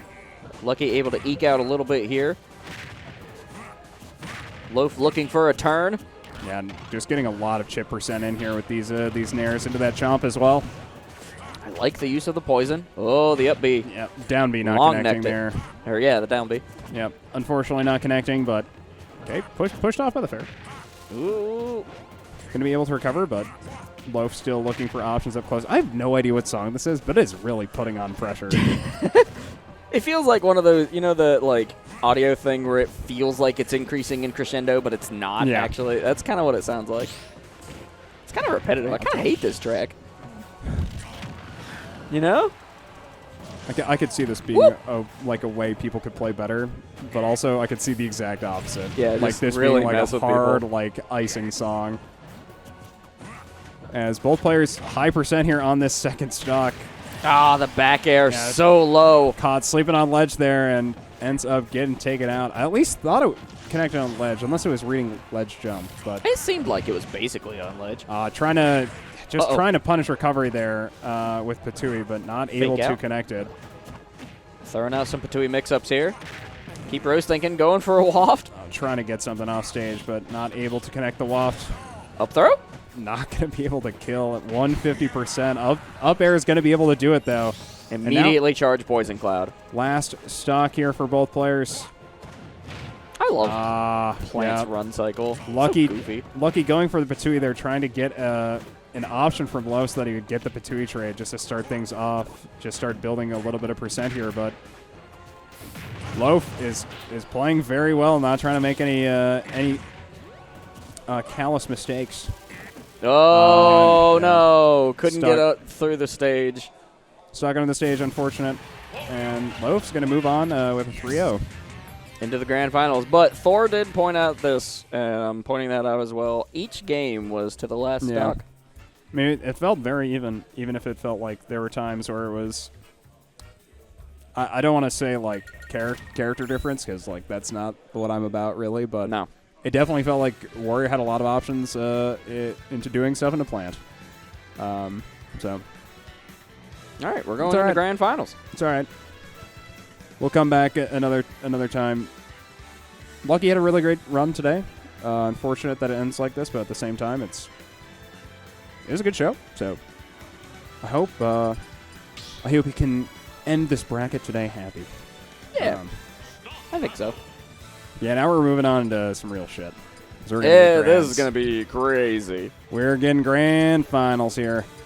Kasmir up against Loaf. We're going to get the same character matchup. Let's see the hype in the chat, friends. Okay, that's actually Let's not go. true. Because I did hear that Kasmir was playing Toon Link at Advantage State. Yeah. So I'd be interested to see if we ever get that. But for now, going to be rocking the Mega Man just like he did in Winners. Or in Winners Finals, rather. And, okay. Like, once again, we have these situations where it's like Loaf is looking to pressure with these very specific options, and Kasmir is looking to hold this gap, basically, and pressure with projectiles. So, look for the gap. Oh, no. Great catch. Great catch with the down air. Walking away with the bike. This is mine now. Yeah, what felt like a really great start for Loaf just quickly turned into Kasmir's favor as soon as too many commitments got involved. But Loaf quickly answering back. First stocks down from both players here in this game number 1. Okay, throwing out that Metal Blade with the chase into a down throw. Can we get a losers thing for Loaf if we have one of those? Yeah, we can do that. That is here. There we go. Oh, there we go. Giving Loaf the L. At least start things off. And start things off right there with a clap. 2 up airs into the back air. Building decent percent, but still behind Kasmir in percentage. Okay, some action with this Metal Blade. You might have a weird camera situation because of that bike on screen. In what regard? It just looks like a weird, like it's not centered. There it is. Yeah, whenever the bike is about to despawn, I believe, the camera will switch over. It's just so you weird. Can It's a weird little shakeup. It's funny. Oh, goes for the Metal Blade drop setup. Might go for something here as well, but unable to find anything. Kasmir definitely getting pressured here by Loaf a fair amount, especially with the Mega Man Metal Blade. Back there? I'm just trying to set up something. Chomp that, but shooting it kind of low, getting the Crash Bomber. Okay, down tilt to grab. Another back throw. Stay on this left-hand side, into the forward air. Yeah, able to finish out that stock. Now 99% here on Loaf on this second stock. Kasmir looking for an option to finish this stock. Oh, the waft. And avoid getting wafted. What a string. Yeah, nice setup. Falling up air into that waft. Just going to be able to take that game number 1 real fast. I wonder if maybe that's another option, or another reason why this match was maybe good for Wario is you're able to get more consistent wafts off a heavy character. Mega Man isn't that heavy, where it's like how heavy it's, or you're so heavy that it's like, oh, he's not going to die to waft to like 140. Sure. Okay, he's not going to die to waft until like 80%. I'm going to say, it's not like that. I feel like where it's just like you have to build up a lot. I feel like it's like a good percent for Warrior to work with, but maybe I'm wrong. I mean, punish here. I feel like there should be reasons though, so maybe I'll ask about that. But either way, I'll be coming out shield. Little shuffle. That's actually so weird because he does jump leaf shield out of shield, I believe. It looks like jump leaf shield out of shield. So you jump out of shield and then leaf shield. Yeah, I don't know the reasoning behind it, but it looks cool. Oh, not able to recover there. No bike. Looks like. Well, I mean, the reason for it is because it's good. It like multi-hits in weird circles. Well, yes, but also the reason he's doing it is because it's a good defensive option. I'm thinking of like if that is actually what he's doing. Like I want to make sure that is what he's doing because, I mean, generally like leaf shield, out of shield is it can be an option because he's doing it, but it's right. Oop. I believe it's not a straightforward option. I believe you have to jump first. So it looks at least like he's jumping first. Oh, nice catch on that. Should be unable to recover. Little knowledge drop there from both Kareem and Thor, so maybe check that out while we're looking here. Coming out of shield is quicker than dropping shield. Yeah, that makes sense. Loaf down to the last stock. Kasmir at 3, eating that middle blade. That makes sense. Trying to come back here. Okay. I don't realize that well, it doesn't instant drop, I guess. It's probably just these short ops and leaf shields, and it just actually gives good coverage as well. I think it forward makes sense. air and the Nice bike. catch with the low bike. Okay. I think it makes sense. Like, it's a good option. I mean, Kasmir uses leaf shield very well, I feel like, so. I would agree. Going for up tilt, trying to shark that platform, but unable to find anything. Barely getting back. Hopping through. Watch the leaves. Kasmir keeping the barrage. Here at the lemonade stand into the Shoryuken. Not quite close enough to get that kill, though. Yeah, he's playing very slow. Just trying to wait his opponent out. This is like kind of a patience-based game. Yeah, nice. Gonna be waft. That will be last stocks a piece now, but Smart move from Loaf. well, that In a way. I He got the string, and so that opens up another opportunity here. it's like weird to say smart about it because it is like it's like what I was saying earlier, where it's like playing her out. It's like because now you're on because like now you're on this stock like, and you could Thor is 100% right in chat that you can camp for half loft. It's like it's time, like Right. I'm not sure. Yeah, I don't know.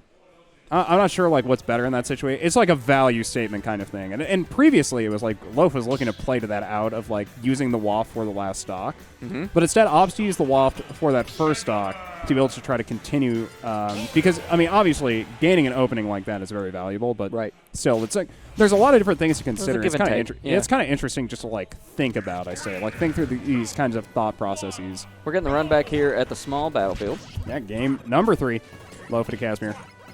Loaf continuing to, trying to find a way to approach once again, and Kasmir looking to keep this wall up. Okay, backer coming through. Kasmir, okay, able to land back on stage with the air dodge. Ooh, nice catch on the grab into the dash attack. And punishes landing as well, gets a little bit more percentage. Kasmir knocking those flame blades. Oh, I think maybe thinking about going for like a far out back air, but not throwing it out. No, positioning was kind of weird, so I had to use that last jump to get back. Ooh, collapse. Starting a little business. Oh, trying to Shoryuken. Yeah, just trying to punish any kind of option on ledge there. Or trying to punish neutral get up or get up attack on ledge there. Not able to connect with it. Oh, very quick movement from Kasmir. Knocking Warrior out of the bike. Into the back air. Into the bike throw. Woo, into the knuckle. And once again, he was stuck on ledge. Chasing with the slide and the dash attack. Oh, burning knuckle. Covering bases. Or not burning knuckle. It's a Crash move. bomber. Crash bomber. Ugh. And the parry into the Shoryu. Oh, Kasmir. Mega Man has a knuckle move. That was not the right knuckle move. Once again, though, Crash Bomber coming through. Gonna keep putting this percent on, and loaf air? Forward air. Not connecting. Okay, hit him with the boots and the back air. And that is going to take this stock, and now loaf. 119% on this stock. Taking Shoryus like that. Not a great situation. It was a run-up Shoryu. You can't do much about that, I'd say, especially when he's got Angel platform invincibility. But Sure. was very lucky he didn't die from it. Yeah, Trying to punish this landing. Whoop. Careful. Loaf sitting at a big 150. Contesting the metal blade with a neutral air. Oh, Caught by the back air. very last hits of that backer coming through. Going to be able to take that stock, and now Loaf. Similar situation. Yeah. Okay. Missing the waft this time. Going for the waft and not connecting, unfortunately. And Now this is a very, very scary situation. That is a problem for Loaf as the back air connects into a forward air. Kasmir throwing out the down air into a leaf, hanging on to the left side of this corner. Okay, back air coming through. I really like that option or playing around spot dodge like that. It just sends your opponent like a very awkward angle for them. Loaf looking for this trap, gets the down smash. Yeah, able to catch that. Not necessarily greedy air dodge, but the ambitious air dodge of attempting to return from stage there, or return to stage there from Kasmir. Now last stocks apiece, but I mean, gonna need some time before Waft charges up. So Loaf is gonna need to pressure in some other way. Okay, sure you can putting on a little bit more percent, but oh goodness. Oh, okay. Okay, chomp through. Oh, the back air. Full stage, eating the crash. Whoa. Yeah, recover. Oh, weak hit affair. Oh, I thought that could have been something, but Kasmir returning stage. Very close quarters into the neutral, holding that shield and for dear life. That's so smart, knowing how safe he is on ledge, just returning straight to ledge. Going for half waft, not going to be able to kill. Still putting up percent, though. Loaf looking for an option to finish this game. Into the back air. Catches the metal blade. Into the bike. Into the up smash. What a return from Loaf. Both players kind of smiling there. Up smash ended up killing there. That's real fun. That's actually super I'm with Dollar funny. B. That was hot. That's pretty hot. Damn. That was some shield pressure. That was awesome. That's +6. Okay. That's a pretty good magic item. +6 is, I mean, that's late game kind of.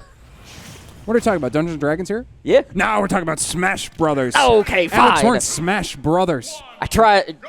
This is our Smashy Bros Weekly, all right? D&D 4th edition kill team matches at Black Ice win. You have to get the crowd yourself as we've got the crowd of you and I here on mic for this game. Number 4, Loaf versus Kasmir. Loaf on the verge of a bracket reset.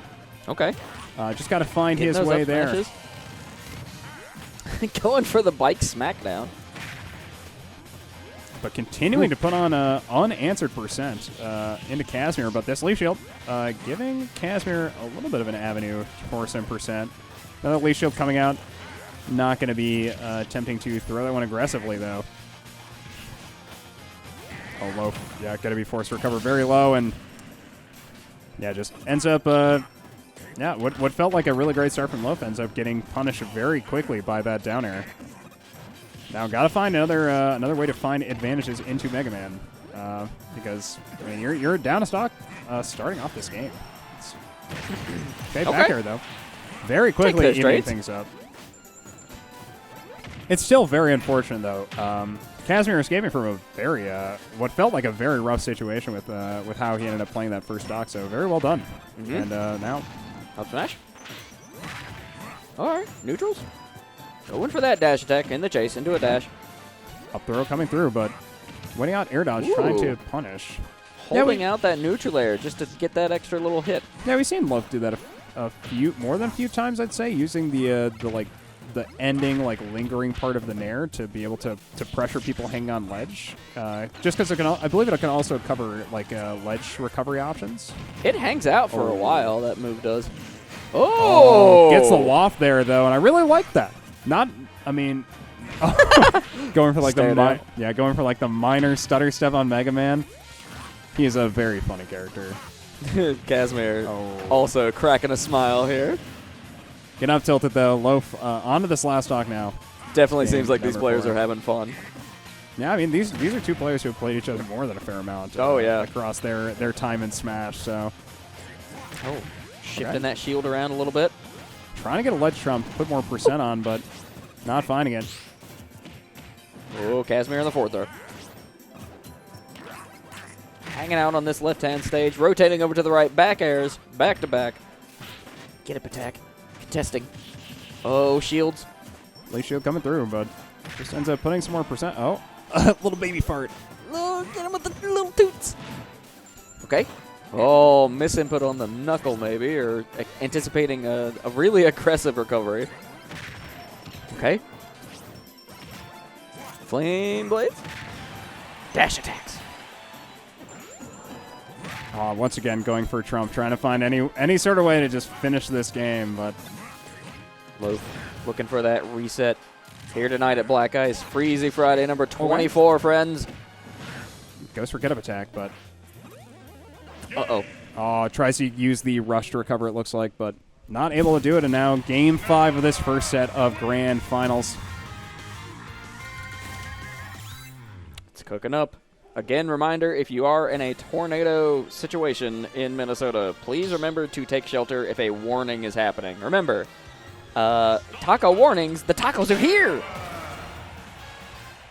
I don't get that. And a taco watch, or, there might be tacos. Okay. I think I understand. Yeah.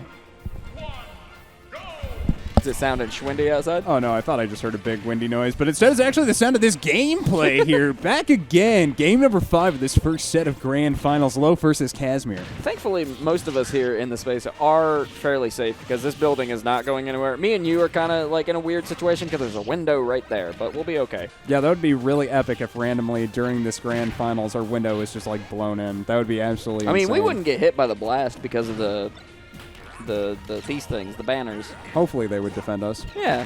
And it really would And the just chairs. It would really just be you anyway, because yeah, I'm in the corner. I'm the one who would take the hit, but here we are. Hey, Loaf re-roll in taking there. hits. Yeah, Loaf taking a lot of hits here to start this game off. 129% and the up into the smash. stock there with the up smash.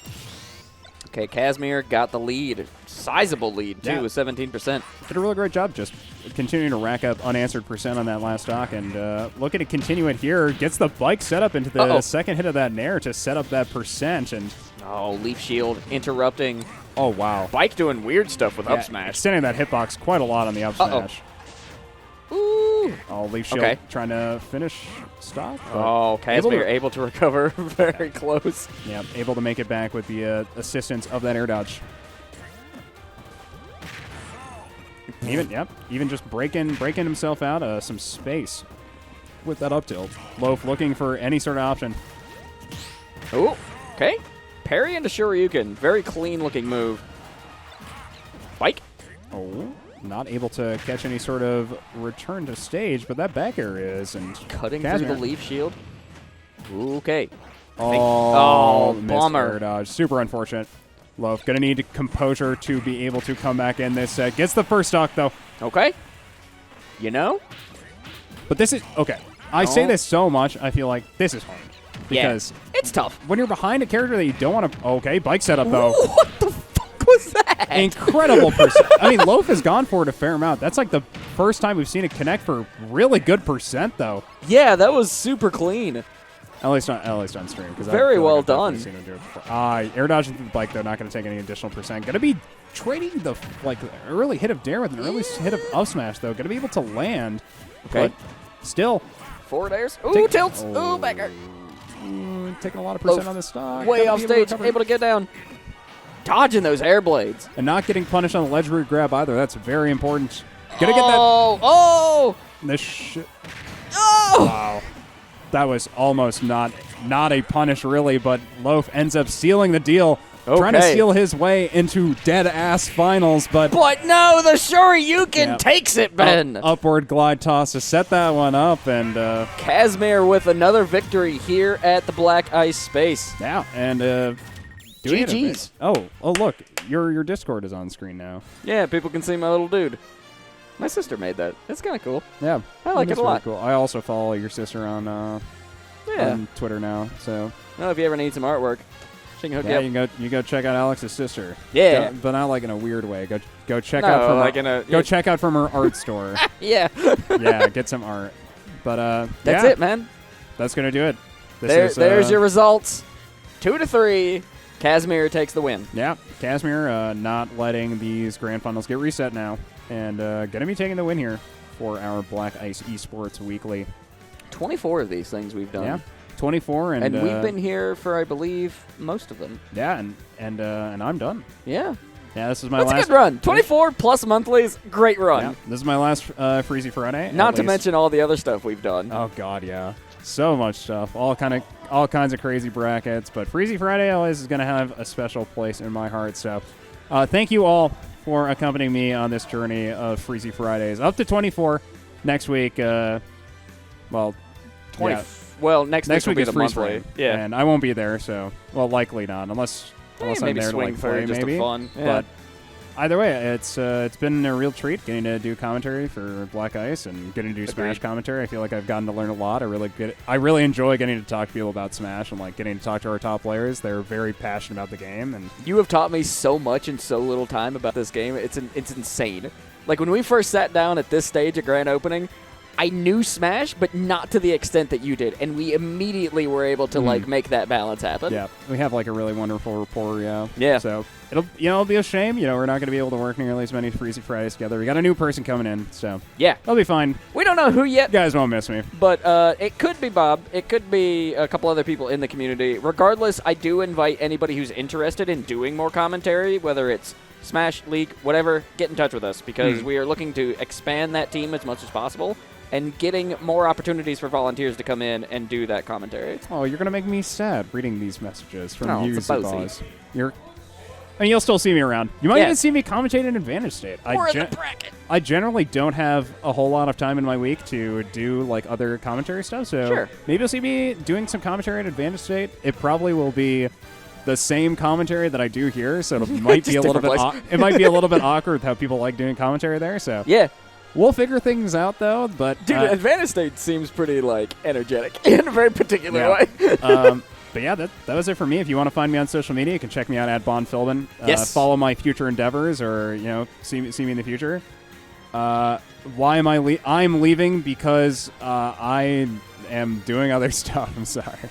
I'm going to be potentially doing some ride events still for Francois, Black if you're Ice. coming into League tomorrow, Ben will be here tomorrow. So anybody watching the stream, by the Yeah, way, I'll be here. we are doing League in the morning, so Yeah. that'll be a lot of fun. I think 5 to 6 teams have signed up for it. Yeah, I was going to say, hope to see me for pretty much every league-related Yeah. thing in the Twin Cities. I'm going to still be trying to do stuff. And yeah, if push comes to shove and people still want me at TFT stuff, I'd love to do TFT stuff. I really like doing commentary for that. Dude, So. you and Luis killed it for TFT, Yeah, honestly. it was a lot of fun. Like, I got to talk about me doing poor TFT strategy, and I got to commentate good gameplay, so it was really nice. Yeah. But that's enough for me.